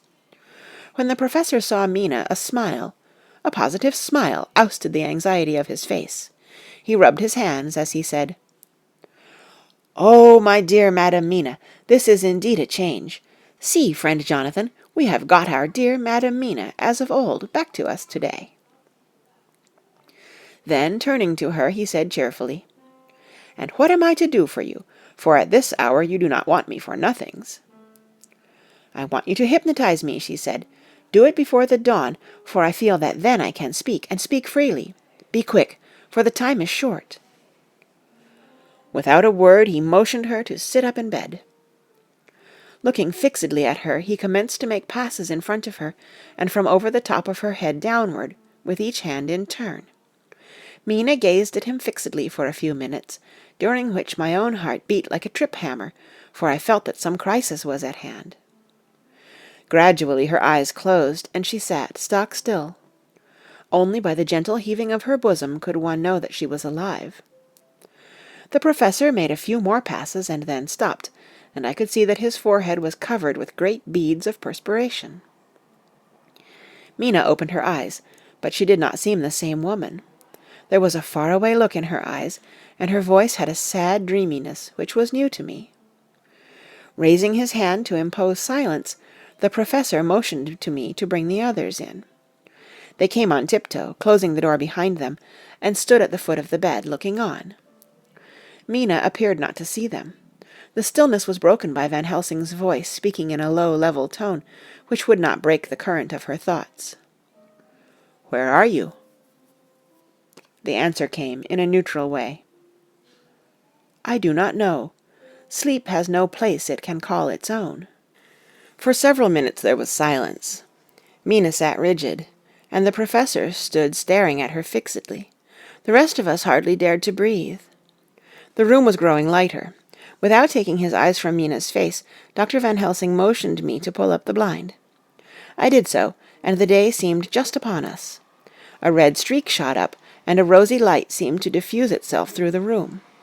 On the instant the professor spoke again. "Where are you now?" The answer came dreamily, but with intention. It were as though she were interpreting something. I have heard her use the same tone when reading her shorthand notes. "I do not know. It is all strange to me." "What do you see?" "I can see nothing. It is all dark." "What do you hear?" I could detect the strain in the professor's patient voice.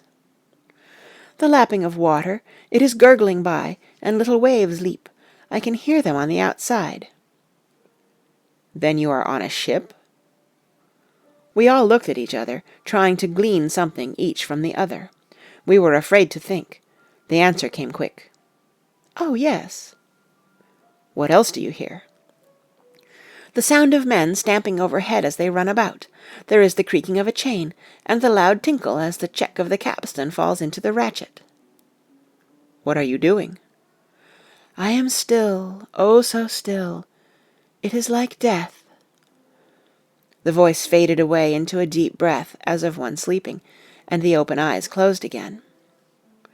By this time the sun had risen, and we were all in the full light of day. Dr. Van Helsing placed his hands on Mina's shoulders and laid her head down softly on her pillow.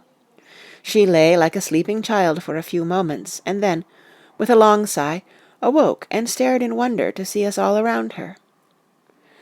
"Have I been talking in my sleep?" was all she said. She seemed, however, to know the situation without telling, though she was eager to know what she had told. The professor repeated the conversation, and she said, "Then there is not a moment to lose. It may not be yet too late." Mr. Morris and Lord Godalming started for the door, but the professor's calm voice called them back. "Stay, my friends. That ship, wherever it was weighing anchor whilst she spoke. There are many ships weighing anchor at the moment in your so great port of London. Which of them is it that you seek? God be thanked that we have once again a clue, though whither it may lead us we know not. We have been blind somewhat, blind after the manner of men, since, when we can look back, we see what we might have seen looking forward, if we had been able to see what we might have seen. Alas, but that sentence is a puddle, is it not? We can know now what was in the Count's mind, when he seized that money, though Jonathan's so fierce knife put him in the danger that even he dread. He meant escape. Hear me, escape. He saw that, with but one earth-box left, and a pack of men following like dogs after a fox, this London was no place for him. He have take his last earth-box on board a ship, and he leave the land. He think to escape, but no, we follow him. Tally-ho, as friend Arthur would say when he put on his red frock. Our old fox is wily, oh so wily, and we must follow with wile. I too am wily, and I think his mind in a little while. In meantime, we may rest and in peace, for there are waters between us which he do not want to pass, and which he could not if he would, unless the ship were to touch the land, and then only at full or slack tide. See, and the sun is just rose, and all day to sunset is to us. Let us take bath and dress, and have breakfast which we all need, and which we can eat comfortably, since he be not in the same land with us." Mina looked at him appealingly as she asked, "But why need we seek him further, when he is gone away from us?" He took her hand and patted it as he replied, "Ask me nothings as yet. When we have breakfast, then I answer all questions." He would say no more, and we separated to dress. After breakfast, Mina repeated her question. He looked at her gravely for a minute, and then said sorrowfully, "Because, my dear, dear Madam Mina, now more than ever must we find him, even if we have to follow him to the jaws of hell." She grew paler as she asked faintly, "Why?" "Because," he answered solemnly, "he can live for centuries, and you are but mortal woman. Time is now to be dreaded, since once he put that mark upon your throat." I was just in time to catch her, as she fell forward in a faint. End of Chapter 23. Chapter 24. Dr. Seward's Phonograph Diary, spoken by Van Helsing. This to Jonathan Harker. You are to stay with your dear Madam Mina. We shall go to make our search, if I can call it so, for it is not search but knowing, and we seek confirmation only. But do you stay and take care of her to-day. This is your best and most holiest office. This day nothing can find him here. Let me tell you that, so you will know what we foreknow already, for I have tell them. He, our enemy, have gone away. He have gone back to his castle in Transylvania. I know it so well as if a great hand of fire wrote it on the wall. He have prepare for this in some way, and that last earth-box was ready to ship somewheres. For this he took the money. For this he hurry at the last, lest we catch him before the sun go down. It was his last hope, save that he might hide in the tomb that he think poor Miss Lucy, being as he thought like him, keep open to him. But there was not of time. When that fail, he makes straight for his last resource, his last earthwork, I might say, did I wish double entente. He is clever, oh so clever. He know that his game here was finish, and so he decide he go back home. He find ship going by the route he came, and he go in it. We go off now to find what ship, and whither bound. When we have discovered that, we come back and tell you all. Then we will comfort you and poor dear Madam Mina with new hope. For it will be hope when you think it over, that all is not lost. This very creature that we pursue, he take hundreds of years to get so far as London, and yet in one day, when we know of the disposal of him, we drive him out. He is finite, though he is powerful to do much harm, and suffers not as we do. But we are strong, each in our purpose, and we are all more strong together. Take heart afresh, dear husband of Madam Mina. This battle is but begun, and in the end we shall win, so sure as that God sits on high to watch over his children. Therefore be of much comfort till we return. Van Helsing. Jonathan Harker's Journal, 4th of October. When I read to Mina Van Helsing's message in the phonograph, the poor girl brightened up considerably. Already the certainty that the Count is out of the country has given her comfort, and comfort is strength to her. For my own part, now that his horrible danger is not face to face with us, it seems almost impossible to believe in it. Even my own terrible experiences in Castle Dracula seem like a long-forgotten dream. Here in the crisp autumn air, in the bright sunlight. Alas, how can I disbelieve? In the midst of my thought, my eye fell on the red scar on my poor darling's white forehead. Whilst that lasts, there can be no disbelief. And afterwards the very memory of it will keep faith crystal clear. Mina and I fear to be idle, so we have been over all the diaries again and again. Somehow, although the reality seems greater each time, the pain and the fear seem less. There is something of a guiding purpose manifest throughout, which is comforting. Mina says that perhaps we are the instruments of ultimate good. It may be. I shall try to think as she does. We have never spoken to each other yet of the future. It is better to wait till we see the professor and the others after their investigations. The day is running by more quickly than I ever thought a day could run for me again. It is now 3 o'clock. Mina Harker's Journal, 5th of October, 5 p.m. Our meeting for report. Present, Professor Van Helsing, Lord Godalming, Dr. Seward, Mr. Quincey Morris, Jonathan Harker, Mina Harker. Dr. Van Helsing described what steps were taken during the day to discover on what boat and whither bound Count Dracula made his escape. As I knew that he wanted to get back to Transylvania, I felt sure that he must go by the Danube mouth, or by somewhere in the Black Sea, since by that way he come. It was a dreary blank that was before us. Omne ignotum pro magnifico. And so with heavy hearts we start to find what ships leave for the Black Sea last night. He was in sailing ship, since Madam Mina tell of sails being set. These not so important as to go in your list of the shipping in the Times, and so we go, by suggestion of Lord Godalming, to your Lloyd's, where are note of all ships that sail, however so small. There we find that only one Black Sea-bound ship go out with the tide. She is the Tsarina Catherine, and she sail from Doolittle's Wharf for Varna, and thence on to other parts and up the Danube. So, said I, this is the ship whereon is the Count. So off we go to Doolittle's Wharf, and there we find a man in an office of wood so small that the man look bigger than the office. From him we inquire of the goings of the Tsarina Catherine. He swear much, and he red face and loud of voice, but he good fellow all the same, and when Quincey give him something from his pocket, which crackle as he roll it up, and put it in a so small bag which he have hid deep in his clothing, he still better fellow and humble servant to us. He come with us, and ask many men who are rough and hot. These be better fellows too when they have been no more thirsty. They say much of blood and bloom, and of others which I comprehend not, though I guess what they mean. But nevertheless they tell us all things which we want to know. They make known to us among them how last afternoon at about 5 o'clock comes a man so hurry. A tall man, thin and pale, with high nose and teeth so white, and eyes that seem to be burning. That he be all in black, except that he have a hat of straw which suit not him or the time. That he scatter his money in making quick inquiry as to what ship sails for the Black Sea, and for where. Some took him to the office, and then to the ship, where he will not go aboard, but halt at shore end of gangplank, and ask that the captain come to him.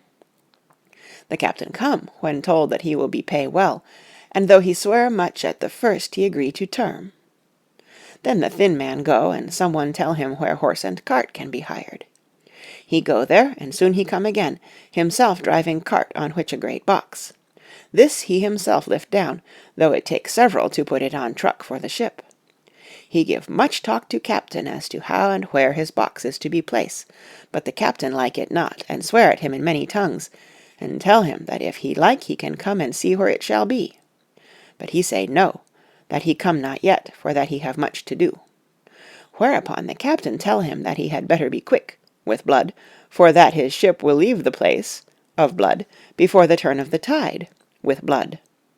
Then the thin man smile, and say that of course he must go when he think fit, but he will be surprised if he go quite so soon. The captain swear again, polyglot, and the thin man make him bow and thank him, and say that he will so far intrude on his kindness as to come aboard before the sailing. Final, the captain, more red than ever, and in more tongues, tell him that he doesn't want no Frenchmen, with bloom upon them, and also with blood, in his ship, with blood on her also. And so, after asking where there might be close at hand a ship where he might purchase ship forms, he departed.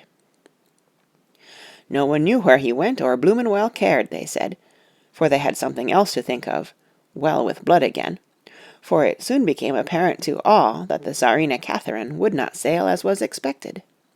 A thin mist began to creep up from the river, and it grew and grew, till soon a dense fog enveloped the ship and all around her.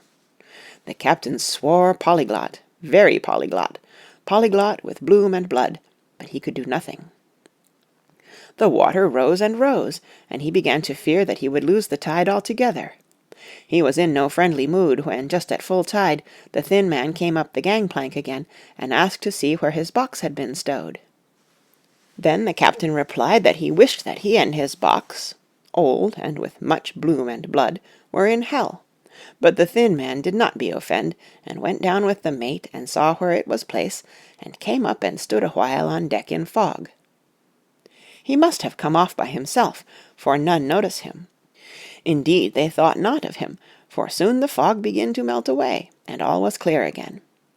My friends of the thirst and the language that was of bloom and blood laughed, as they told how the captain's swears exceeded even his usual polyglot, and was more than ever full of picturesque, when on questioning other mariners who were on movement up and down on the river that hour, he found that few of them had seen any of fog at all, except where it lay round the wharf.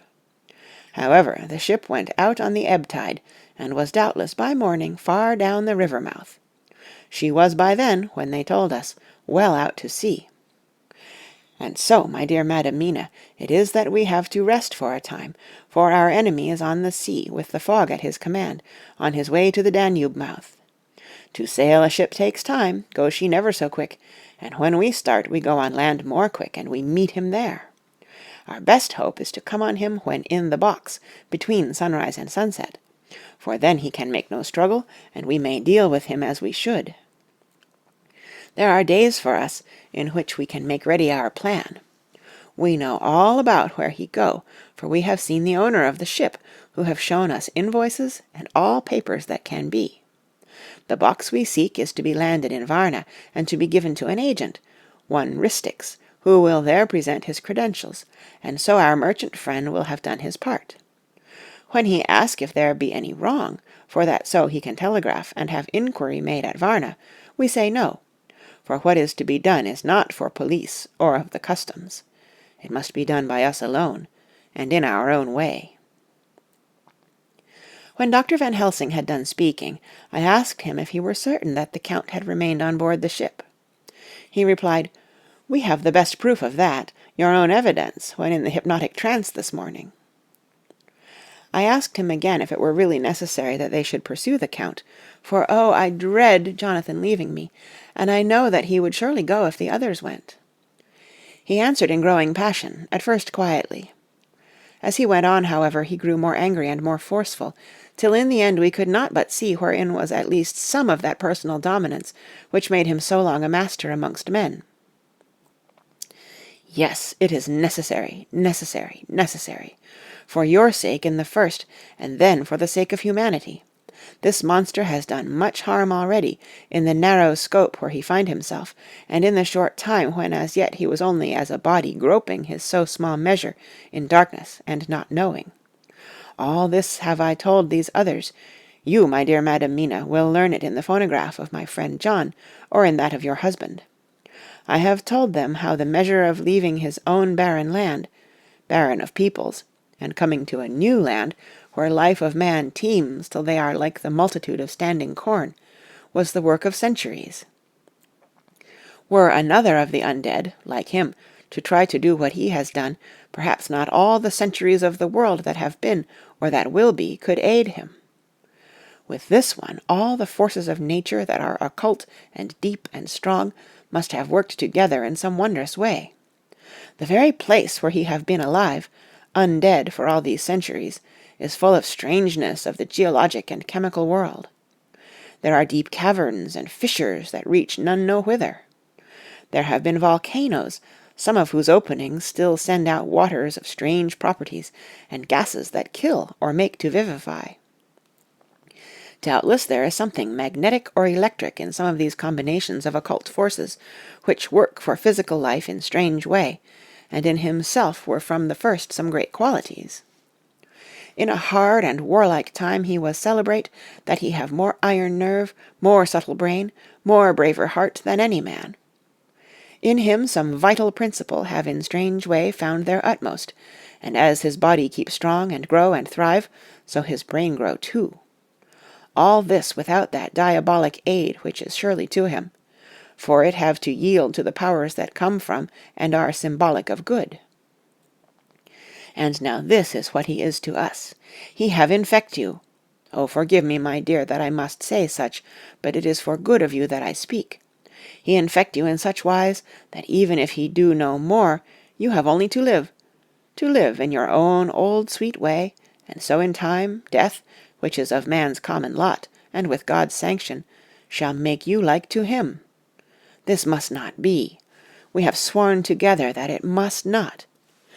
Thus are we ministers of God's own wish, that the world, and men for whom his Son died, will not be given over to monsters, whose very existence would defame him. He have allowed us to redeem one soul already, and we go out as the old knights of the cross to redeem more. Like them we shall travel towards the sunrise, and like them, if we fall in good cause. He paused, and I said, But will not the Count take his rebuff wisely? Since he has been driven from England, will he not avoid it, as a tiger does the village from which he has been hunted? Aha, he said, your simile of the tiger good for me, and I shall adopt him. Your man-eater, as they of India call the tiger, who has once tasted blood of the human, care no more for the other prey, but prowl unceasing till he get him. This that we hunt from our village is a tiger too, a man-eater, and he never cease to prowl. Nay, in himself he is not one to retire and stay afar. In his life, his living life, he go over the Turkey frontier, and attack his enemy on his own ground. He be beaten back, but did he stay? No, he come again and again and again. Look at his persistence and endurance.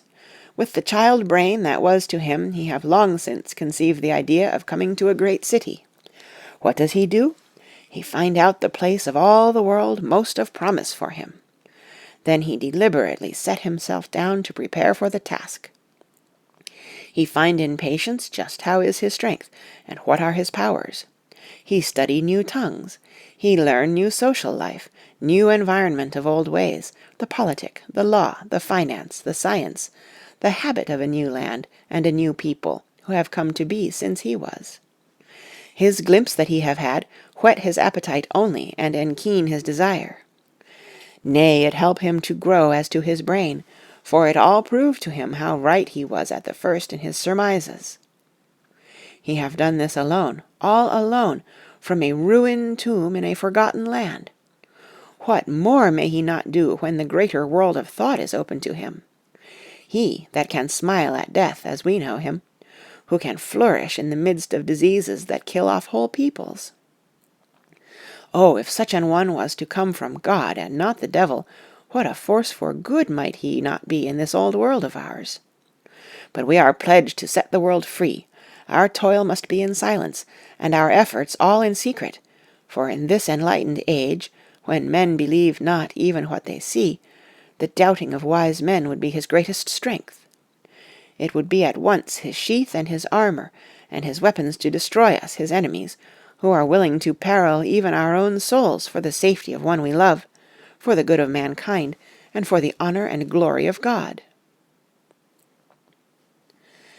After a general discussion, it was determined that for tonight nothing be definitely settled, that we should all sleep on the facts and try to think out the proper conclusions. Tomorrow at breakfast we are to meet again, and after making our conclusions known to one another, we shall decide on some definite cause of action. I feel a wonderful peace and rest tonight. It is as if some haunting presence were removed from me. Perhaps... My surmise was not finished, could not be, for I caught sight in the mirror of the red mark upon my forehead, and I knew that I was still unclean. Dr. Seward's Diary, 5th of October. We all rose early, and I think that sleep did much for each and all of us. When we met at early breakfast, there was more general cheerfulness than any of us had ever expected to experience again. It is really wonderful how much resilience there is in human nature. Let any obstructing cause, no matter what, be removed in any way, even by death, and we fly back to first principles of hope and enjoyment. More than once, as we sat around the table, my eyes opened in wonder whether the whole of the past days had not been a dream. It was only when I caught sight of the red blotch on Mrs. Harker's forehead that I was brought back to reality. Even now, when I am gravely revolving the matter, it is almost impossible to realize that the cause of all our trouble is still existent. Even Mrs. Harker seems to lose sight of her trouble for whole spells. It is only now and again, when something recalls it to her mind, that she thinks of her terrible scar. We are to meet here in my study in half an hour, and decide on our course of action. I see only one immediate difficulty. I know it by instinct rather than reason. We shall all have to speak frankly, and yet I fear that in some mysterious way poor Mrs. Harker's tongue is tied. I know that she forms conclusions of her own, and from all that has been I can guess how brilliant and how true they must be, but she will not or cannot give them utterance. I have mentioned this to Van Helsing, and he and I are to talk it over when we are alone.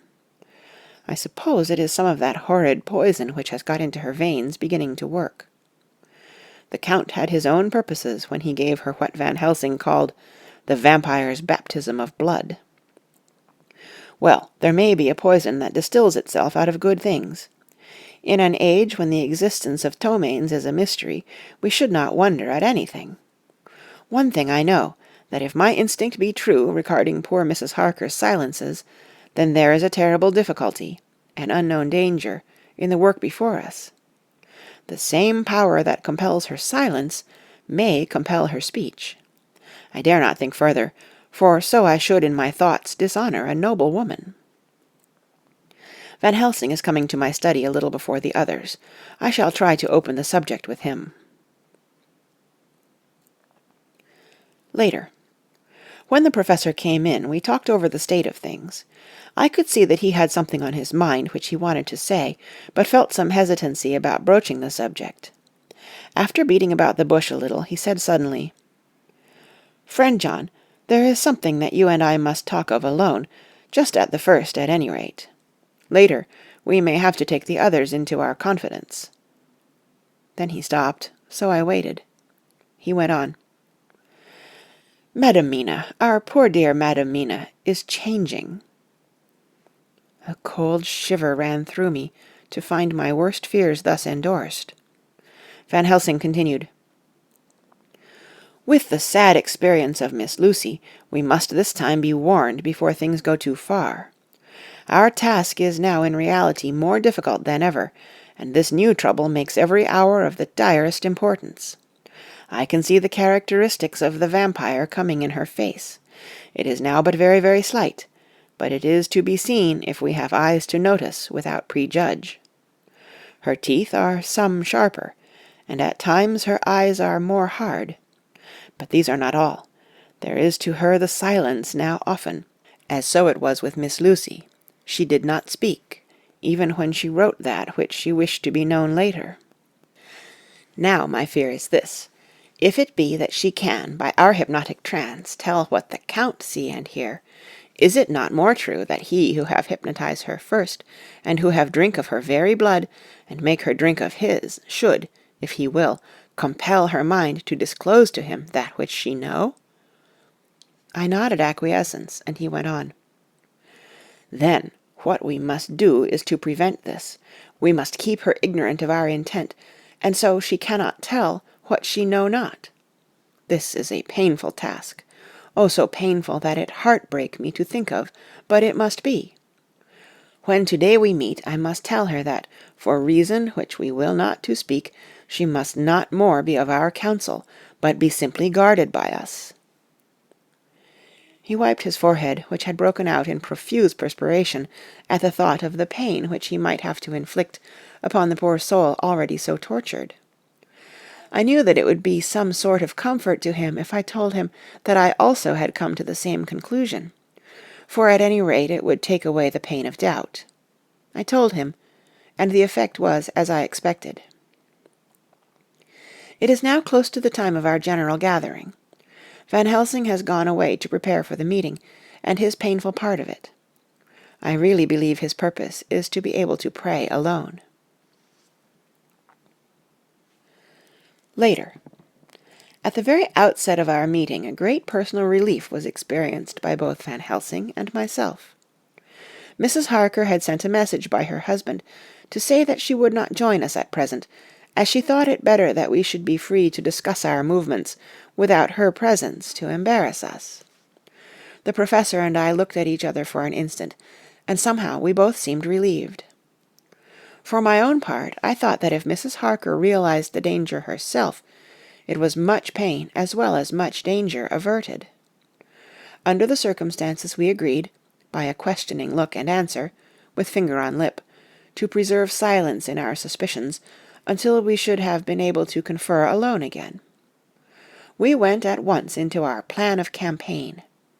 Van Helsing roughly put the facts before us first. The Tsarina Catherine left the Thames yesterday morning. It will take her at the quickest speed she has ever made at least 3 weeks to reach Varna, but we can travel overland to the same place in 3 days. Now, if we allow for 2 days less for the ship's voyage, owing to such weather influences as we know that the Count can bring to bear, and if we allow a whole day and night for any delays which may occur to us, then we have a margin of nearly 2 weeks. Thus, in order to be quite safe, we must leave here on 17th at latest. Then we shall at any rate be in Varna a day before the ship arrives, and be able to make such preparations as may be necessary. Of course we shall all go armed against evil things, spiritual as well as physical. Here Quincey Morris added, I understand that the Count comes from a wolf country, and it may be that he shall get there before us. I propose that we add Winchesters to our armament. I have a kind of belief in a Winchester when there is any trouble of that sort around. Do you remember, Art, when we had the pack after us at Tobolsk? What wouldn't we have given then for a repeater apiece? Good, said Van Helsing. Winchesters it shall be. Quincey's head is level at all times, but most so when there is to hunt. Metaphor be more dishonour to science than wolves be of danger to man. In the meantime we can do nothing here, and as I think that Varna is not familiar to any of us, why not go there more soon? It is as long to wait here as there. To-night and to-morrow we can get ready, and then, if all be well, we 4 can set out on our journey. We 4? Said Harker interrogatively, looking from one to another of us. Of course, answered the professor quickly. You must remain to take care of your so sweet wife. Harker was silent for a while, and then said in a hollow voice, "Let us talk of that part of it in the morning. I want to consult with Mina." I thought that now was the time for Van Helsing to warn him not to disclose our plans to her, but he took no notice. I looked at him significantly and coughed. For answer he put his finger on his lips and turned away. Jonathan Harker's Journal, 5th of October, afternoon. For some time after our meeting this morning I could not think. The new phases of things leave my mind in a state of wonder which allows no room for active thought. Mina's determination not to take any part in the discussion set me thinking, and as I could not argue the matter with her, I could only guess. I am as far as ever from a solution now. The way the others received it, too, puzzled me. The last time we talked of the subject we agreed that there was to be no more concealment of anything amongst us. Mina is sleeping now, calmly and sweetly, like a little child. Her lips are curved, and her face beams with happiness. Thank God there are such moments still for her. Later. How strange it all is. I sat watching Mina's happy sleep, and came as near to being happy myself as I suppose I shall ever be. As the evening drew on, and the earth took its shadows from the sun sinking lower, the silence of the room grew more and more solemn to me. All at once Mina opened her eyes, and looking at me tenderly said, "Jonathan, I want you to promise me something on your word of honor. A promise made to me, but made holily in God's hearing, and not to be broken, though I should go down on my knees and implore you with bitter tears. Quick, you must make it to me at once." "Mina," I said, "a promise like that I cannot make at once. I may have no right to make it." "But, dear one," she said, with such a spiritual intensity that her eyes were like pole stars, "it is I who wish it, and it is not for myself. You can ask Dr. Van Helsing if I am not right. If he disagrees, you may do as you will. Nay, more, if you all agree, later you are absolved from the promise." "I promise," I said, and for a moment she looked supremely happy, though to me all happiness for her was denied by the red scar on her forehead. She said, "Promise me that you will not tell me anything of the plans formed for the campaign against the Count, not by word, or inference, or implication, not at any time whilst this remains to me." And she solemnly pointed to the scar. I saw that she was in earnest, and said solemnly, "I promise." And as I said it, I felt that from that instant a door had been shut between us. Later, midnight. Mina has been bright and cheerful all the evening, so much so that all the rest seemed to take courage, as if infected somewhat with her gaiety. As a result, even I myself felt as if the pall of gloom which weighs us down were somewhat lifted. We all retired early. Mina is now sleeping like a little child. It is a wonderful thing that her faculty of sleep remains to her in the midst of her terrible trouble. Thank God for it, for then at least she can forget her care. Perhaps her example may affect me as her gaiety did tonight. I shall try it. Oh, for a dreamless sleep. 6th of October, morning. Another surprise. Mina woke me early, about the same time as yesterday, and asked me to bring Dr. Van Helsing. I thought that it was another occasion for hypnotism, and without question went for the professor. He had evidently expected some such call, for I found him dressed in his room. His door was ajar, so that he could hear the opening of the door of our room. He came at once. As he passed into the room, he asked Mina if the others might come too. "No," she said quite simply. "It will not be necessary. You can tell them just as well. I must go with you on your journey." Dr. Van Helsing was as startled as I was. After a moment's pause, he asked, "But why?" "You must take me with you. I am safer with you, and you shall be safer too." But why, dear Madam Mina? You know that your safety is our solemnest duty.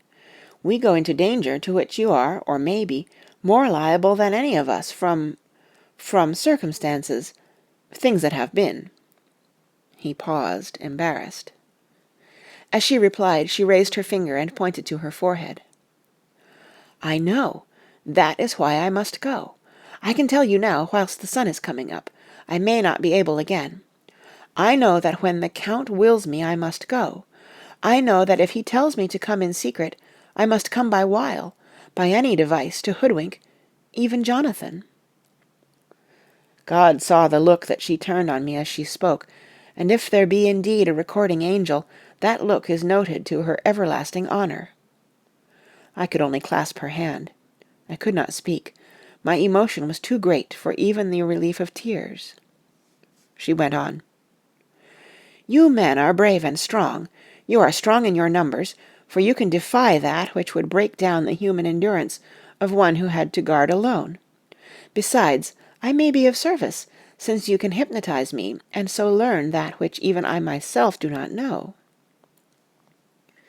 Dr. Van Helsing said very gravely, "Madam Mina, you are, as always, most wise. You shall with us come, and together we shall do that which we go forth to achieve." When he had spoken, Mina's long spell of silence made me look at her. She had fallen back on her pillow asleep. She did not even wake when I had pulled up the blind and let in the sunlight which flooded the room. Van Helsing motioned to me to come with him quietly. We went to his room, and within a minute Lord Godalming, Dr. Seward, and Mr. Morris were with us also. He told them what Mina had said, and went on. "In the morning we shall leave for Varna. We have now to deal with a new factor, Madam Mina. Oh, but her soul is true. It is to her an agony to tell us so much as she has done, but it is most right, and we are warned in time. There must be no chance lost, and in Varna we must be ready to act the instant when that ship arrives." "What shall we do exactly?" asked Mr. Morris laconically. The professor paused before replying.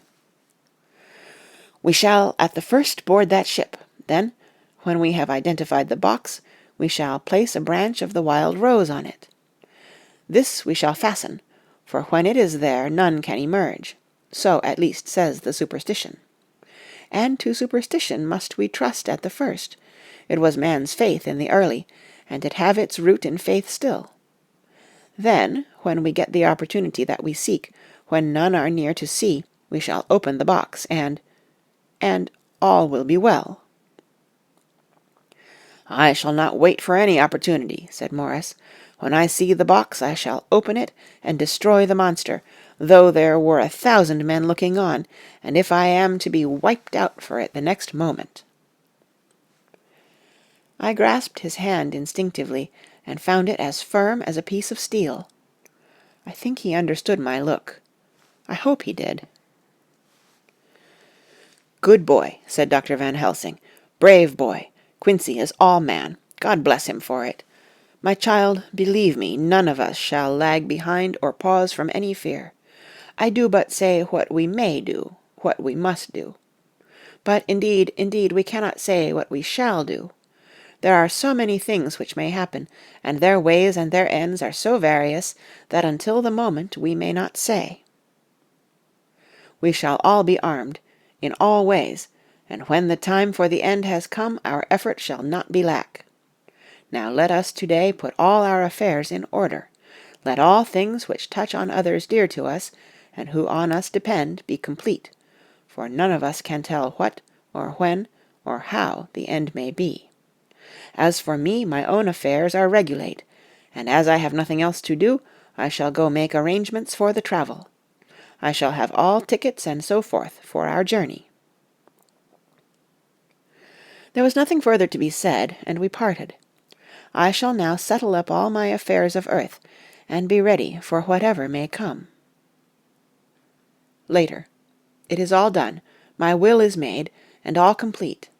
Mina, if she survive, is my sole heir. If it should not be so, then the others who have been so good to us shall have remainder.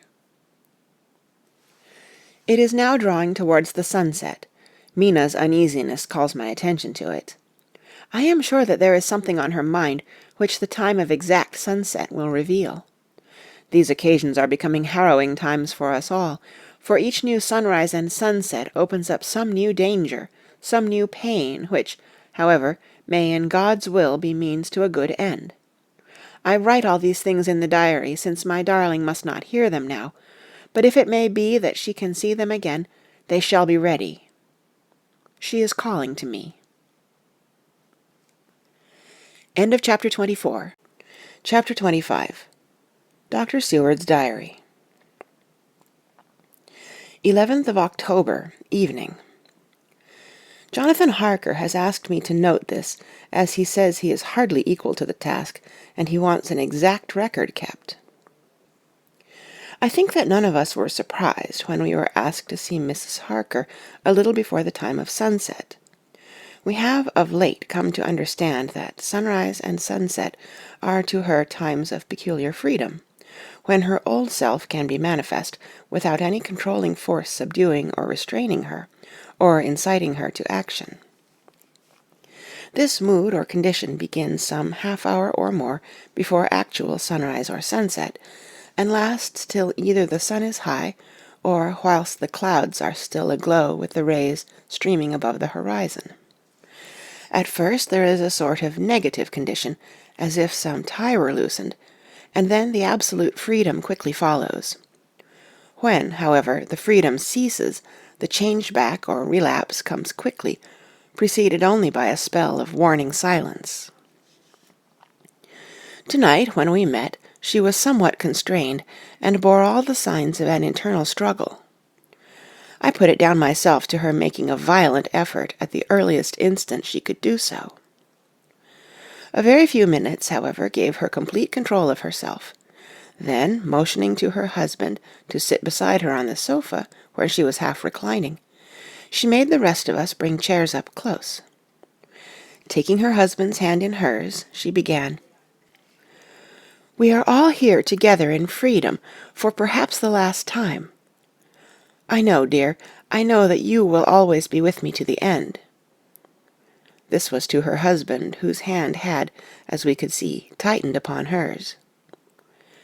"In the morning we go out upon our task, and God alone knows what may be in store for any of us.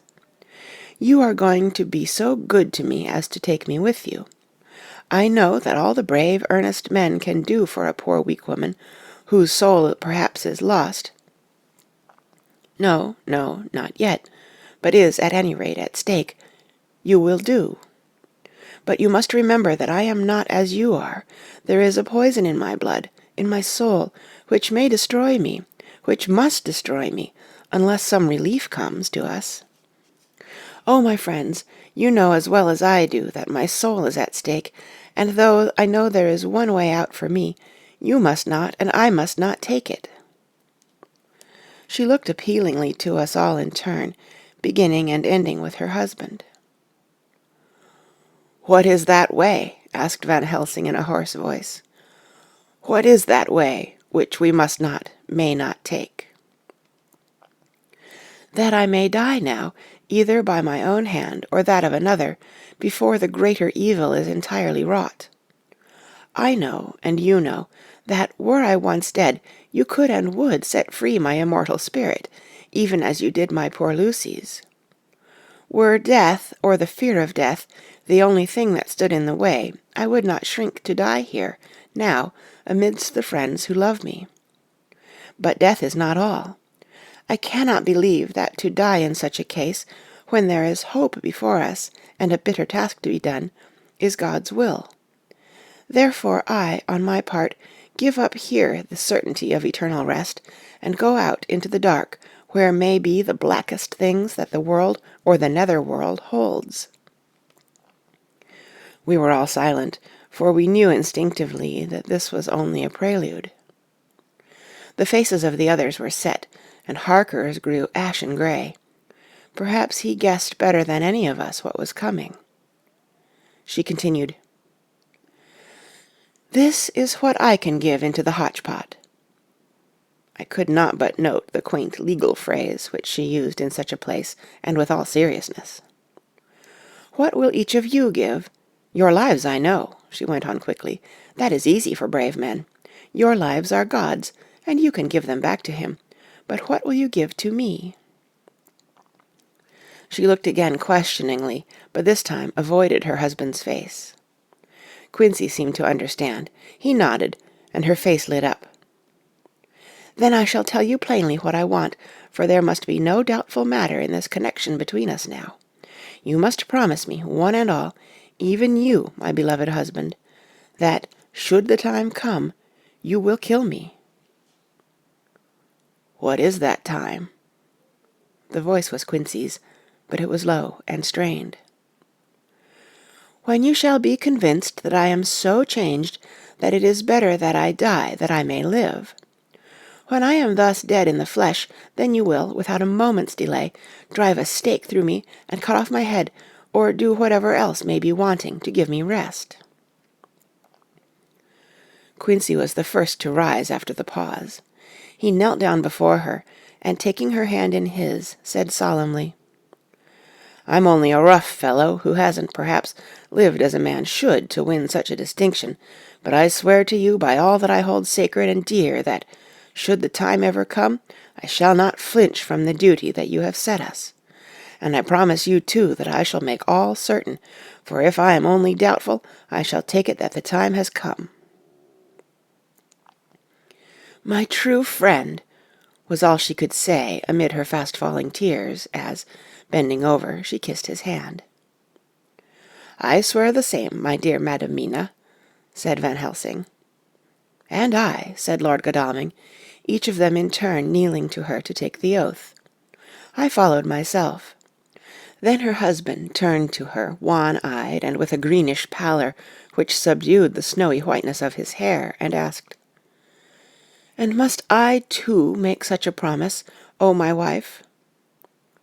"You too, my dearest," she said, with infinite yearning of pity in her voice and eyes.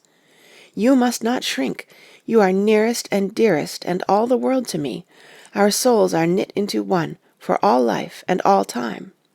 Think, dear, that there have been times when brave men have killed their wives and their womenkind, to keep them from falling into the hands of the enemy. Their hands did not falter any the more because those that they loved implored them to slay them. It is men's duty towards those whom they love in such times of sore trial. And oh, my dear, if it is to be that I must meet death at any hand, let it be at the hand of him that loves me best. Dr. Van Helsing, I have not forgotten your mercy in poor Lucy's case to him who loved—" She stopped with a flying blush, and changed her phrase. "To him who had best right to give her peace. If that time shall come again, I look to you to make it a happy memory of my husband's life, that it was his loving hand which set me free from the awful thrall upon me." "Again I swear," came the Professor's resonant voice.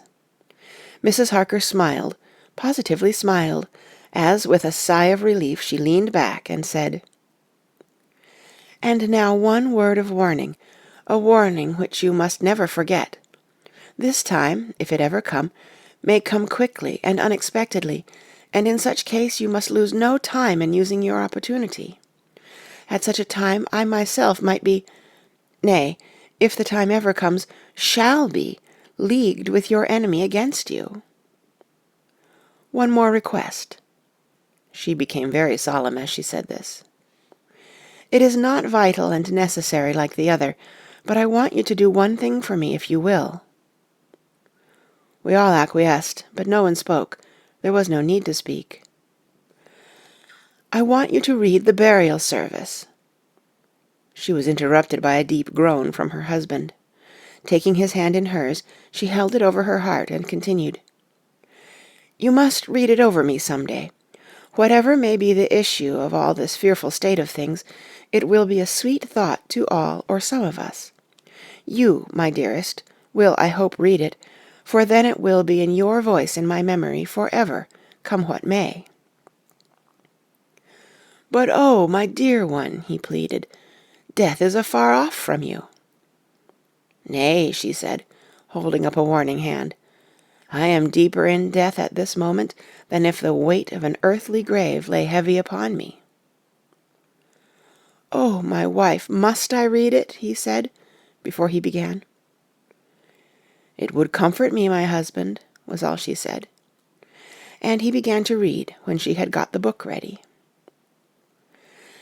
How could anyone, tell of that strange scene, its solemnity, its gloom, its sadness, its horror, and, withal, its sweetness? Even a skeptic, who can see nothing but a travesty of bitter truth in anything holy or emotional, would have been melted to the heart had he seen that little group of loving and devoted friends kneeling round that stricken and sorrowing lady, or heard the tender passion of her husband's voice, as in tones so broken with emotion that often he had to pause, he read the simple and beautiful service from the burial of the dead. I cannot go on. Words and voice fail me. She was right in her instinct. Strange as it all was, bizarre as it may hereafter seem even to us who felt its potent influence at the time, it comforted us much, and the silence which showed Mrs. Harker's coming relapse from her freedom of soul did not seem so full of despair to any of us as we had dreaded. Jonathan Harker's Journal, 15th of October, Varna. We left Charing Cross on the morning of the 12th, got to Paris the same night, and took the places secured for us in the Orient Express. We travelled night and day, arriving here at about 5 o'clock. Lord Godalming went to the consulate to see if any telegram had arrived for him, whilst the rest of us came on to this hotel, the Odessus. The journey may have had incidents. I was, however, too eager to get on to care for them. Until the Tsarina Catherine comes into port, there will be no interest for me in anything in the wide world. Thank God Mina is well, and looks to be getting stronger. Her colour is coming back. She sleeps a great deal. Throughout the journey she slept nearly all the time. Before sunrise and sunset, however, she is very wakeful and alert, and it has become a habit for Van Helsing to hypnotize her at such times. At first some effort was needed, and he had to make many passes, but now she seems to yield at once as if by habit, and scarcely any action is needed. He seems to have power at these particular moments to simply will, and her thoughts obey him.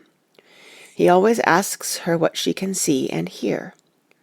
She answers to the first, "Nothing, all is dark," and to the second, "I can hear the waves lapping against the ship, and the water rushing by. Canvas and cordage strain, and masts and yards creak. The wind is high, I can hear it in the shrouds, and the bow throws back the foam." It is evident that the Tsarina Catherine is still at sea, hastening on her way to Varna. Lord Godalming has just returned. He had 4 telegrams, one each day since we started, and all to the same effect, that the Tsarina Catherine had not been reported to Lloyd's from anywhere. He had arranged before leaving London that his agent should send him every day a telegram saying if the ship had been reported. He was to have a message even if she were not reported, so that he might be sure that there was a watch being kept at the other end of the wire. We had dinner and went to bed early. Tomorrow we are to see the vice-consul, and to arrange, if we can, about getting on board the ship as soon as she arrives. Van Helsing says that our chance will be to get on the boat between sunrise and sunset. The Count, even if he takes the form of a bat, cannot cross the running water of his own volition, and so cannot leave the ship. As he dare not change to man's form without suspicion, which he evidently wishes to avoid, he must remain in the box.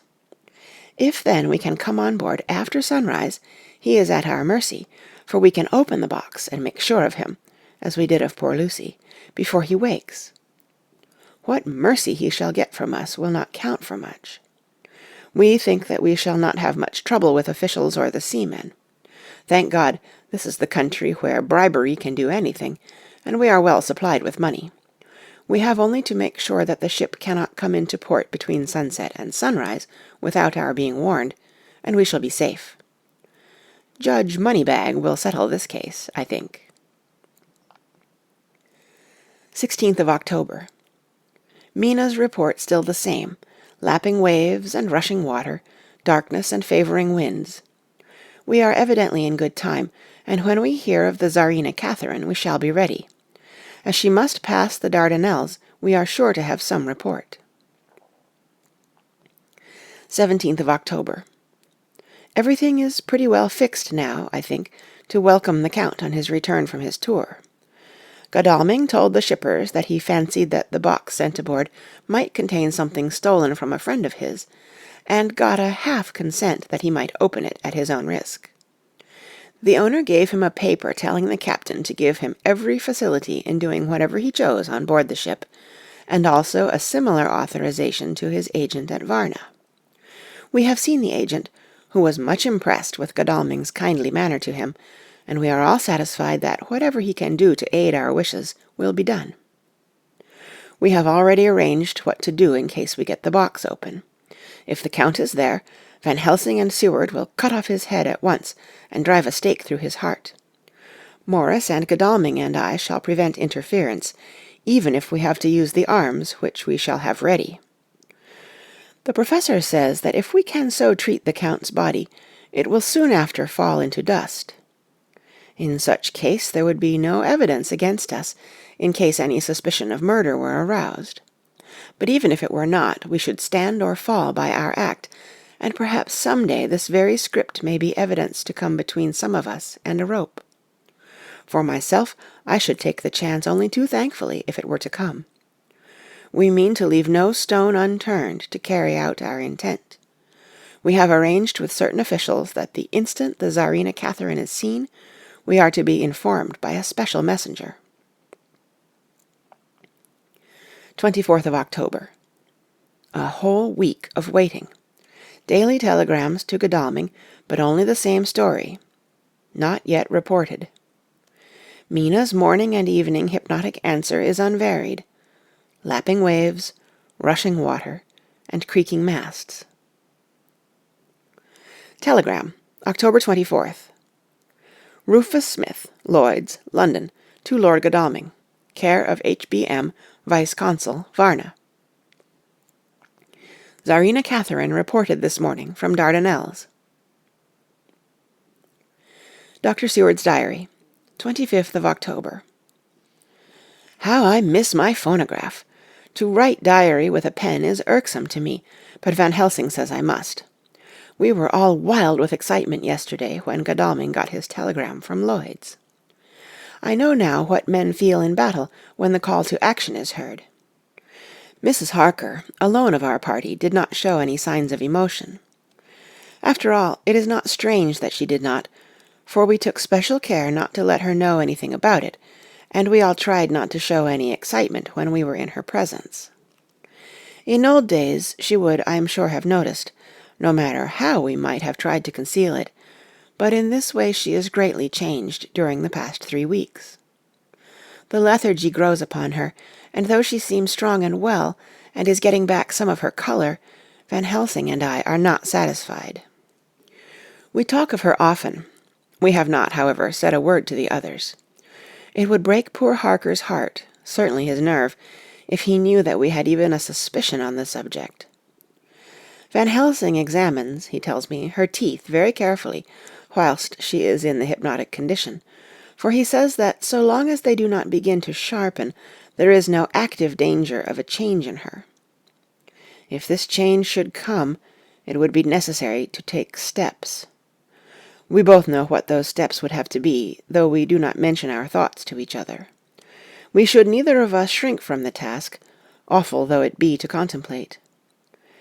Euthanasia is an excellent and a comforting word. I am grateful to whoever invented it. It is only about 24 hours' sail from the Dardanelles to here, at the rate the Tsarina Catherine has come from London.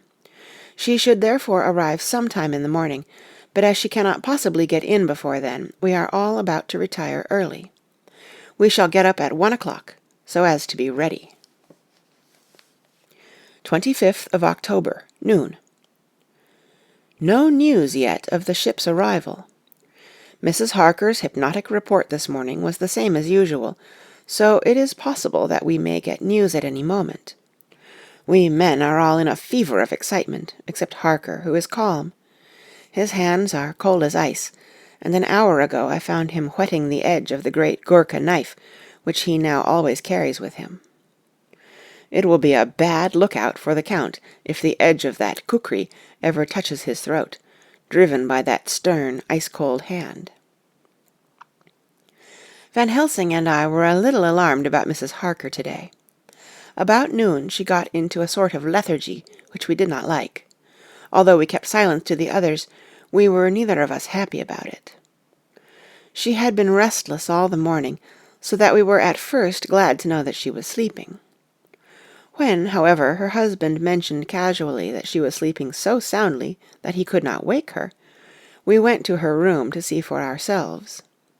She was breathing naturally, and looked so well and peaceful that we agreed that the sleep was better for her than anything else.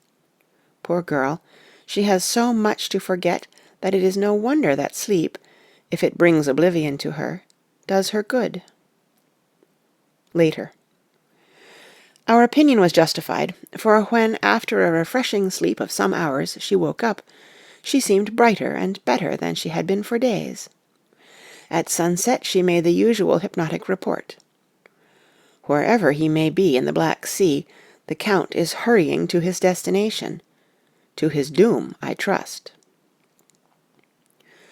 26th of October. Another day, and no tidings of the Tsarina Catherine.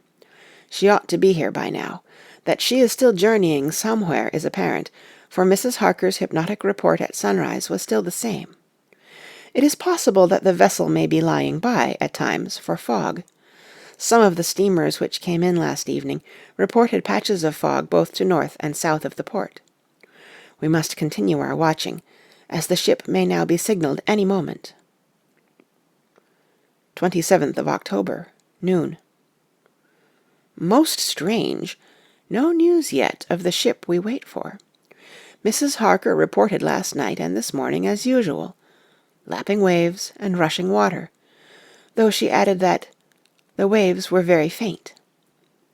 The telegrams from London have been the same. No further report.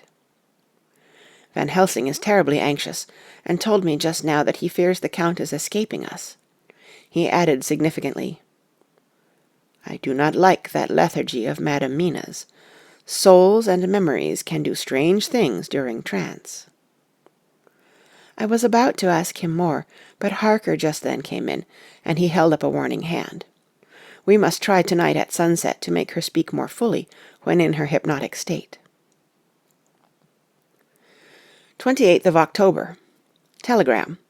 Rufus Smith, London, to Lord Godalming, care H.B.M. Vice-Consul, Varna. Tsarina Catherine reported entering Galatz at 1 o'clock today. Dr. Seward's Diary. 28th of October. When the telegram came announcing the arrival in Galatz, I do not think it was such a shock to any of us as might have been expected. True, we did not know whence or how or when the bolt would come, but I think we all expected that something strange would happen. The delay of arrival at Varna made us individually satisfied that things would not be just as we had expected. We only waited to learn where the change would occur. None the less, however, was it a surprise. I suppose that nature works on such a hopeful basis that we believe against ourselves that things will be as they ought to be, not as we should know that they will be. Transcendentalism is a beacon to the angels, even if it be a will-o'-the-wisp to man. It was an odd experience, and we all took it differently. Van Helsing raised his hand over his head for a moment, as though in remonstrance with the Almighty, but he said not a word, and in a few seconds stood up with his face sternly set. Lord Godalming grew very pale, and sat breathing heavily. I was myself half stunned, and looked in wonder at one after another. Quincey Morris tightened his belt with that quick movement which I knew so well. In our old wandering days it meant action. Mrs. Harker grew ghastly white, so that the scar on her forehead seemed to burn, but she folded her hands meekly and looked up in prayer. Harker smiled, actually smiled, the dark, bitter smile of one who is without hope. But at the same time his action belied his words, for his hands instinctively sought the hilt of the great kukri knife and rested there. "When does the next train start for Galatz?" said Van Helsing to us generally. "At 6:30 tomorrow morning." We all started, for the answer came from Mrs. Harker. "How on earth do you know?" said Art. "You forget, or perhaps you do not know, though Jonathan does, and so does Dr. Van Helsing, that I am the train fiend. At home in Exeter I always used to make up the timetables, so as to be helpful to my husband. I found it so useful sometimes that I always make a study of the timetables now. I knew that if anything were to take us to Castle Dracula, we should go by Galatz, or at any rate through Bucharest, so I learned the times very carefully. Unhappily, there are not many to learn, as the only train tomorrow leaves as I say." "Wonderful woman," murmured the Professor. "Can't we get a special?" asked Lord Godalming. Van Helsing shook his head. "I fear not. This land is very different from yours or mine. Even if we did have a special, it would probably not arrive as soon as our regular train. Moreover, we have something to prepare. We must think. Now let us organize. You, friend Arthur, go to the train and get the tickets, and arrange that all be ready for us to go in the morning. Do you, friend Jonathan, go to the agent of the ship, and get from him letters to the agent in Galatz, with authority to make search the ship just as it was here. Maurice Quincy, you see the vice-consul, and get his aid with his fellow in Galatz, and all he can do to make our way smooth, so that no times be lost when over the Danube. John will stay with Madam Mina and me, and we shall consult. For so if time be long you may be delayed, and it will not matter when the sun set, since I am here with Madam to make report." "And I," said Mrs. Harker brightly, and more like her old self than she had been for many a long day, "shall try to be of use in all ways, and shall think and write for you as I used to do. Something is shifting from me in some strange way, and I feel freer than I have been of late." The three younger men looked happier at the moment as they seemed to realize the significance of her words, but Van Helsing and I, turning to each other, met each a grave and troubled glance. We said nothing at the time, however. When the three men had gone out to their tasks, Van Helsing asked Mrs. Harker to look up the copy of the diaries, and find him the part of Harker's journal at the castle. She went away to get it. When the door was shut upon her, he said to me, "We mean the same. Speak out." "There is some change. It is a hope that makes me sick, for it may deceive us." "Quite so. Do you know why I asked her to get the manuscript?" "No," said I, "unless it was to get an opportunity of seeing me alone." "You are in part right, friend John, but only in part. I want to tell you something, and oh, my friend, I am taking a terrible risk, but I believe it is right. In the moment when Madam Mina said those words that arrest both our understanding, an inspiration came to me.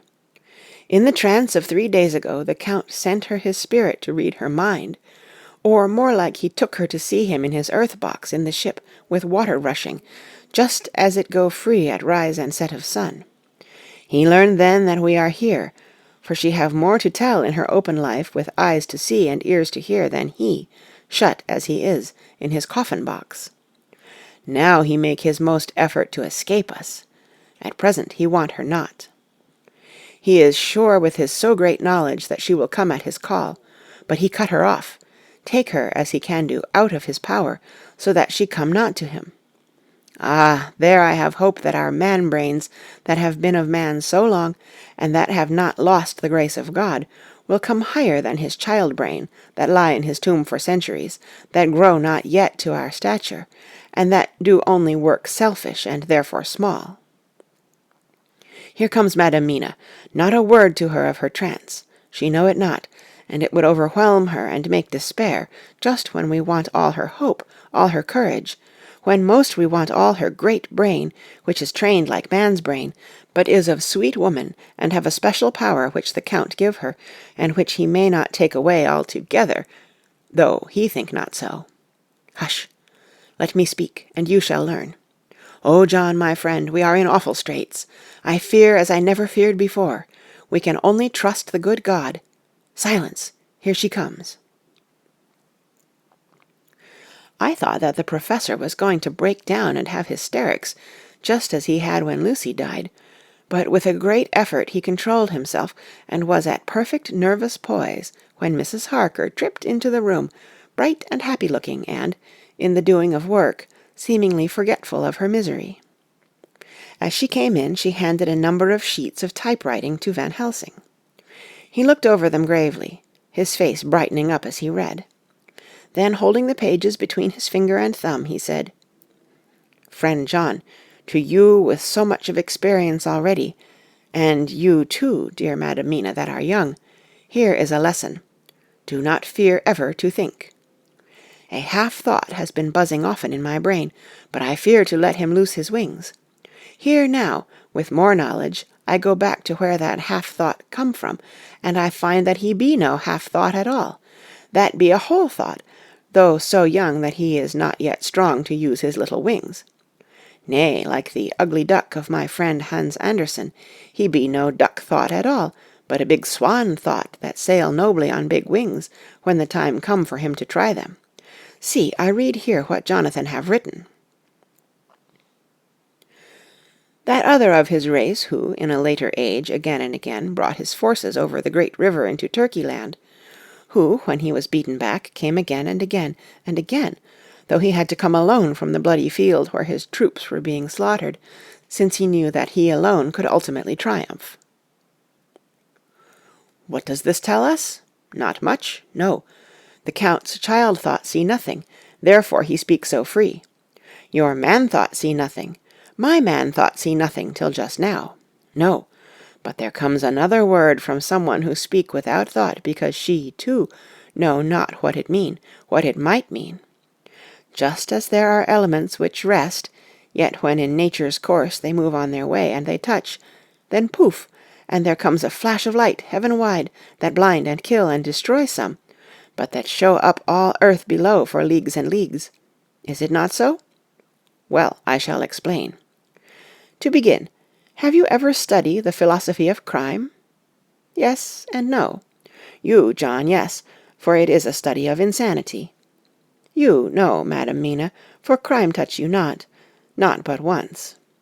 Still, your mind works true, and argues not a particulari ad universale. There is this peculiarity in criminals. It is so constant, in all countries and at all times, that even police, who know not much from philosophy, come to know it empirically, that it is. That is to be empiric. The criminal always work at one crime. That is, the true criminal who seems predestinate to crime, and who will of none other. This criminal has not full man-brain. He is clever and cunning and resourceful, but he be not of man's stature as to brain. He be of child-brain in much. Now this criminal of ours is predestinate to crime also. He too have child-brain, and it is of the child to do what he have done. The little bird, the little fish, the little animal learn not by principle, but empirically, and when he learn to do, then there is to him the ground to start from to do more. Dos pusto, said Archimedes, give me a fulcrum, and I shall move the world. To do once is the fulcrum, whereby child-brain become man-brain, and until he have the purpose to do more, he continue to do the same again every time, just as he have done before. Oh, my dear, I see that your eyes are opened, and that to you the lightning flash show all the leagues. For Mrs. Harker began to clap her hands, and her eyes sparkled. He went on. Now you shall speak. Tell us two dry men of science what you see with those so bright eyes. He took her hand, and held it whilst she spoke. His finger and thumb closed on her pulse, as I thought instinctively and unconsciously, as she spoke. The Count is a criminal, and of criminal type. Nordau and Lombroso would so classify him, and qua criminal he is of imperfectly formed mind. Thus, in a difficulty, he has to seek resource in habit. His past is a clue, and the one page of it that we know, and that from his own lips, tells that once before, when in what Mr. Morris would call a tight place, he went back to his own country from the land he had tried to invade, and thence, without losing purpose, prepared himself for a new effort. He came again better equipped for his work, and won. So he came to London to invade a new land. He was beaten, and when all hope of success was lost, and his existence in danger, he fled back over the sea to his home, just as formerly he had fled back over the Danube from Turkeyland. "Good, good! Oh, you so clever lady!" said Van Helsing enthusiastically, as he stooped and kissed her hand. A moment later he said to me, as calmly as though we had been having a sick-room consultation, 72 only, and in all this excitement I have hope." Turning to her again, he said with keen expectation, "But go on, go on. There is more to tell if you will. Be not afraid. John and I know. I do in any case, and shall tell you if you are right. Speak without fear." "I will try to, but you will forgive me if I seem egotistical." "Nay, fear not. You must be egotist, for it is of you that we think." "Then, as he is criminal, he is selfish, and as his intellect is small, and his action is based on selfishness, he confines himself to one purpose. That purpose is remorseless. As he fled back over the Danube, leaving his forces to be cut to pieces, so now he is intent on being safe, careless of all. So his own selfishness frees my soul somewhat from the terrible power which he acquired over me on that dreadful night. I felt it. Oh, I felt it. Thank God for his great mercy. My soul is freer than it has been since that awful hour, and all that haunts me is a fear lest in some trance or dream he may have used my knowledge for his ends." The professor stood up. "He has so used your mind, and by it he has left us here in Varna, whilst the ship that carried him rushed through enveloping fog up to Galatz, where, doubtless, he had made preparation for escaping from us. But his child mind only saw so far, and it may be that, as ever, in God's providence, the very thing that the evil-doer most reckoned on for his selfish good turns out to be his chiefest harm. The hunter is taken in his own snare, as the great psalmist says. For now that he think he is free from every trace of us all, and that he has escaped us with so many hours to him, then his selfish child-brain will whisper him to sleep. He think, too, that as he cut himself off from knowing your mind, there can be no knowledge of him to you. There is where he fail. That terrible baptism of blood which he give you makes you free to go to him in spirit, as you have as yet done in your times of freedom, when the sun rise and set. At such times you go by my volition, and not by his, and this power to good of you and others, as you have won from your suffering at his hands. This is now all the more precious that he know it not, and to guard himself have even cut himself off from his knowledge of our where. We, however, are not selfish, and we believe that God is with us through all this blackness, and these many dark hours. We shall follow him, and we shall not flinch, even if we peril ourselves that we become like him. Friend John, this has been a great hour, and it have done much to advance us on our way. You must be scribe, and write him all down, so that when the others return from their work you can give it to them. Then they shall know as we do. And so I have written it whilst we wait their return, and Mrs. Harker has written with her typewriter all since she brought the manuscript to us. End of Chapter 25. Chapter 26. Dr. Seward's Diary. 29th of October. This is written in the train from Varna to Galatz. Last night we all assembled a little before the time of sunset. Each of us had done his work as well as he could. So far as thought and endeavor and opportunity go, we are prepared for the whole of our journey, and for our work when we get to Galatz. When the usual time came round, Mrs. Harker prepared herself for her hypnotic effort, and after a longer and more serious effort on the part of Van Helsing than has been usually necessary, she sank into the trance.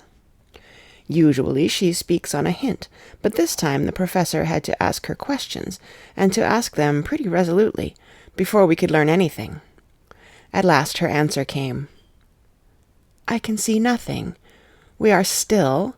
There are no waves lapping, but only a steady swirl of water softly running against the hawser. I can hear men's voices calling, near and far, and the roll and creak of oars in the rowlocks. A gun is fired somewhere. The echo of it seems far away. There is tramping of feet overhead, and ropes and chains are dragged along. What is this? There is a gleam of light. I can feel the air blowing upon me." Here she stopped. She had risen, as if impulsively, from where she lay on the sofa, and raised both her hands, palms upwards, as if lifting a weight. Van Helsing and I looked at each other with understanding. Quincey raised his eyebrows slightly and looked at her intently, whilst Harker's hand instinctively closed round the hilt of his kukri. There was a long pause. We all knew that the time when she could speak was passing, but we felt that it was useless to say anything. Suddenly she sat up, and, as she opened her eyes, said sweetly, "Would none of you like a cup of tea? You must all be so tired." We could only make her happy, and so acquiesced. She bustled off to get tea. When she had gone, Van Helsing said, "You see, my friends, he is close to land. He has left his earth-chest, but he has yet to get on shore. In the night he may lie hidden somewhere, but if he be not carried on shore, or if the ship do not touch it, he cannot achieve the land. In such case he can, if it be in the night, change his form, and can jump or fly on shore, as he did at Whitby. But if the day come before he get on shore, then, unless he be carried, he cannot escape. And if he be carried, then the customs men may discover what the box contain. Thus, in fine, if he escape not on shore to-night, or before dawn, there will be the whole day lost to him. We may then arrive in time, for if he escape not at night, we shall come on him in daytime, boxed up and at our mercy, for he dare not be his true self, awake and visible, lest he be discovered." There was no more to be said, so we waited in patience until the dawn, at which time we might learn more from Mrs. Harker. Early this morning we listened, with breathless anxiety, for her response in her trance. The hypnotic stage was even longer in coming than before, and when it came, the time remaining until full sunrise was so short that we began to despair. Van Helsing seemed to throw his whole soul into the effort. At last, in obedience to his will, she made reply. "All is dark. I hear lapping water, level with me, and some creaking as of wood on wood." She paused, and the red sun shot up. "We must wait till tonight."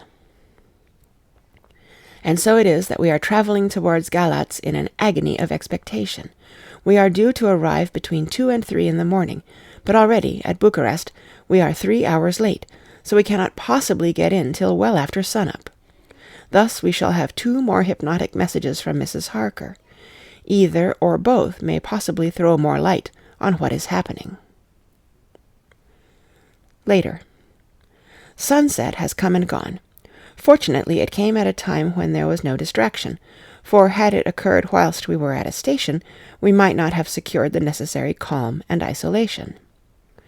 Mrs. Harker yielded to the hypnotic influence even less readily than this morning. I am in fear that her power of reading the Count's sensations may die away just when we want it most. It seems to me that her imagination is beginning to work. Whilst she has been in the trance hitherto, she has confined herself to the simplest of facts. If this goes on, it may ultimately mislead us. If I thought that the Count's power over her would die away equally with her power of knowledge, it would be a happy thought, but I am afraid that it may not be so. When she did speak, her words were enigmatical. "Something is going out. I can feel it pass me like a cold wind. I can hear, far off, confused sounds, as of men talking in strange tongues, fierce falling water, and the howling of wolves." She stopped, and a shudder ran through her, increasing in intensity for a few seconds, till, at the end, she shook as though in a palsy. She said no more, even in answer to the professor's imperative questioning. When she woke from the trance, she was cold and exhausted and languid, but her mind was all alert. She could not remember anything, but asked what she had said.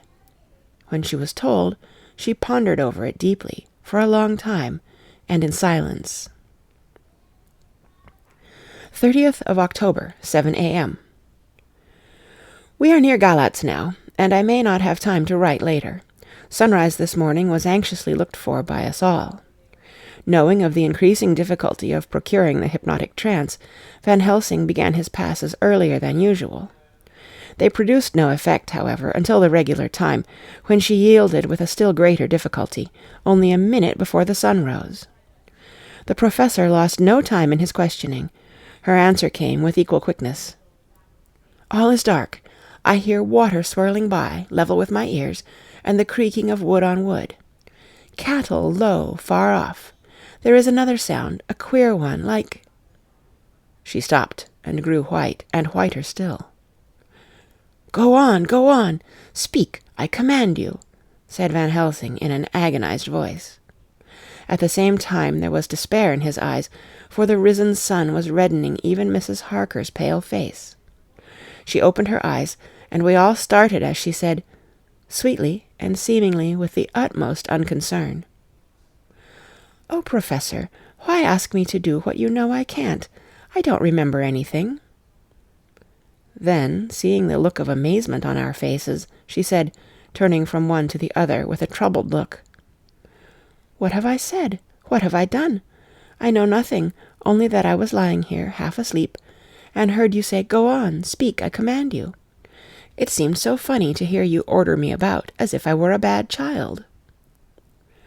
"Oh, Madam Mina," he said sadly, "it is proof, if proof be needed, of how I love and honor you, when a word for your good, spoken more earnest than ever, can seem so strange, because it is to order her whom I am proud to obey. The whistles are sounding. We are nearing Galatz. We are on fire with anxiety and eagerness." Mina Harker's Journal, 30th of October. Mr. Morris took me to the hotel where our rooms had been ordered by telegraph, he being the one who could best be spared, since he does not speak any foreign language. The forces were distributed much as they had been at Varna, except that Lord Godalming went to the vice-consul, as his rank might serve as an immediate guarantee of some sort to the official, we being in extreme hurry. Jonathan and the 2 doctors went to the shipping agent to learn particulars of the arrival of the Tsarina Catherine. Later. Lord Godalming has returned.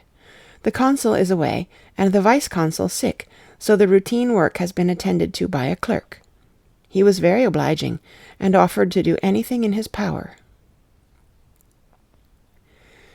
Jonathan Harker's Journal, 30th of October.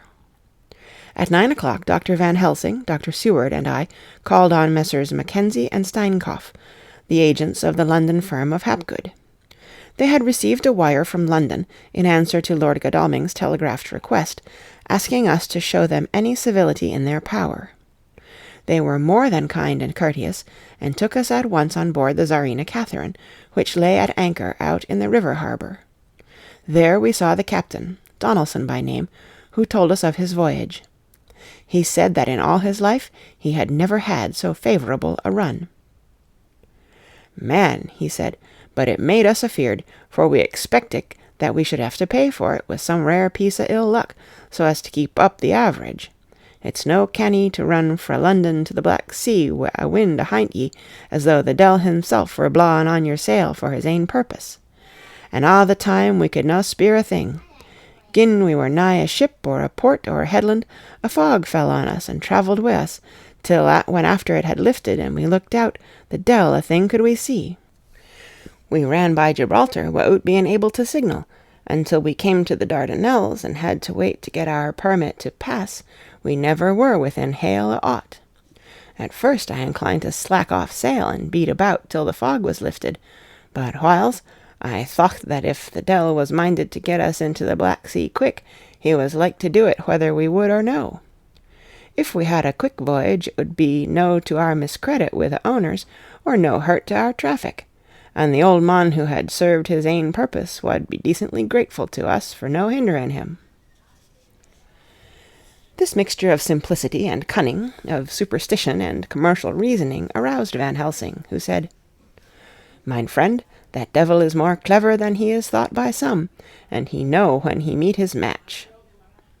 The skipper was not displeased with the compliment, and went on. "When we got past the Bosphorus, the men began to grumble. Some of them, the Romanians, came and asked me to heave overboard a big box, which had been put on board by a queer-looking old man just before we had started for London. I had seen them speer at the fellow, and put out their twa fingers when they saw him, to guard against the evil eye. Man, but the superstition of foreigners is perfectly ridiculous. I sent them about their business pretty quick, but as just after a fog closed in on us, I felt a wee bit as they did, and it's something, though I wouldn't say it was agin the big box. Well, on we went, and as the fog didn't let up for 5 days, I just let the wind carry us, for if the deil wanted to get somewheres, well, he would fetch it up a reet, and if he didn't, well, we'd keep a sharp lookout anyhow. Sure enough, we had a fair way and deep water all the time, and 2 days ago, when the morning sun came through the fog, we found ourselves just in the river opposite Galatz. The Romanians were wild, and wanted me right or wrong to take out the box and fling it in the river. I had to argue with them about it wi' a handspike, and when the last of them rose off the deck wi' his head in his hand, I had to convince them that, evil eye or no evil eye, the property and the trust of my owners were better in my hands than in the river Danube. They had, mind ye, taken the box on the deck ready to fling in, and as it was marked Galatz via Varna, I thocht I'd let it lie till we discharged in the port and get rid o't altogether. We didn't do much clearing that day, and had to remain the nicht at anchor, but in the morning, braw and early, an hour before sun-up, a man came aboard wi' an order, written to him from England, to receive a box marked for one Count Dracula. Sure enough, the matter was one ready to hand. He had his papers a-reet, and glad I was to be rid of the damn thing, for I was beginning mysel to feel uneasy at it. If the deil did have any luggage aboard the ship, I'm thinking it was nane ither than that same." "What was the name of the man who took it?" asked Dr. Van Helsing, with restrained eagerness. "I'll be telling ye quick," he answered, and stepping down to his cabin produced a receipt signed Emanuel Hildesheim. Bergenstrasse 16 was the address. We found out that this was all the captain knew, so with thanks we came away. We found Hildesheim in his office, a Hebrew of rather the Adelphi theatre type, with a nose like a sheep and a fez. His arguments were pointed with specie, we were doing the punctuation, and with a little bargaining he told us what he knew. This turned out to be simple but important. He had received a letter from Mr. Deville of London, telling him to receive, if possible before sunrise, so as to avoid customs, a box which would arrive at Galatz in the Tsarina Catherine. This he was to give in charge to a certain Petrov Skinsky, who dealt with the Slovaks who traded down the river to the port. He had been paid for his work by an English banknote, which had been duly cashed for gold at the Danube International Bank. When Skinsky had come to him, he had taken him to the ship and handed over the box, so as to save porterage. That was all he knew. We then sought for Skinsky, but were unable to find him. One of his neighbours, who did not seem to bear him any affection, said that he had gone away 2 days before, no one knew whither. This was corroborated by his landlord, who had received by messenger the key of the house, together with the rent due, in English money. This had been between 10 and 11 o'clock last night. We were at a standstill again. Whilst we were talking, one came running and breathlessly gasped out that the body of Skinsky had been found inside the wall of the churchyard of St. Peter, and that the throat had been torn open as if by some wild animal. Those we had been speaking with ran off to see the horror, the women crying out, "This is the work of a Slovak!" We hurried away, lest we should have been in some way drawn into the affair, and so detained. As we came home, we could arrive at no definite conclusion. We were all convinced that the box was on its way, by water, to somewhere, but where that might be we would have to discover. With heavy hearts we came home to the hotel, to Mina. When we met together, the first thing was to consult as to taking Mina again into our confidence. Things are getting desperate, and it is at least a chance, though a hazardous one. As a preliminary step, I was released from my promise to her. Mina Harker's Journal, 30th of October, evening. They were so tired and worn out and dispirited that there was nothing to be done till they had some rest, so I asked them all to lie down for half an hour, whilst I should enter everything up to the moment. I feel so grateful to the man who invented the traveller's typewriter, and to Mr. Morris for getting this one for me. I should have felt quite astray doing the work if I had to write with a pen. It is all done. Poor dear, dear Jonathan, what he must have suffered! What must he be suffering now? He lies on the sofa hardly seeming to breathe, and his whole body appears in collapse. His brows are knit, his face is drawn with pain. Poor fellow, maybe he is thinking, and I can see his face all wrinkled up with the concentration of his thoughts. Oh, if I could only help it all! I shall do what I can. I have asked Dr. Van Helsing, and he has got me all the papers that I have not yet seen. Whilst they are resting, I shall go over all carefully, and perhaps I may arrive at some conclusion. I shall try to follow the professor's example, and think without prejudice on the facts before me. I do believe that under God's providence I have made a discovery. I shall get the maps and look over them. I am more than ever sure that I am right. My new conclusion is ready, so I shall get our party together and read it. They can judge it. It is well to be accurate, and every minute is precious. Mina Harker's memorandum, entered in her journal. Ground of inquiry. Count Dracula's problem is to get back to his own place. A. He must be brought back by someone. This is evident, for had he power to move himself as he wished, he could go either as man or wolf or bat, or in some other way. He evidently fears discovery or interference, in the state of helplessness in which he must be, confined as he is between dawn and sunset, in his wooden box. B. How is he to be taken? Here a process of exclusions may help us. By road, by rail, by water. 1. By road, there are endless difficulties, especially in leaving the city. X. There are people, and people are curious, and investigate. A hint, a surmise, a doubt as to what might be in the box would destroy him. Y. There are, or there may be, customs and octroi officers to pass. Z. His pursuers might follow. This is his highest fear, and in order to prevent his being betrayed, he has repelled, so far as he can, even his victim, me. 2. By rail. There is no one in charge of the box. It would have to take its chance of being delayed, and delay would be fatal, with enemies on the track. True, he might escape at night, but what would he be if left in a strange place, with no refuge that he could fly to? This is not what he intends, and he does not mean to risk it. 3. By water. Here is the safest way in one respect, but with most danger in another. On the water he is powerless except at night. Even then he can only summon fog and storm and snow and his wolves. But were he wrecked, the living water would engulf him, helpless, and he would indeed be lost. He could have the vessel drive to land, but if it were unfriendly land, wherein he was not free to move, his position would still be desperate. We know from the record that he was on the water, so what we have to do is to ascertain what water. The first thing is to realize exactly what he has done as yet. We may then get a light on what his later task is to be. Firstly, we must differentiate between what he did in London as part of his general plan of action, when he was pressed for moments and had to arrange as best he could. Secondly, we must see, as well as we can surmise it from the facts we know of, what he has done here. As to the first, he evidently intended to arrive at Galatz, and sent envoys to Varna to deceive us, lest we should ascertain his means of exit from England.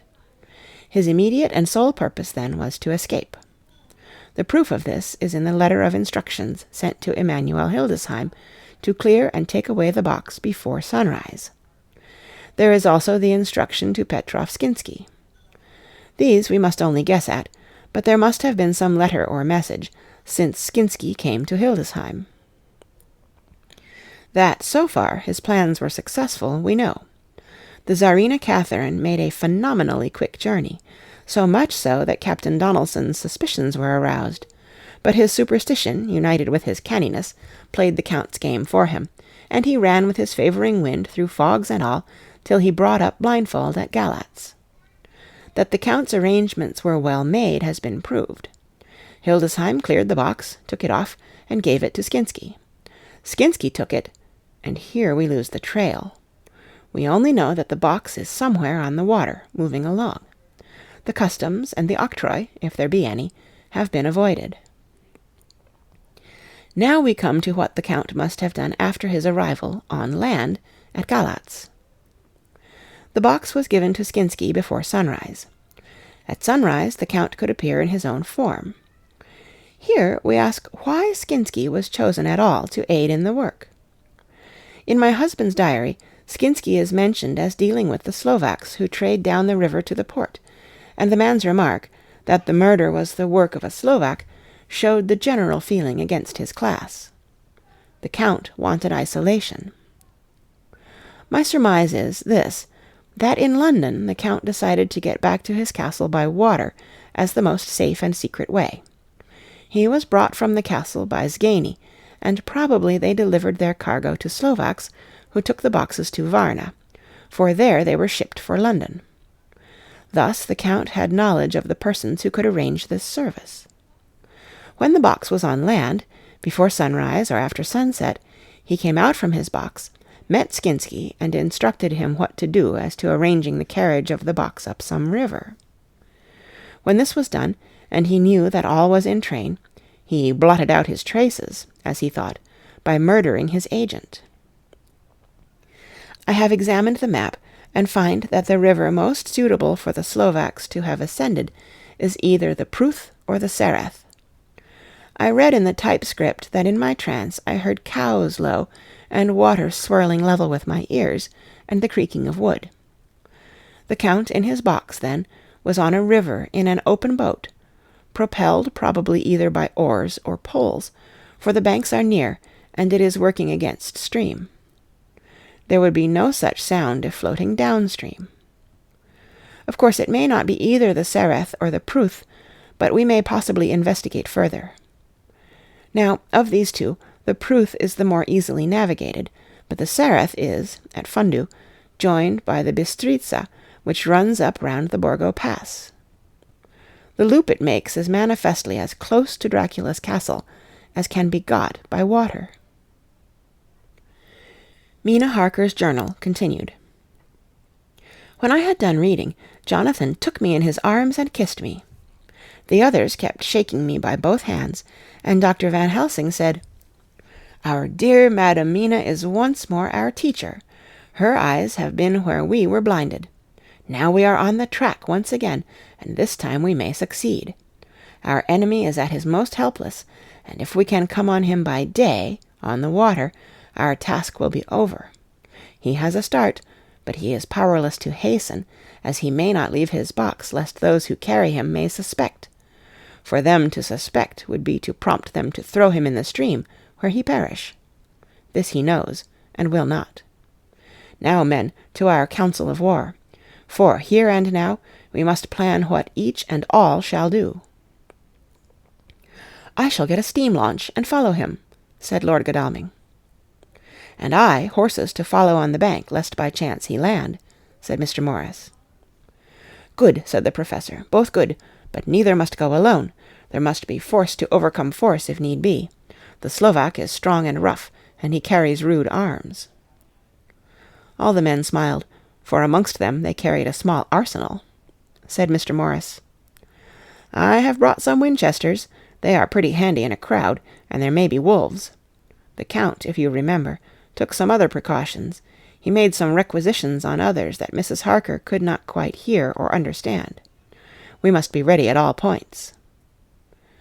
Dr. Seward said, "I think I had better go with Quincy. We have been accustomed to hunt together, and we two, well armed, will be a match for whatever may come along. You must not be alone, Art. It may be necessary to fight the Slovaks, and a chance thrust, for I don't suppose these fellows carry guns, would undo all our plans. There must be no chances this time. We shall not rest until the Count's head and body have been separated, and we are sure that he cannot reincarnate." He looked at Jonathan as he spoke, and Jonathan looked at me. I could see that the poor dear was torn about in his mind. Of course he wanted to be with me, but then the boat service would, most likely, be the one which would destroy the vampire. Why did I hesitate to write the word? He was silent a while, and during his silence Dr. Van Helsing spoke. "Friend Jonathan, this is to you for twice reasons. First, because you are young and brave and can fight, and all energies may be needed at the last. And again that it is your right to destroy him, that which has wrought such woe to you and yours. Be not afraid for Madam Mina. She will be my care, if I may. I am old. My legs are not so quick to run as once, and I am not used to ride so long, or to pursue as need be, or to fight with lethal weapons. But I can be of other service. I can fight in other way. And I can die, if need be, as well as younger men. Now let me say that what I would is this. While you, my Lord Godalming, and friend Jonathan, go in your so swift little steamboat up the river, and whilst John and Quincy guard the bank where perchance he might be landed, I will take Madam Mina right into the heart of the enemy's country. Whilst the old fox is tied in his box, floating on the running stream whence he cannot escape to land, where he dares not raise the lid of his coffin-box, lest his Slovak carriers should in fear leave him to perish, we shall go in the track where Jonathan went, from Bistritz over the Borgo, and find our way to the castle of Dracula. Here Madam Mina's hypnotic power will surely help, and we shall find our way, all dark and unknown otherwise, after the first sunrise, when we are near that fateful place. There is much to be done, and other places to be made sanctify, so that that nest of vipers be obliterated." Here Jonathan interrupted him hotly. "Do you mean to say, Professor Van Helsing, that you would bring Mina, in her sad case, and tainted as she is with that devil's illness, right into the jaws of his death-trap? Not for the world, not for heaven or hell." He became almost speechless for a minute, and then went on. "Do you know what that place is?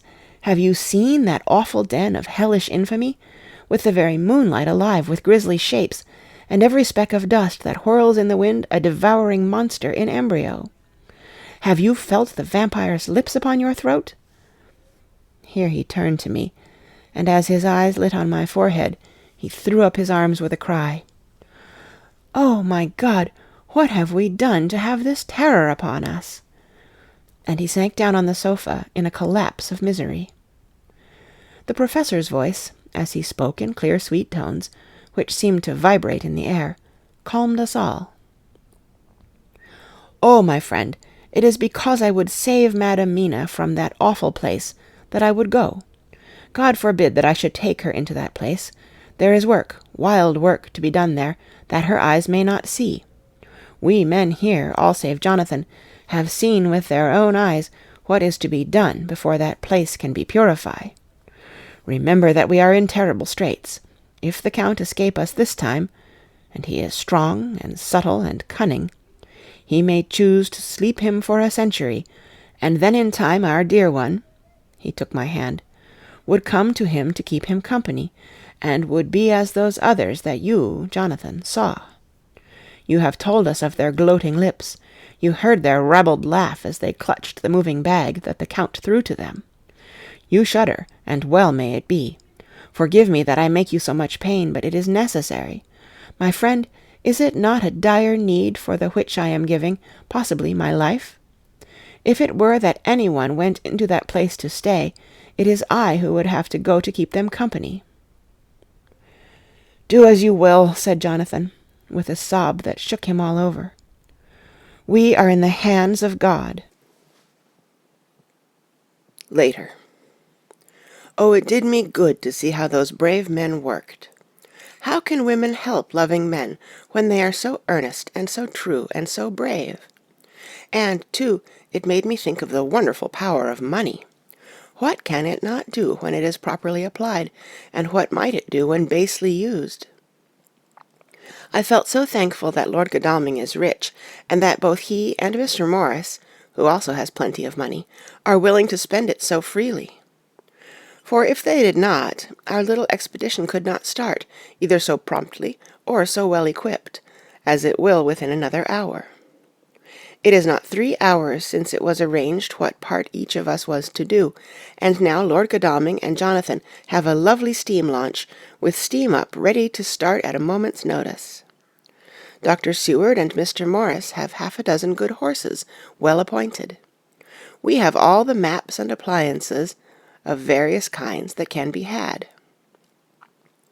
Professor Van Helsing and I are to leave by the 11:40 train tonight for Veresti, where we are to get a carriage to drive to the Borgo Pass.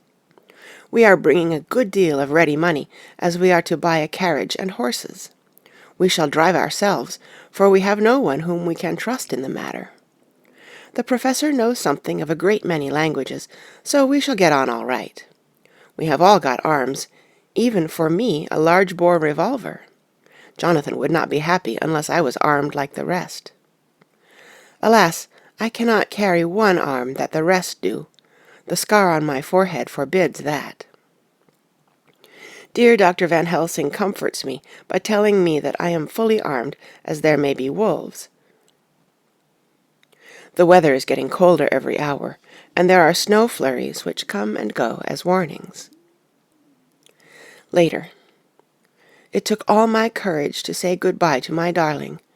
We may never meet again. Courage, Mina, the professor is looking at you keenly. His look is a warning. There must be no tears now, unless it may be that God will let them fall in gladness.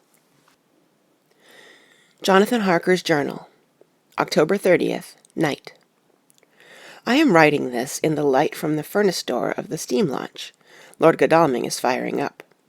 He is an experienced hand at the work, as he has had for years a launch of his own on the Thames, and another on the Norfolk Broads. Regarding our plans, we finally decided that Mina's guess was correct, and that if any waterway was chosen for the Count's escape back to his castle, the Sareth, and then the Bistritza at its junction, would be the one. We took it that somewhere about the 47th degree, north latitude, would be the place chosen for the crossing the country between the river and the Carpathians. We have no fear in running at good speed up the river at night. There is plenty of water, and the banks are wide enough apart to make steaming, even in the dark, easy enough. Lord Godalming tells me to sleep for a while, as it is enough for the present for one to be on watch. But I cannot sleep. How can I, with the terrible danger hanging over my darling, and her going out into that awful place? My only comfort is that we are in the hands of God. Only for that faith it would be easier to die than to live, and so be quit of all the trouble. Mr. Morris and Dr. Seward were off on their long ride before we started. They are to keep up the right bank, far enough off to get on higher lands, where they can see a good stretch of river and avoid the following of its curves. They have, for the first stages, 2 men to ride and lead their spare horses, 4 in all, so as not to excite curiosity. When they dismiss the men, which shall be shortly, they shall themselves look after the horses. It may be necessary for us to join forces.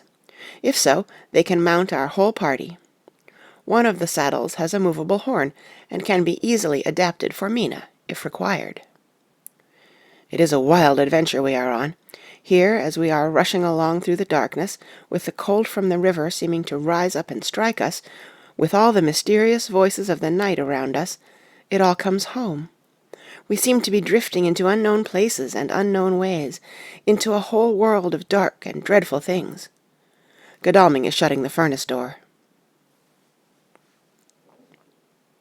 31st of October.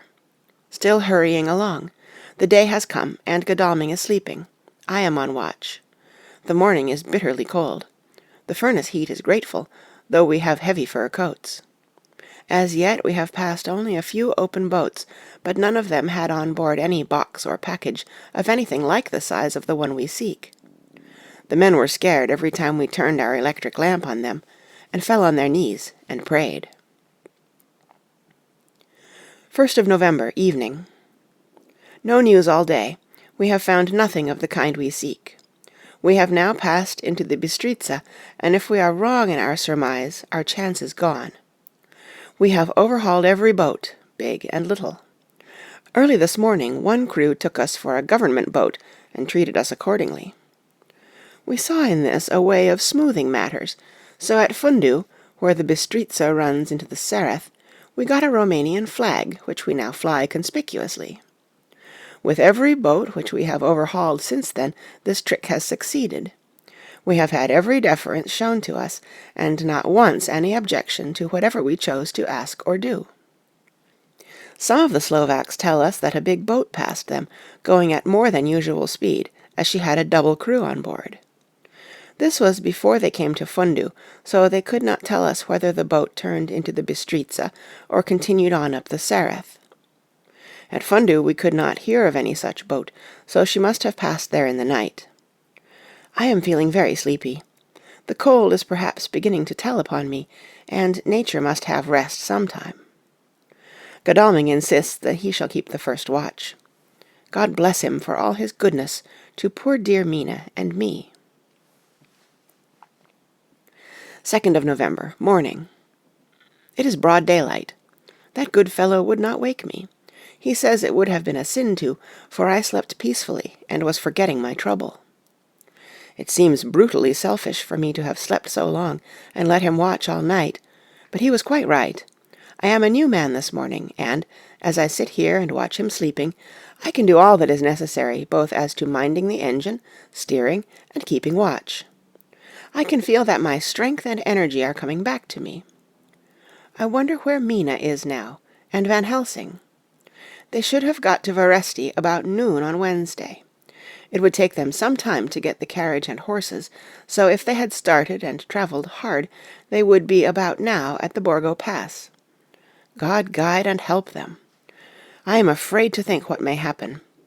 If we could only go faster, but we cannot. The engines are throbbing and doing their utmost. I wonder how Dr. Seward and Mr. Morris are getting on. There seem to be endless streams running down the mountains into this river, but as none of them are very large, at present at all events, though they are terrible doubtless in winter and when the snow melts, the horsemen may not have met such obstruction. I hope that before we get to Strasbourg we may see them, for if by that time we have not overtaken the Count, it may be necessary to take counsel together what to do next. Dr. Seward's Diary, 2nd of November. 3 days on the road, no news, and no time to write it if there had been, for every moment is precious. We have had only the rest needful for the horses, but we are both bearing it wonderfully. Those adventurous days of ours are turning up useful. We must push on. We shall never feel happy till we get the launch in sight again. 3rd of November. We heard at Fundu that the launch had gone up the Bistritza. I wish it wasn't so cold. There are signs of snow coming, and if it falls heavy it will stop us. In such case we must get a sledge and go on, Russian fashion. 4th of November.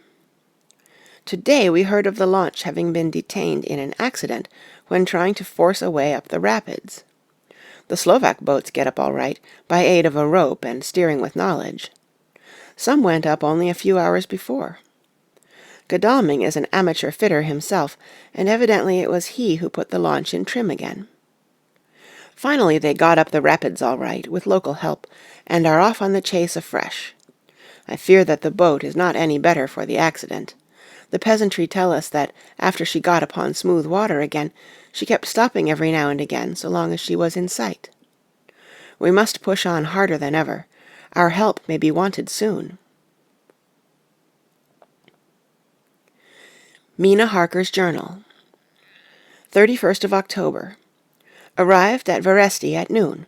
The professor tells me that this morning at dawn he could hardly hypnotize me at all, and that all I could say was, "Dark and quiet." He is off now buying a carriage and horses. He says that he will later on try to buy additional horses, so that we may be able to change them on the way. We have something more than 70 miles before us. The country is lovely and most interesting. If only we were under different conditions, how delightful it would be to see it all. If Jonathan and I were driving through it alone, what a pleasure it would be. To stop and see people and learn something of their life, and to fill our minds and memories with all the color and picturesqueness of the whole wild, beautiful country and the quaint people. But, alas! Later. Dr. Van Helsing has returned. He has got the carriage and horses. We are to have some dinner, and to start in an hour. The landlady is putting us up a huge basket of provisions. It seems enough for a company of soldiers. The professor encourages her, and whispers to me that it may be a week before we can get any good food again. He has been shopping, too, and has sent home such a wonderful lot of fur coats and wraps, and all sorts of warm things. There will not be any chance of our being cold. We shall soon be off. I am afraid to think what may happen to us. We are truly in the hands of God. He alone knows what may be, and I pray him, with all the strength of my sad and humble soul, that he will watch over my beloved husband, that whatever may happen, Jonathan may know that I loved him and honored him more than I can say, and that my latest and truest thought will be always for him. End of Chapter 26. Chapter 27. Mina Harker's Journal. 1st of November. All day long we have traveled, and at a good speed. The horses seem to know that they are being kindly treated, for they go willingly their full stage at best speed. We have now had so many changes, and find the same thing so constantly, that we are encouraged to think that the journey will be an easy one. Dr. Van Helsing is laconic. He tells the farmers that he is hurrying to Bistritz, and pays them well to make the exchange of horses. We get hot soup, or coffee, or tea, and off we go. It is a lovely country, full of beauties of all imaginable kinds, and the people are brave and strong and simple, and seem full of nice qualities. They are very, very superstitious. In the first house where we stopped, when the woman who served us saw the scar on my forehead, she crossed herself and put out 2 fingers towards me to keep off the evil eye. I believe they went to the trouble of putting an extra amount of garlic into our food, and I can't abide garlic.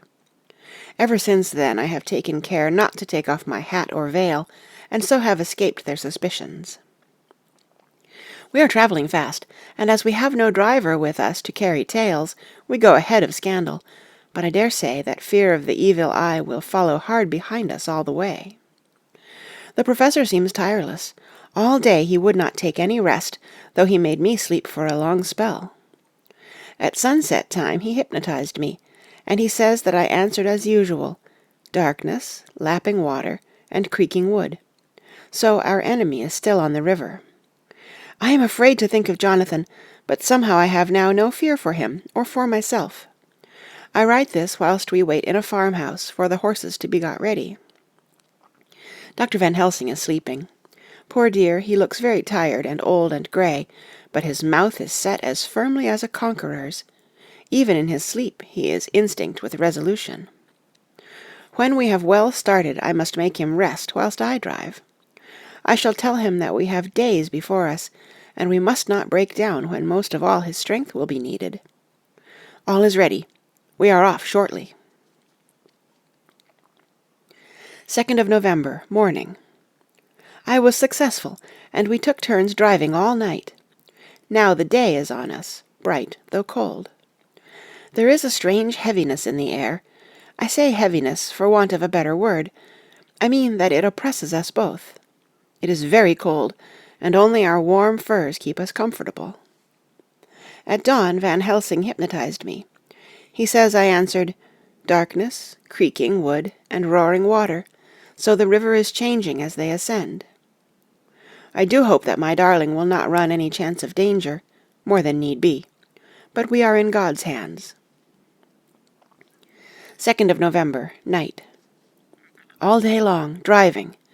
The country gets wilder as we go, and the great spurs of the Carpathians, which at Veresti seemed so far from us and so low on the horizon, now seem to gather round us and tower in front.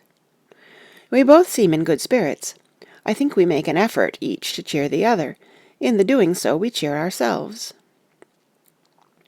Dr. Van Helsing says that by morning we shall reach the Borgo Pass. The houses are very few here now, and the professor says that the last horse we got will have to go on with us, as we may not be able to change. He got 2 in addition to the 2 we changed, so that now we have a rude 4 in hand. The dear horses are patient and good, and they give us no trouble. We are not worried with other travellers, and so even I can drive. We shall get to the pass in daylight. We do not want to arrive before. So we take it easy, and have each a long rest in turn. Oh, what will tomorrow bring to us? We go to seek the place where my poor darling suffered so much. God grant that we may be guided aright, and that he will deign to watch over my husband and those dear to us both, and who are in such deadly peril. As for me, I am not worthy in his sight. Alas, I am unclean to his eyes, and shall be until he may deign to let me stand forth in his sight as one of those who have not incurred his wrath. Memorandum by Abraham Van Helsing. 4th of November. This to my old and true friend John Seward, M.D., of Purfleet, London, in case I may not see him. It may explain. It is morning, and I write by a fire which all the night I have kept alive, Madam Mina aiding me. It is cold, so cold that the grey heavy sky is full of snow, which, when it falls, will settle for all winter, as the ground is hardening to receive it. It seems to have affected Madam Mina. She has been so heavy of head all day that she was not like herself. She sleeps and sleeps and sleeps. She, who is usual so alert, have done literally nothing all the day. She even have lost her appetite. She make no entry into her little diary, she who writes so faithful at every pause. Something whisper to me that all is not well. However, to-night she is more vif. Her long sleep all day have refresh and restore her, for now she is all sweet and bright as ever. At sunset I try to hypnotize her, but alas, with no effect. The power has grown less and less with each day, and to-night it fail me altogether. Well, God's will be done, whatever it may be, and whithersoever it may lead. Now to the historical, for as Madam Mina write not in her stenography, I must, in my cumbrous old fashion, so that each day of us may not go unrecorded. We got to the Borgo Pass just after sunrise yesterday morning. When I saw the signs of the dawn, I got ready for the hypnotism. We stopped our carriage, and got down so that there might be no disturbance. I made a couch with furs, and Madam Mina, lying down, yielded herself as usual, but more slow and more short time than ever, to the hypnotic sleep. As before came the answer, darkness and the swirling of water. Then she woke, bright and radiant, and we go on our way, and soon reach the pass. At this time and place she become all on fire with zeal. Some new guiding power be in her manifested, for she point to a road, and say, "This is the way." "How know you it?" I ask. "Of course I know it," she answer, and with a pause add, "Have not my Jonathan travelled it, and wrote of his travel?" At first I think somewhat strange, but soon I see that there be only one such by-road. It is used but little, and very different from the coach road from the Bukovina to Bistritz, which is more wide and hard, and more of use. So we came down this road. When we meet other ways, not always were we sure that they were roads at all, for they be neglect, and light snow have fallen. The horses know, and they only. I give rein to them, and they go on so patient. By and by we find all the things which Jonathan have note in that wonderful diary of him. Then we go on for long, long hours and hours. At the first I tell Madam Mina to sleep. She try, and she succeed. She sleep all the time, till at the last I feel myself to suspicious grow, and attempt to wake her. But she sleep on, and I may not wake her though I try. I do not wish to try too hard, lest I harm her, for I know that she have suffer much, and sleep at times be all in all to her. I think I drowse myself, for all of a sudden I feel guilt, as though I have done something. I find myself bolt up with the reins in my hand, and the good horses go along, jog, jog, just as ever. I look down, and find Madam Mina still asleep. It is now not far off sunset time, and over the snow the light of the sun flow in big yellow flood, so that we throw great long shadow on where the mountain rise so steep. For we are going up, and all is oh so wild and rocky, as though it were the end of the world. Then I arouse Madam Mina. This time she wake with not much trouble, and then I try to put her to hypnotic sleep. But she sleep not, being as though I were not. Still I try and try, till all at once I find her and myself in dark. So I look round, and find that the sun have gone down. Madam Mina laugh, and I turn and look at her. She is now quite awake, and looks so well as I never saw her since that night at Carfax, when we first enter the Count's house. I am amazed, and not at ease then, but she is so bright and tender and thoughtful for me that I forget all fear. I light a fire, for we have brought supply of wood with us, and she prepare food while I undo the horses and set them, tethered in shelter, to feed. Then when I return to the fire she have my supper ready. I go to help her, but she smile, and tell me that she have eat already, that she was so hungry that she would not wait. I like it not, and I have grave doubts, but I fear to affright her, and so I am silent of it. She help me, and I eat alone, and then we wrap in fur and lie beside the fire, and I tell her to sleep while I watch. But presently I forget all of watching, and when I sudden remember that I watch, I find her lying quiet, but awake, and looking at me with so bright eyes. Once, twice more the same occur, and I get much sleep till before morning. When I awake I try to hypnotize her, but alas, though she shut her eyes obedient, she may not sleep. The sun rise up, and then sleep come to her too late, but so heavy that she will not wake. I have to lift her up and place her sleeping in the carriage, when I have harnessed the horses and made all ready. Madam still sleep, and she look in her sleep more healthy and more redder than before. And I like it not.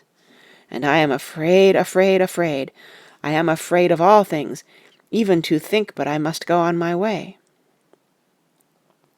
The stake we play for is life and death, or more than these, and we must not flinch.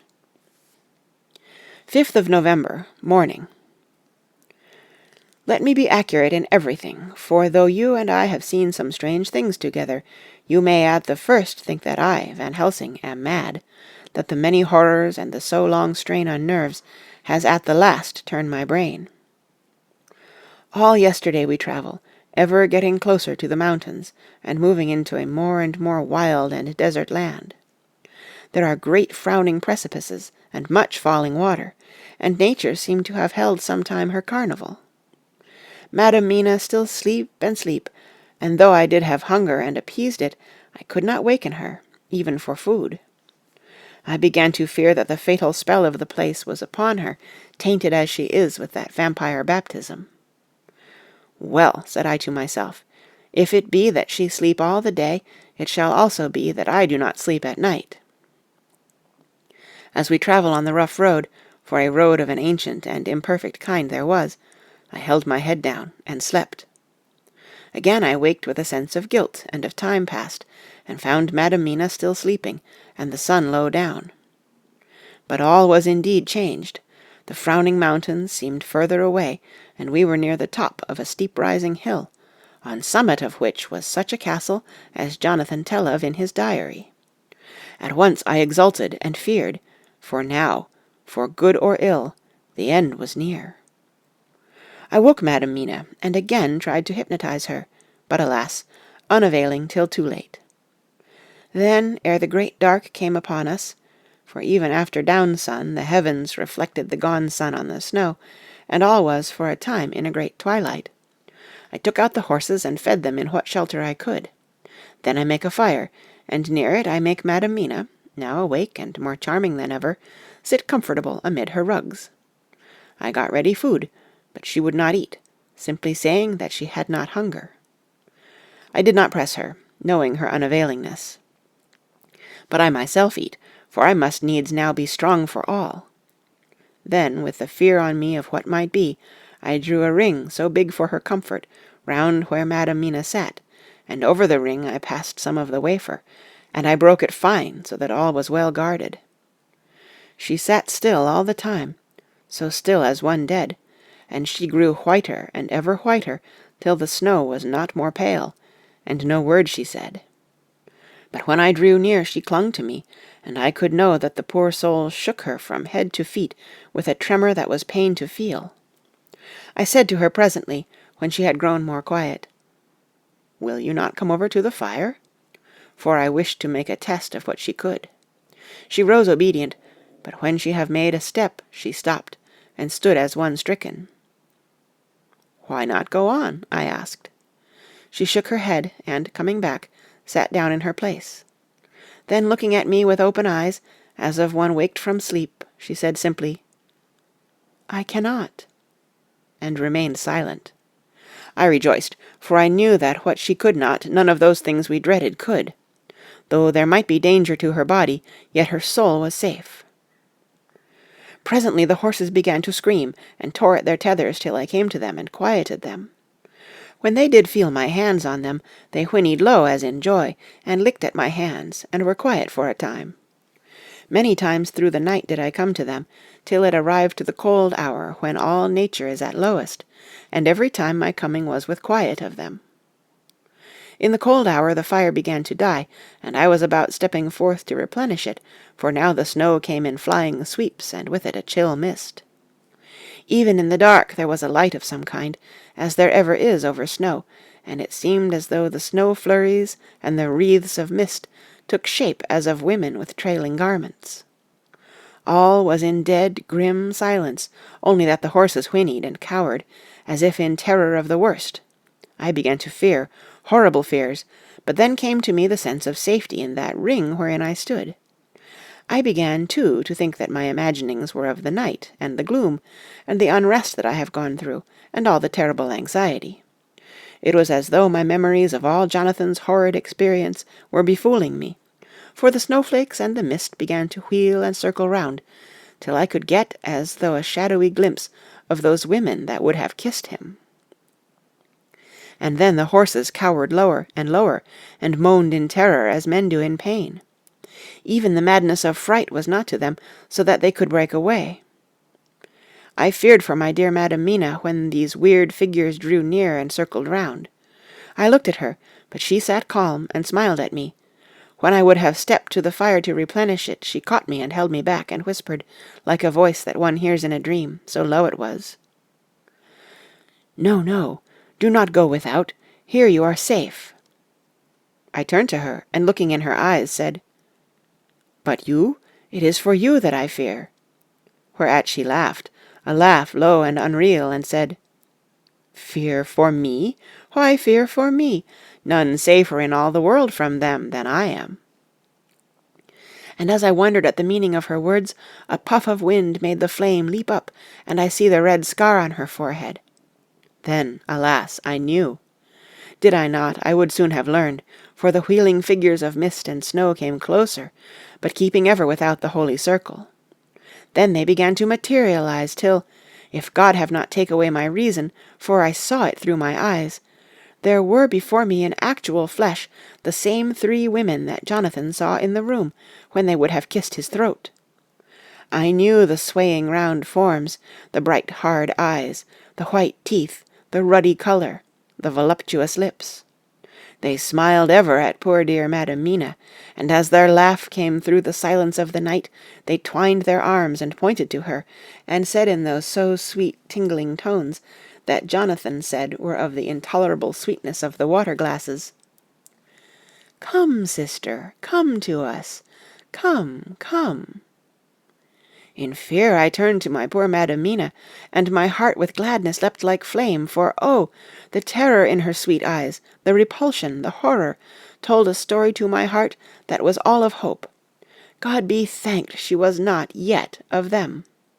I seized some of the firewood which was by me, and holding out some of the wafer, advanced on them towards the fire.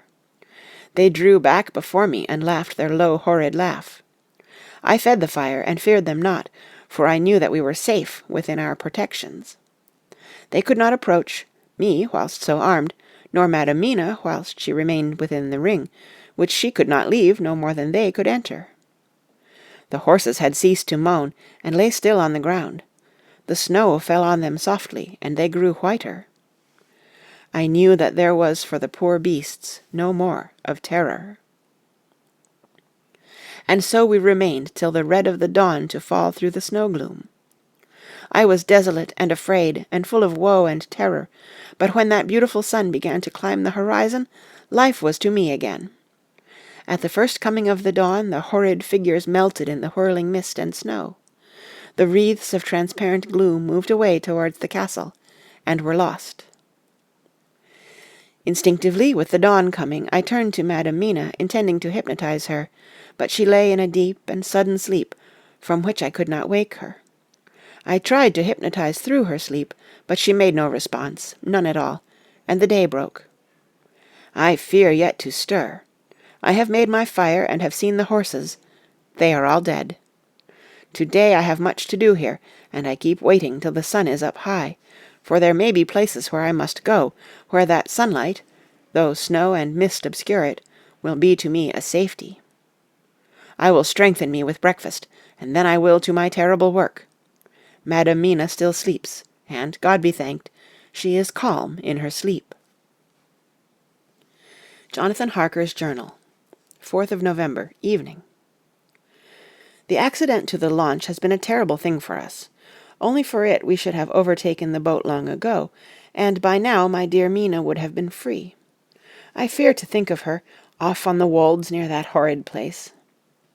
We have got horses, and we follow on the track. I note this whilst Godalming is getting ready. We have our arms. The Zgani must look out if they mean fight. Oh, if only Morris and Seward were with us! We must only hope. If I write no more, good-bye, Mina. God bless and keep you. Dr. Seward's Diary, 5th of November. With the dawn we saw the body of Zgani before us dashing away from the river with their lighter wagon. They surrounded it in a cluster and hurried along as though beset.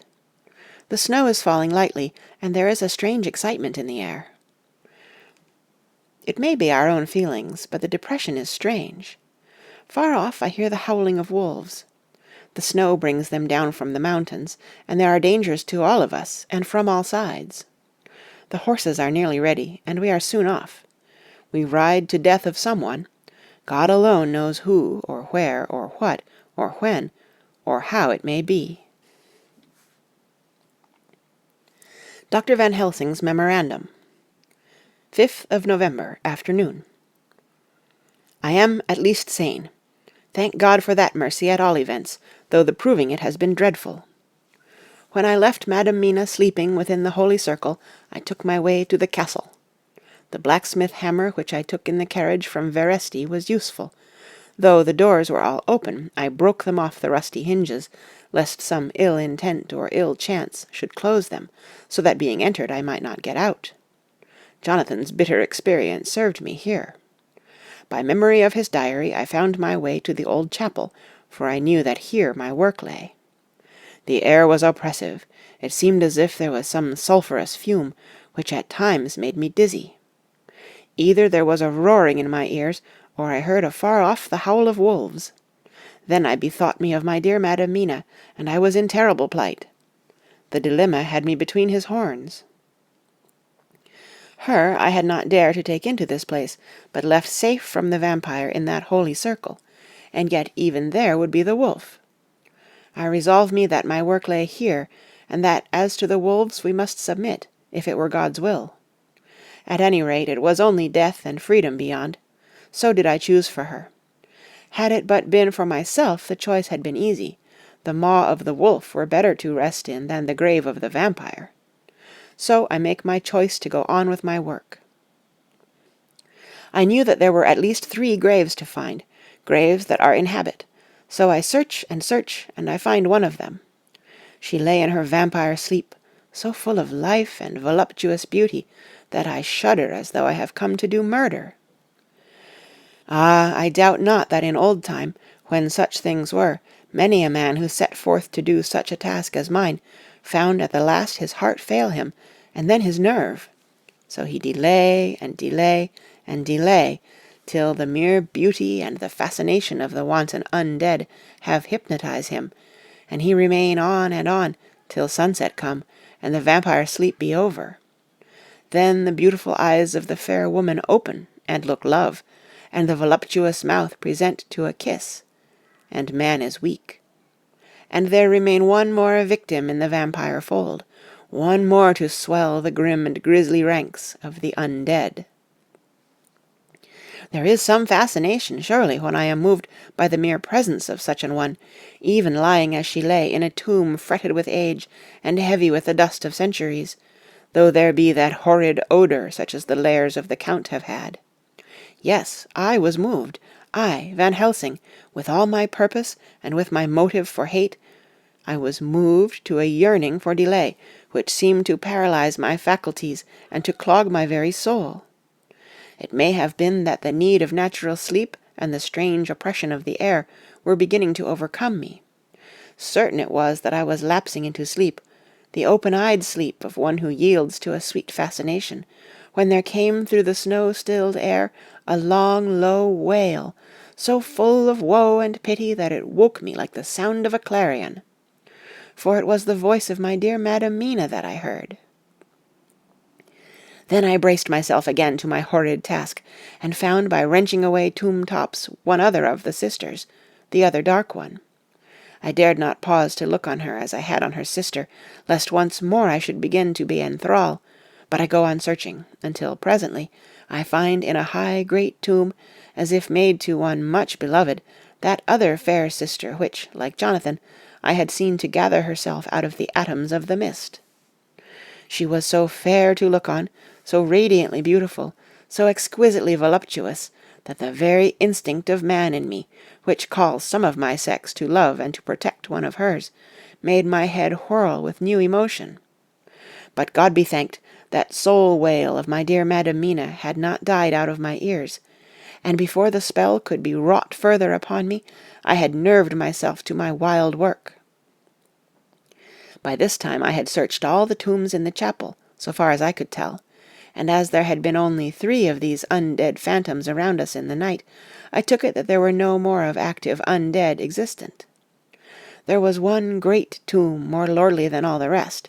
Huge it was, and nobly proportioned. On it was but one word: Dracula. This then was the undead home of the king vampire, to whom so many more were due. Its emptiness spoke eloquent to make certain what I knew. Before I began to restore these women to their dead selves through my awful work, I laid in Dracula's tomb some of the wafer, and so banished him from it, undead, forever. Then began my terrible task, and I dreaded it. Had it been but 1, it had been easy, comparative. But 3! To begin twice more, after I had been through a deed of horror. For if it was terrible with the sweet Miss Lucy, what would it not be with these strange ones who had survived through centuries, and who had been strengthened by the passing of the years, who would, if they could, have fought for their foul lives? Oh, my friend John, but it was butcher work. Had I not been nerved by thoughts of other dead, and of the living over whom hung such a pall of fear, I could not have gone on. I tremble and tremble even yet, though till all was over, God be thanked, my nerve did stand. Had I not seen the repose in the first place, and the gladness that stole over it just ere the final dissolution came, as realization that the soul had been won, I could not have gone further with my butchery. I could not have endured the horrid screeching as the stake drove home, the plunging of writhing form and lips of bloody foam. I should have fled in terror and left my work undone. But it is over, and the poor souls, I can pity them now, and weep, as I think of them placid, each in her full sleep of death, for a short moment ere fading. For, friend John, hardly had my knife severed the head of each, before the whole body began to melt away and crumble into its native dust, as though the death that should have come centuries agone had at last assert himself and say at once and loud, "I am here." Before I left the castle I so fixed its entrances that never more can the Count enter there, undead. When I stepped into the circle where Madam Mina slept, she woke from her sleep, and seeing me, cried out in pain that I had endured too much.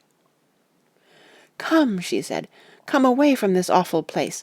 Let us go to meet my husband, who is, I know, coming towards us."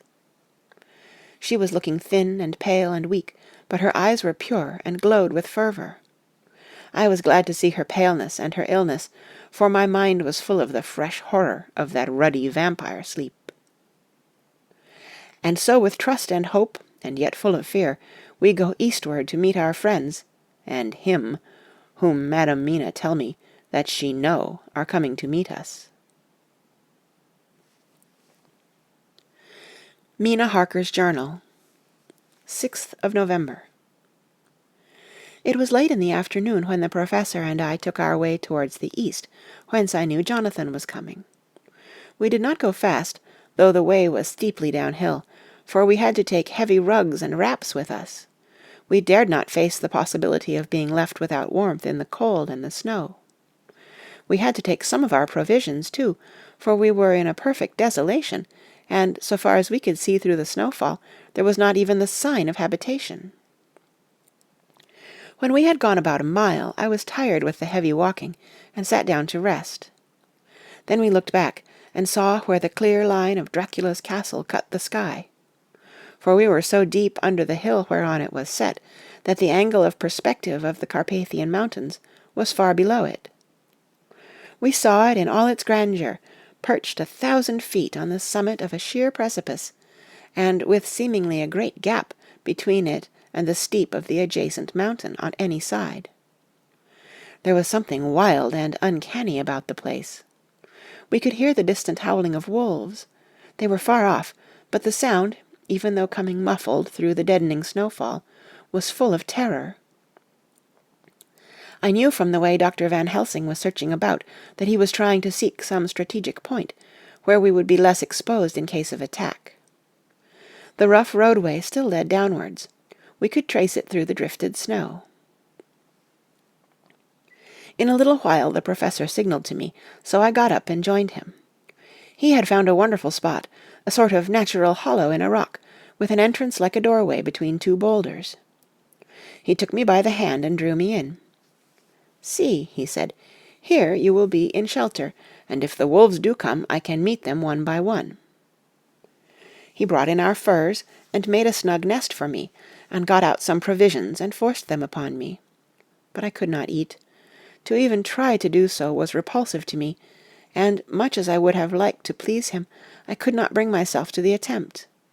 He looked very sad, but did not reproach me.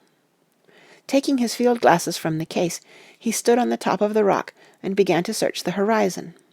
Suddenly he called out, "Look, Madam Mina, look, look!" I sprang up, and stood beside him on the rock. He handed me his glasses, and pointed. The snow was now falling more heavily, and swirled about fiercely, for a high wind was beginning to blow. However, there were times when there were pauses between the snow flurries, and I could see a long way round.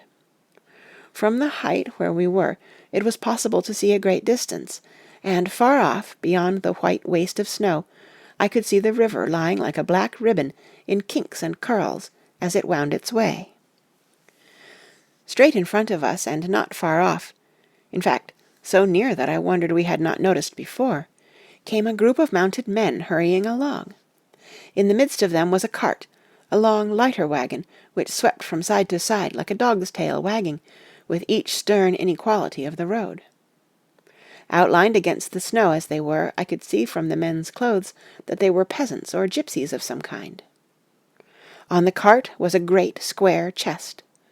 My heart leaped as I saw it, for I felt that the end was coming. The evening was now drawing close, and well I knew that at sunset the Thing, which was till then imprisoned there, would take new freedom, and could in any of many forms elude all pursuit. In fear I turned to the Professor. To my consternation, however, he was not there. An instant later I saw him below me. Round the rock he had drawn a circle, such as we had found shelter in last night. When he had completed it, he stood beside me again, saying, "At least you shall be safe here from him." He took the glasses from me, and at the next lull of the snow swept the whole space below us. "See," he said, "they come quickly. They are flogging the horses, and galloping as hard as they can." He paused and went on in a hollow voice. "They are racing for the sunset. We may be too late. God's will be done." Down came another blinding rush of driving snow, and the whole landscape was blotted out. It soon passed, however, and once more his glasses were fixed on the plain. Then came a sudden cry. "Look, look, look! See, 2 horsemen follow fast, coming up from the south. It must be Quincy and John. Take the glass. Look, before the snow blots it all out." I took it and looked. The 2 men might be Dr. Seward and Mr. Morris. I knew at all events that neither of them was Jonathan. At the same time, I knew that Jonathan was not far off. Looking around, I saw on the north side of the coming party 2 other men riding at breakneck speed. One of them I knew was Jonathan, and the other I took, of course, to be Lord Godalming. They, too, were pursuing the party with the cart. When I told the Professor, he shouted in glee like a schoolboy, and after looking intently till a snowfall made sight impossible, he laid his Winchester rifle ready for use against the boulder at the opening of our shelter. "They are all converging," he said. "When the time comes we shall have gypsies on all sides." I got out my revolver ready to hand, for whilst we were speaking the howling of wolves came louder and closer. When the snowstorm abated a moment, we looked again. It was strange to see the snow falling in such heavy flakes close to us, and beyond the sun shining more and more brightly as it sank down towards the far mountain tops. Sweeping the glass all around us, I could see here and there dots moving singly, and in 2s and 3s and larger numbers. The wolves were gathering for their prey. Every instant seemed an age whilst we waited. The wind came now in fierce bursts, and the snow was driven with fury as it swept upon us in circling eddies. At times we could not see an arm's length before us, but at others, as the hollow-sounding wind swept by us, it seemed to clear the airspace around us, so that we could see afar off. We had of late been so accustomed to watch for sunrise and sunset that we knew with fair accuracy when it would be, and we knew that before long the sun would set. It was hard to believe that by our watches it was less than an hour that we waited in that rocky shelter before the various bodies began to converge close upon us. The wind came now with fiercer and more bitter sweeps, and more steadily from the north. It seemingly had driven the snow clouds from us, for, with only occasional bursts, the snow fell. We could distinguish clearly the individuals of each party, the pursued and the pursuers. Strangely enough, those pursued did not seem to realize, or at least to care, that they were pursued. They seemed, however, to hasten with redoubled speed as the sun dropped lower and lower on the mountain tops. Closer and closer they drew. The Professor and I crouched down behind our rock and held our weapons ready. I could see that he was determined that they should not pass. One and all were quite unaware of our presence. All at once 2 voices shouted out to "Halt!" One was my Jonathan's, raised in a high key of passion, the other Mr. Morris's strong, resolute tone of quiet command. The gypsies may not have known the language, but there was no mistaking the tone, in whatever tongue the words were spoken. Instinctively they reined in, and at the instant Lord Godalming and Jonathan dashed up at one side, and Dr. Seward and Mr. Morris on the other. The leader of the gypsies, a splendid-looking fellow, who sat his horse like a centaur, waved them back, and in a fierce voice gave to his companions some word to proceed. They lashed the horses, which sprang forward, but the 4 men raised their Winchester rifles, and in an unmistakable way commanded them to stop. At the same moment Dr. Van Helsing and I rose behind the rock and pointed our weapons at them. Seeing that they were surrounded, the men tightened their reins and drew up. The leader turned to them and gave a word, at which every man of the gypsy party drew what weapon he carried, knife or pistol, and held himself in readiness to attack. Issue was joined in an instant. The leader, with a quick movement of his rein, threw his horse out in front, and pointing first to the sun, now close down on the hilltops, and then to the castle, said something which I did not understand. For answer, all 4 men of our party threw themselves from their horses and dashed towards the cart. I should have felt terrible fear at seeing Jonathan in such danger, but that the ardour of battle must have been upon me as well as the rest of them. I felt no fear, but only a wild surging desire to do something. Seeing the quick movement of our parties, the leader of the gypsies gave a command. His men instantly formed round the cart in a sort of undisciplined endeavour, each one shouldering and pushing the other in his eagerness to carry out the order. In the midst of this I could see that Jonathan on one side of the ring of men, and Quincy on the other, were forcing a way to the cart. It was evident that they were bent on finishing their task before the sun should set. Nothing seemed to stop or even to hinder them. Neither the levelled weapons, nor the flashing knives of the gypsies in front, nor the howling of the wolves behind, appeared to even attract their attention. Jonathan's impetuosity, and the manifest singleness of his purpose, seemed to overawe those in front of him. Instinctively they cowered aside and let him pass. In an instant he had jumped upon the cart, and, with a strength which seemed incredible, raised the great box and flung it over the wheel to the ground. In the meantime Mr. Morris had had to use force to pass through his side of the ring of Zagani. All the time I had been breathlessly watching Jonathan, I had, with the tail of my eye, seen him pressing desperately forward, and had seen the knives of the gypsies flash as he won a way through them, and they cut at him. He had parried with his great bowie knife, and at first I thought that he too had come through in safety, but as he sprang beside Jonathan, who had by now jumped from the cart, I could see that with his left hand he was clutching at his side, and that the blood was spurting through his fingers. He did not delay notwithstanding this, for, as Jonathan with desperate energy attacked one end of the chest, attempting to prise off the lid with his great kukri knife, he attacked the other frantically with his bowie. Under the efforts of both men the lid began to yield, the nails drew with a quick screeching sound, and the top of the box was thrown back. By this time the gypsies, seeing themselves covered by the Winchesters and at the mercy of Lord Godalming and Dr. Seward, had given in and made no resistance. The sun was almost down on the mountain tops, and the shadows of the whole group fell long upon the snow. I saw the Count lying within the box upon the earth, some of which the rude falling from the cart had scattered over him. He was deathly pale, just like a waxen image, and the red eyes glared with the horrible vindictive look which I knew too well. As I looked, the eyes saw the sinking sun, and the look of hate in them turned to triumph. But on the instant came the sweep and flash of Jonathan's great knife. I shrieked as I saw it shear through the throat, whilst at the same moment Mr. Morris's bowie knife plunged into the heart. It was like a miracle, but before our very eyes, and almost in the drawing of a breath, the whole body crumbled into dust and passed from our sight. I shall be glad as long as I live that even in that moment of final dissolution there was in the face a look of peace, such as I never could have imagined might have rested there. The castle of Dracula now stood out against the red sky, and every stone of its broken battlements was articulated against the light of the setting sun. The gypsies, taking us as in some way the cause of the extraordinary disappearance of the dead man, turned, without a word, and rode away as if for their lives.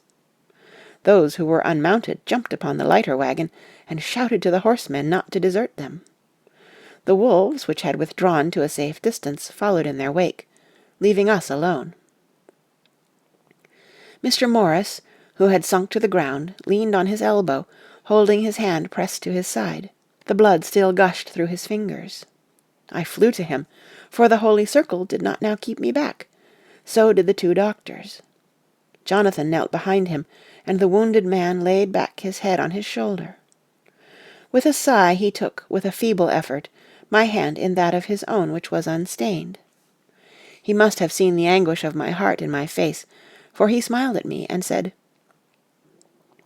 "I am only too happy to have been of any service. Oh, God!" he cried suddenly, struggling up to a sitting posture and pointing to me. "It was worth for this to die. Look, look!" The sun was now right down upon the mountain top, and the red gleams fell upon my face, so that it was bathed in rosy light. With one impulse the men sank on their knees, and a deep and earnest "Amen" broke from all as their eyes followed the pointing of his finger. The dying man spoke. "Now God be thanked that all this has not been in vain. See, the snow is not more stainless than her forehead. The curse has passed away."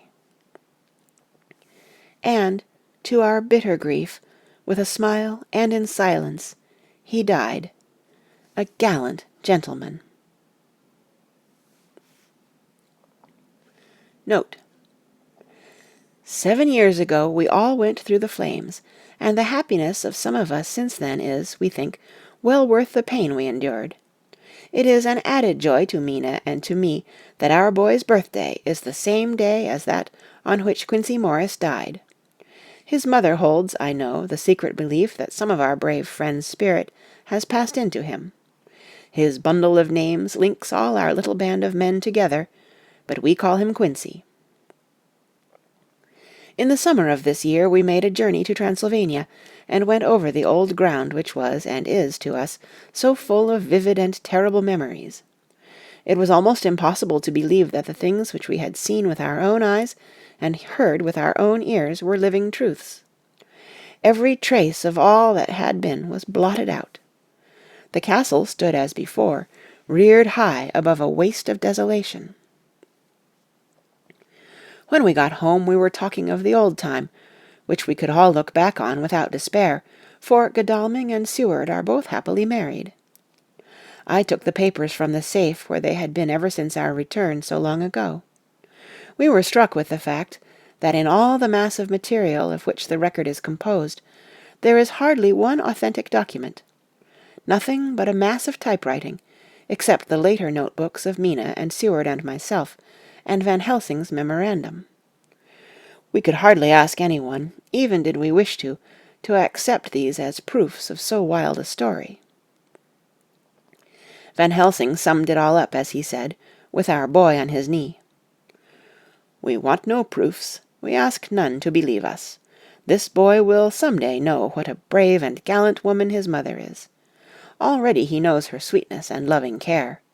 Later on he will understand how some men so loved her that they did dare much for her sake." Jonathan Harker. The End. End of Chapter 27 and the end of Dracula by Bram Stoker. Read by Kara Schallenberg, www.kray.org,